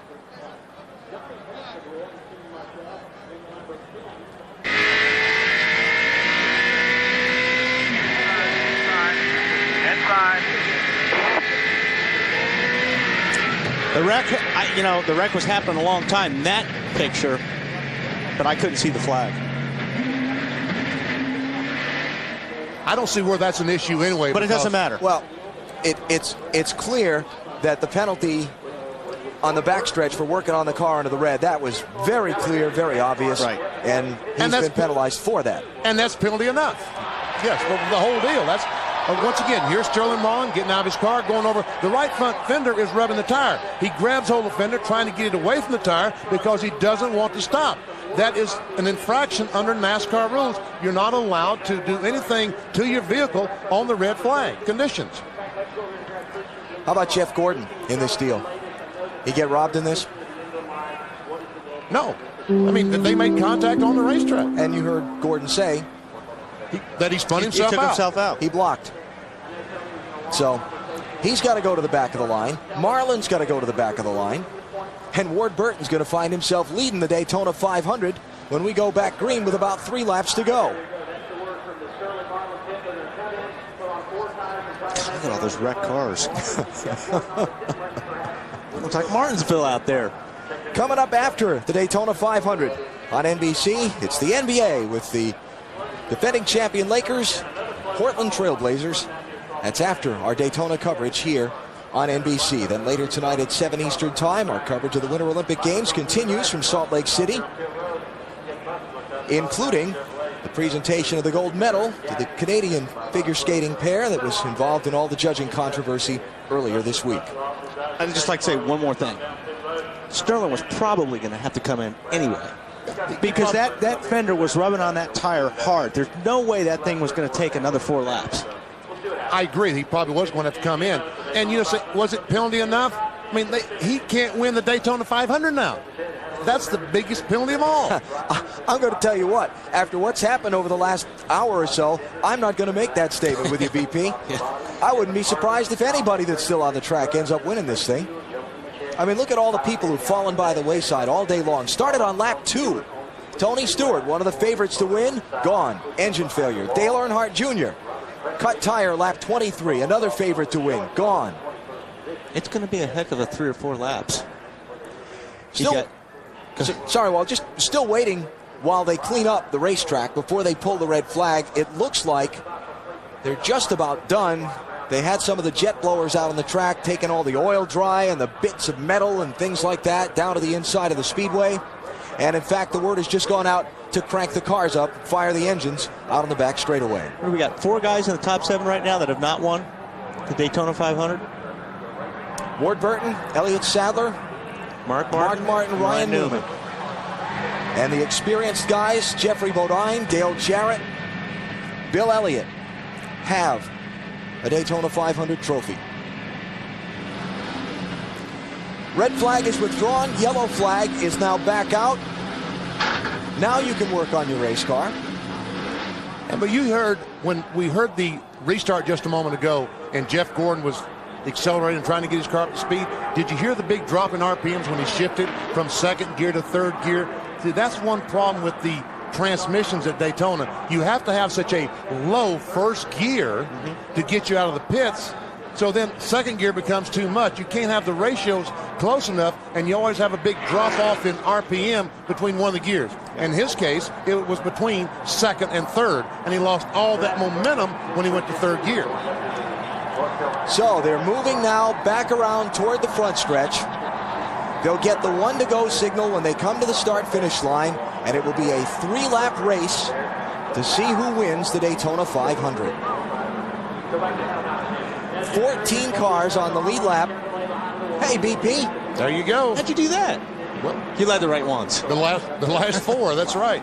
David Pearson was leading and spun out, right? That's right, with 4 laps to go.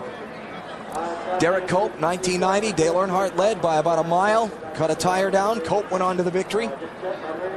I'll tell you who may turn around and be the absolute story of this day. Jeffrey Bodine. He's going to be running 2nd after the penalty to Sterling Marlin. Let's hear from his team.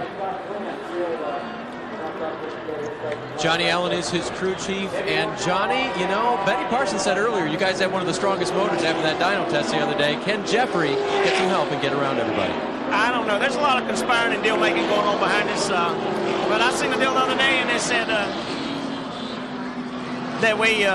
there's no deals, just discussions, and we're hoping to go good here at the end. We got 1 lap to go before we go green, and we'll see what we got left. Mitsubishi Indian cars running good. Remember yesterday, Johnny was working on the 1 car of Jimmy Spencer, and it failed at the end. And car owner James Finch, he's gone back to his boat. He's left. If they win, he won't be in victory lane. James, you might want to come back. Marty? Well, Dave, what an interesting day, and if he does win the race, Jeffrey Bodine, got to pass Tommy Baldwin's driver out there, Ward Burton. What a crazy day. Can Ward keep it up front? A lot of Fords behind your Dodge. Yeah, I was just telling Ward that, but I'm real proud of everybody at this Caterpillar Dodge back at the shop. They've done an awesome job. They put this car where it is right now, and, had a lot of Fords run up front today. They got a good break with NASCAR, but hopefully we'll come out top. We're real excited right now, and it's time to let it eat. Every man for himself now. Yeah, guys, you think we've seen a lot of blocking in the first 195 laps? Watch these last few. It's going to be wild. 3 laps to decide the Daytona 500. Ward Burton leads. Jeffrey Bodine is 2nd. Elliott Sadler 3rd. Dale Jarrett 4th. And Ryan Newman is 5th. You'll have also in the mix, Mark Martin is 5th. Ryan Newman is 6th. And you'll have Jeff Gordon and Sterling Marlin back in 11th and 12th. Here's what Jeff Gordon said right after the crash. Oh, that was my own fault. Sterling hung back so much there that, I didn't have a choice but to slow down there. And he had a run on me, and I blocked him, got myself turned. There you have it. We are coming to the green. Look at how far back from the pace car Ward Burton is hanging. And look how far Elliott Sadler is hanging behind Jeffrey Bodine. all trying to time it right to get that run, that great run that allowed them to go by. 3 laps to settle the Daytona 500. Well, it looks like they got a run on them. Look at the blocking going on back in the pack. And look, somebody's got a great run on the outside. Ryan Newman, the youngster from Indiana in the 12 car. And this is exactly what Ward Burton needed. He needed those Fords to get side by side, and it's working to perfection for him. Johnny Benson in the 10 car up high trying to follow Newman. Jeff Gordon and Marlin not in the picture yet. He's got to be careful, though, BP, when this group catches him. Here comes Dale Jarrett, up behind Jeffrey Bodine in the 88 car. And Elliott Sadler's moved into that second spot, right on the back bumper of Ward Burton. The first 2 have never won the 500. The second 2 have won it 4 times between them. 2 laps to go as they come to the start-finish line. Marlin has caught the pack. Jeff Gordon is back from it. Check that, that's Craven. Gordon has caught the pack too. I think Ward Burton has his car up to speed now. I think he's going to be okay. I think you're right, BP. These guys aren't close enough and lined up enough to make a move on Ward Burton. The spotter telling him where to go to block those guys. The traffic mixing and shuffling behind him. But Sadler and Jeff Bodine not able to mount a charge yet. Everyone on their feet at Daytona, some 170,000. As South Boston, Virginia's Ward Burton comes to the line. White flag, final lap. Here comes Dale Jarrett looking outside for third. Can't get it done. Whoa! He bounces off Mark Martin. Jarrett is crashing in the final lap.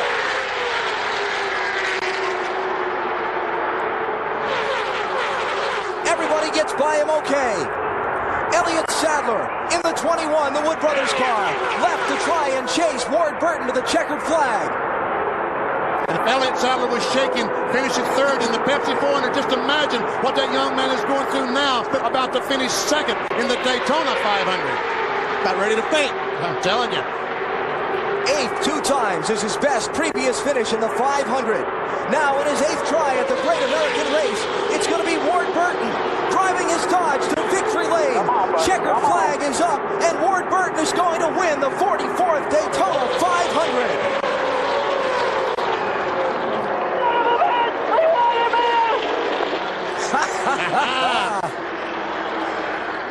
Bill Davis Racing and Ward Burton have just won the Great American Race. Good for Ward. Talking to Ward Burton, said, what's been your biggest thrill in racing? He said, winning the Southern 500 in Darlington, South Carolina. Old race, my family was there. I guarantee you, he'll change his tune now. Oh boy, are you kidding? Not anymore. This is it.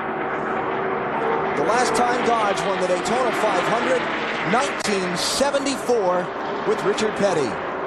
Ward Burton never led all day until those final laps when he took the lead from Sterling Marlin. Matt? And Tommy Baldwin and the cat guys going crazy down here. Tommy, you moved south in 1996, sacrificed everything in an old Cadillac, you had no job, and now look, Daytona 500 winner. Does this reality match that dream, Tommy? You told me you dreamed of this win. Oh, man, I tell you, this is for my little boy back home in Long Island who's stuck this out without me being around for some years, and hope he's proud of me today. And, you know, everyone at Caterpillar and the Dodge, I want to thank everybody, all the BDR guys, man. We won a Daytona 500! Enough said. The cat guys are going to celebrate tonight. Bill Davis, the team owner from Arkansas, one of the most respected and well-liked men in the NASCAR Winston Cup garage. Yeah. Bill Davis, Gail Davis, one of the nicest people in the garage area. And he's going to have a Daytona 500 trophy on the mantle. I talked with Ward Burton earlier this week. Said he'd spent so much time this winter crisscrossing America on fundraising trips. Spokesman for the Wildlife Foundation, among other things. He said, I'm ready to go racing. I think I can win the Daytona 500. He's done it. BP, what's that ride like? Oh, man. There's no words to describe it. As a matter of fact, Ward Burton right now probably has to take this lap, this extra 4 or 5 minutes, just to get some kind of control over his emotions. All the firemen come out congratulating Ward Burton. This is a very, very emotional moment.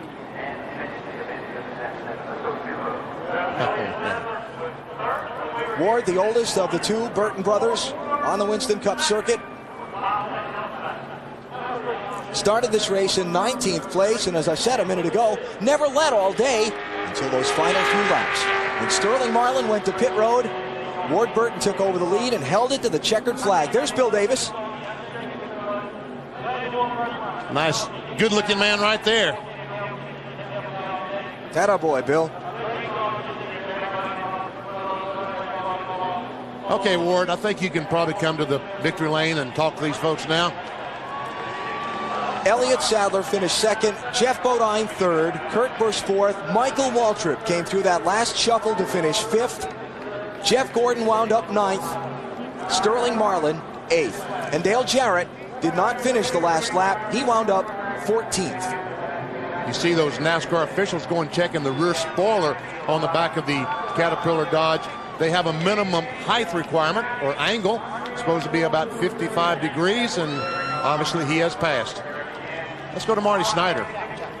Okay, Jeff, let's first of all start off talking about the contact out there on the racetrack with you and Sterling. You said on the radio, was it your fault? Do you have time to think about it under the red flag? And your thoughts now? Yeah, I mean, me being spun was my fault because he hung back so far, which I didn't think he was supposed to be able to do, but he did, and he had me. You know, he got it restart. He had me, and I moved down in front of him to block him, and I did, and got me a little bit of a push, but he still got inside me, and I just tried to block him, and all I had to do was just hold the wheel straight and spun me out. But you know, I probably should have just given it up once he got inside me, and still had a battle and a shot to win the thing. You know, I had to see that last caution. We were so stout and in perfect position, and it was a wild and crazy race out there. I'll tell you, I went from the back to the front to the back.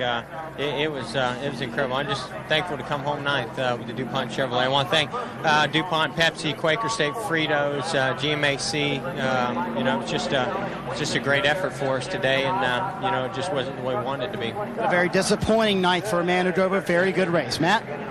Well, Sterling, first off, can you even begin to describe your side of the controversy?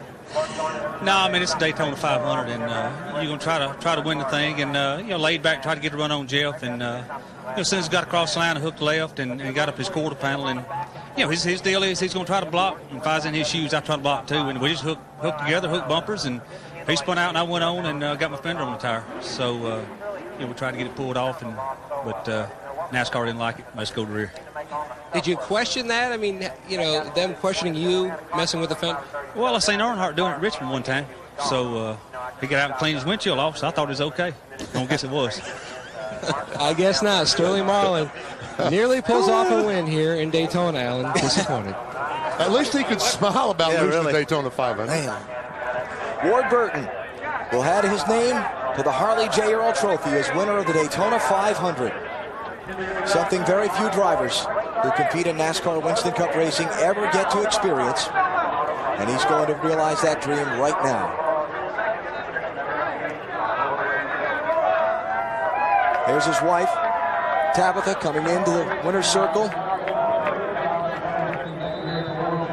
Had their second child over the winter, December 10th.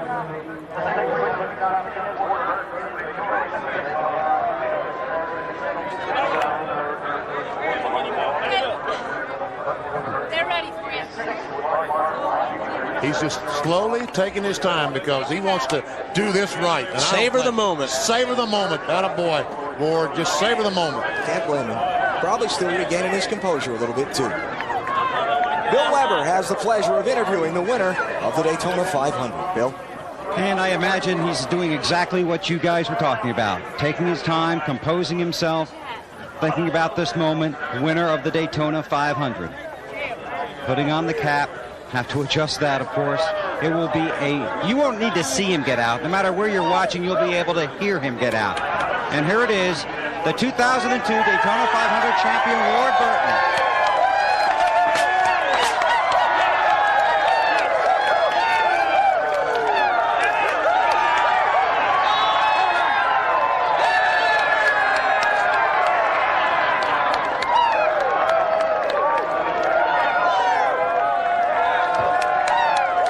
eyes on him, guys. Maybe I can get in there. He's right in the middle, Bill, around all those red shirts.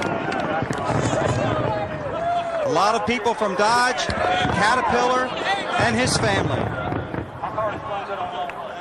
Forever now, they will introduce Ward Burton as champion of the Daytona 500. Congratulations. Wow, I tell you, I didn't do it by myself, though. Team worked awful hard all winter. Dodge support, Caterpillar support.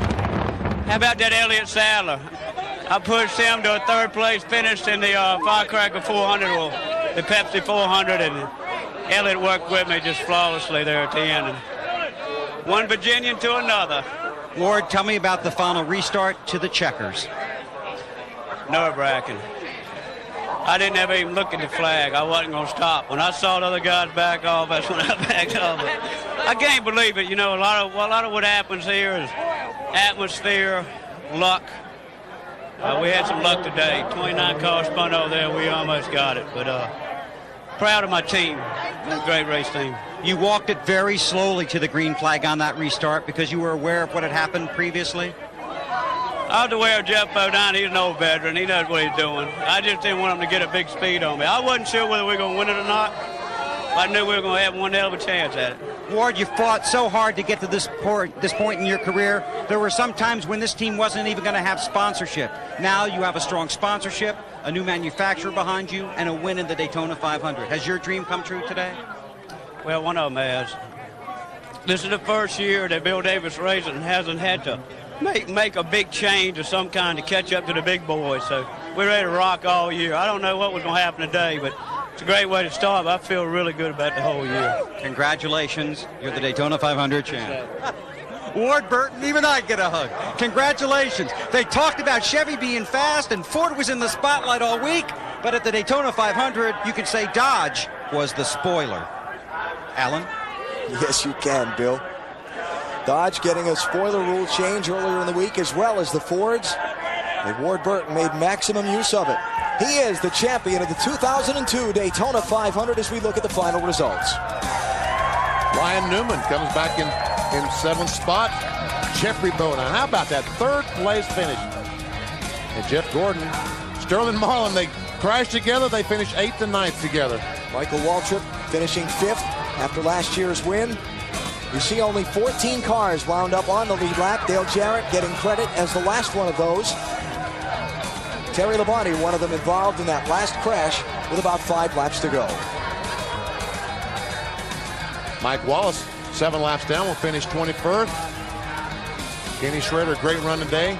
Dale Earnhardt Jr. So many problems throughout the day, wound up 29th place. And the attrition was unusually high today. Matt Kenseth, the first car out, finishes 33rd. I guess attrition was caused by the big crash down in turn 1. That would cause some of it. Tony Stewart, one of the pre-race favorites, out at lap number 2. 12 different leaders, 20 lead changes. The last one when Ward Burton took over the top spot. More post-race interviews when we come back.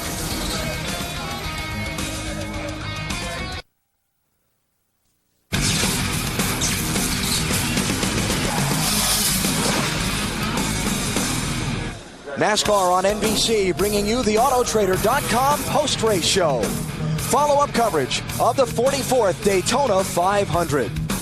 The NBA on NBC coming up after our coverage from Daytona. The Lakers and Trailblazers coming up. First, the afterglow of what was a terrific Great American Race. Dave Burns. Elliott Sadler, you finished 3rd here last July, and you were shaking coming to the line. What were you doing this time to finish 2nd? I was a little bit more calm, but I'm going to tell you what.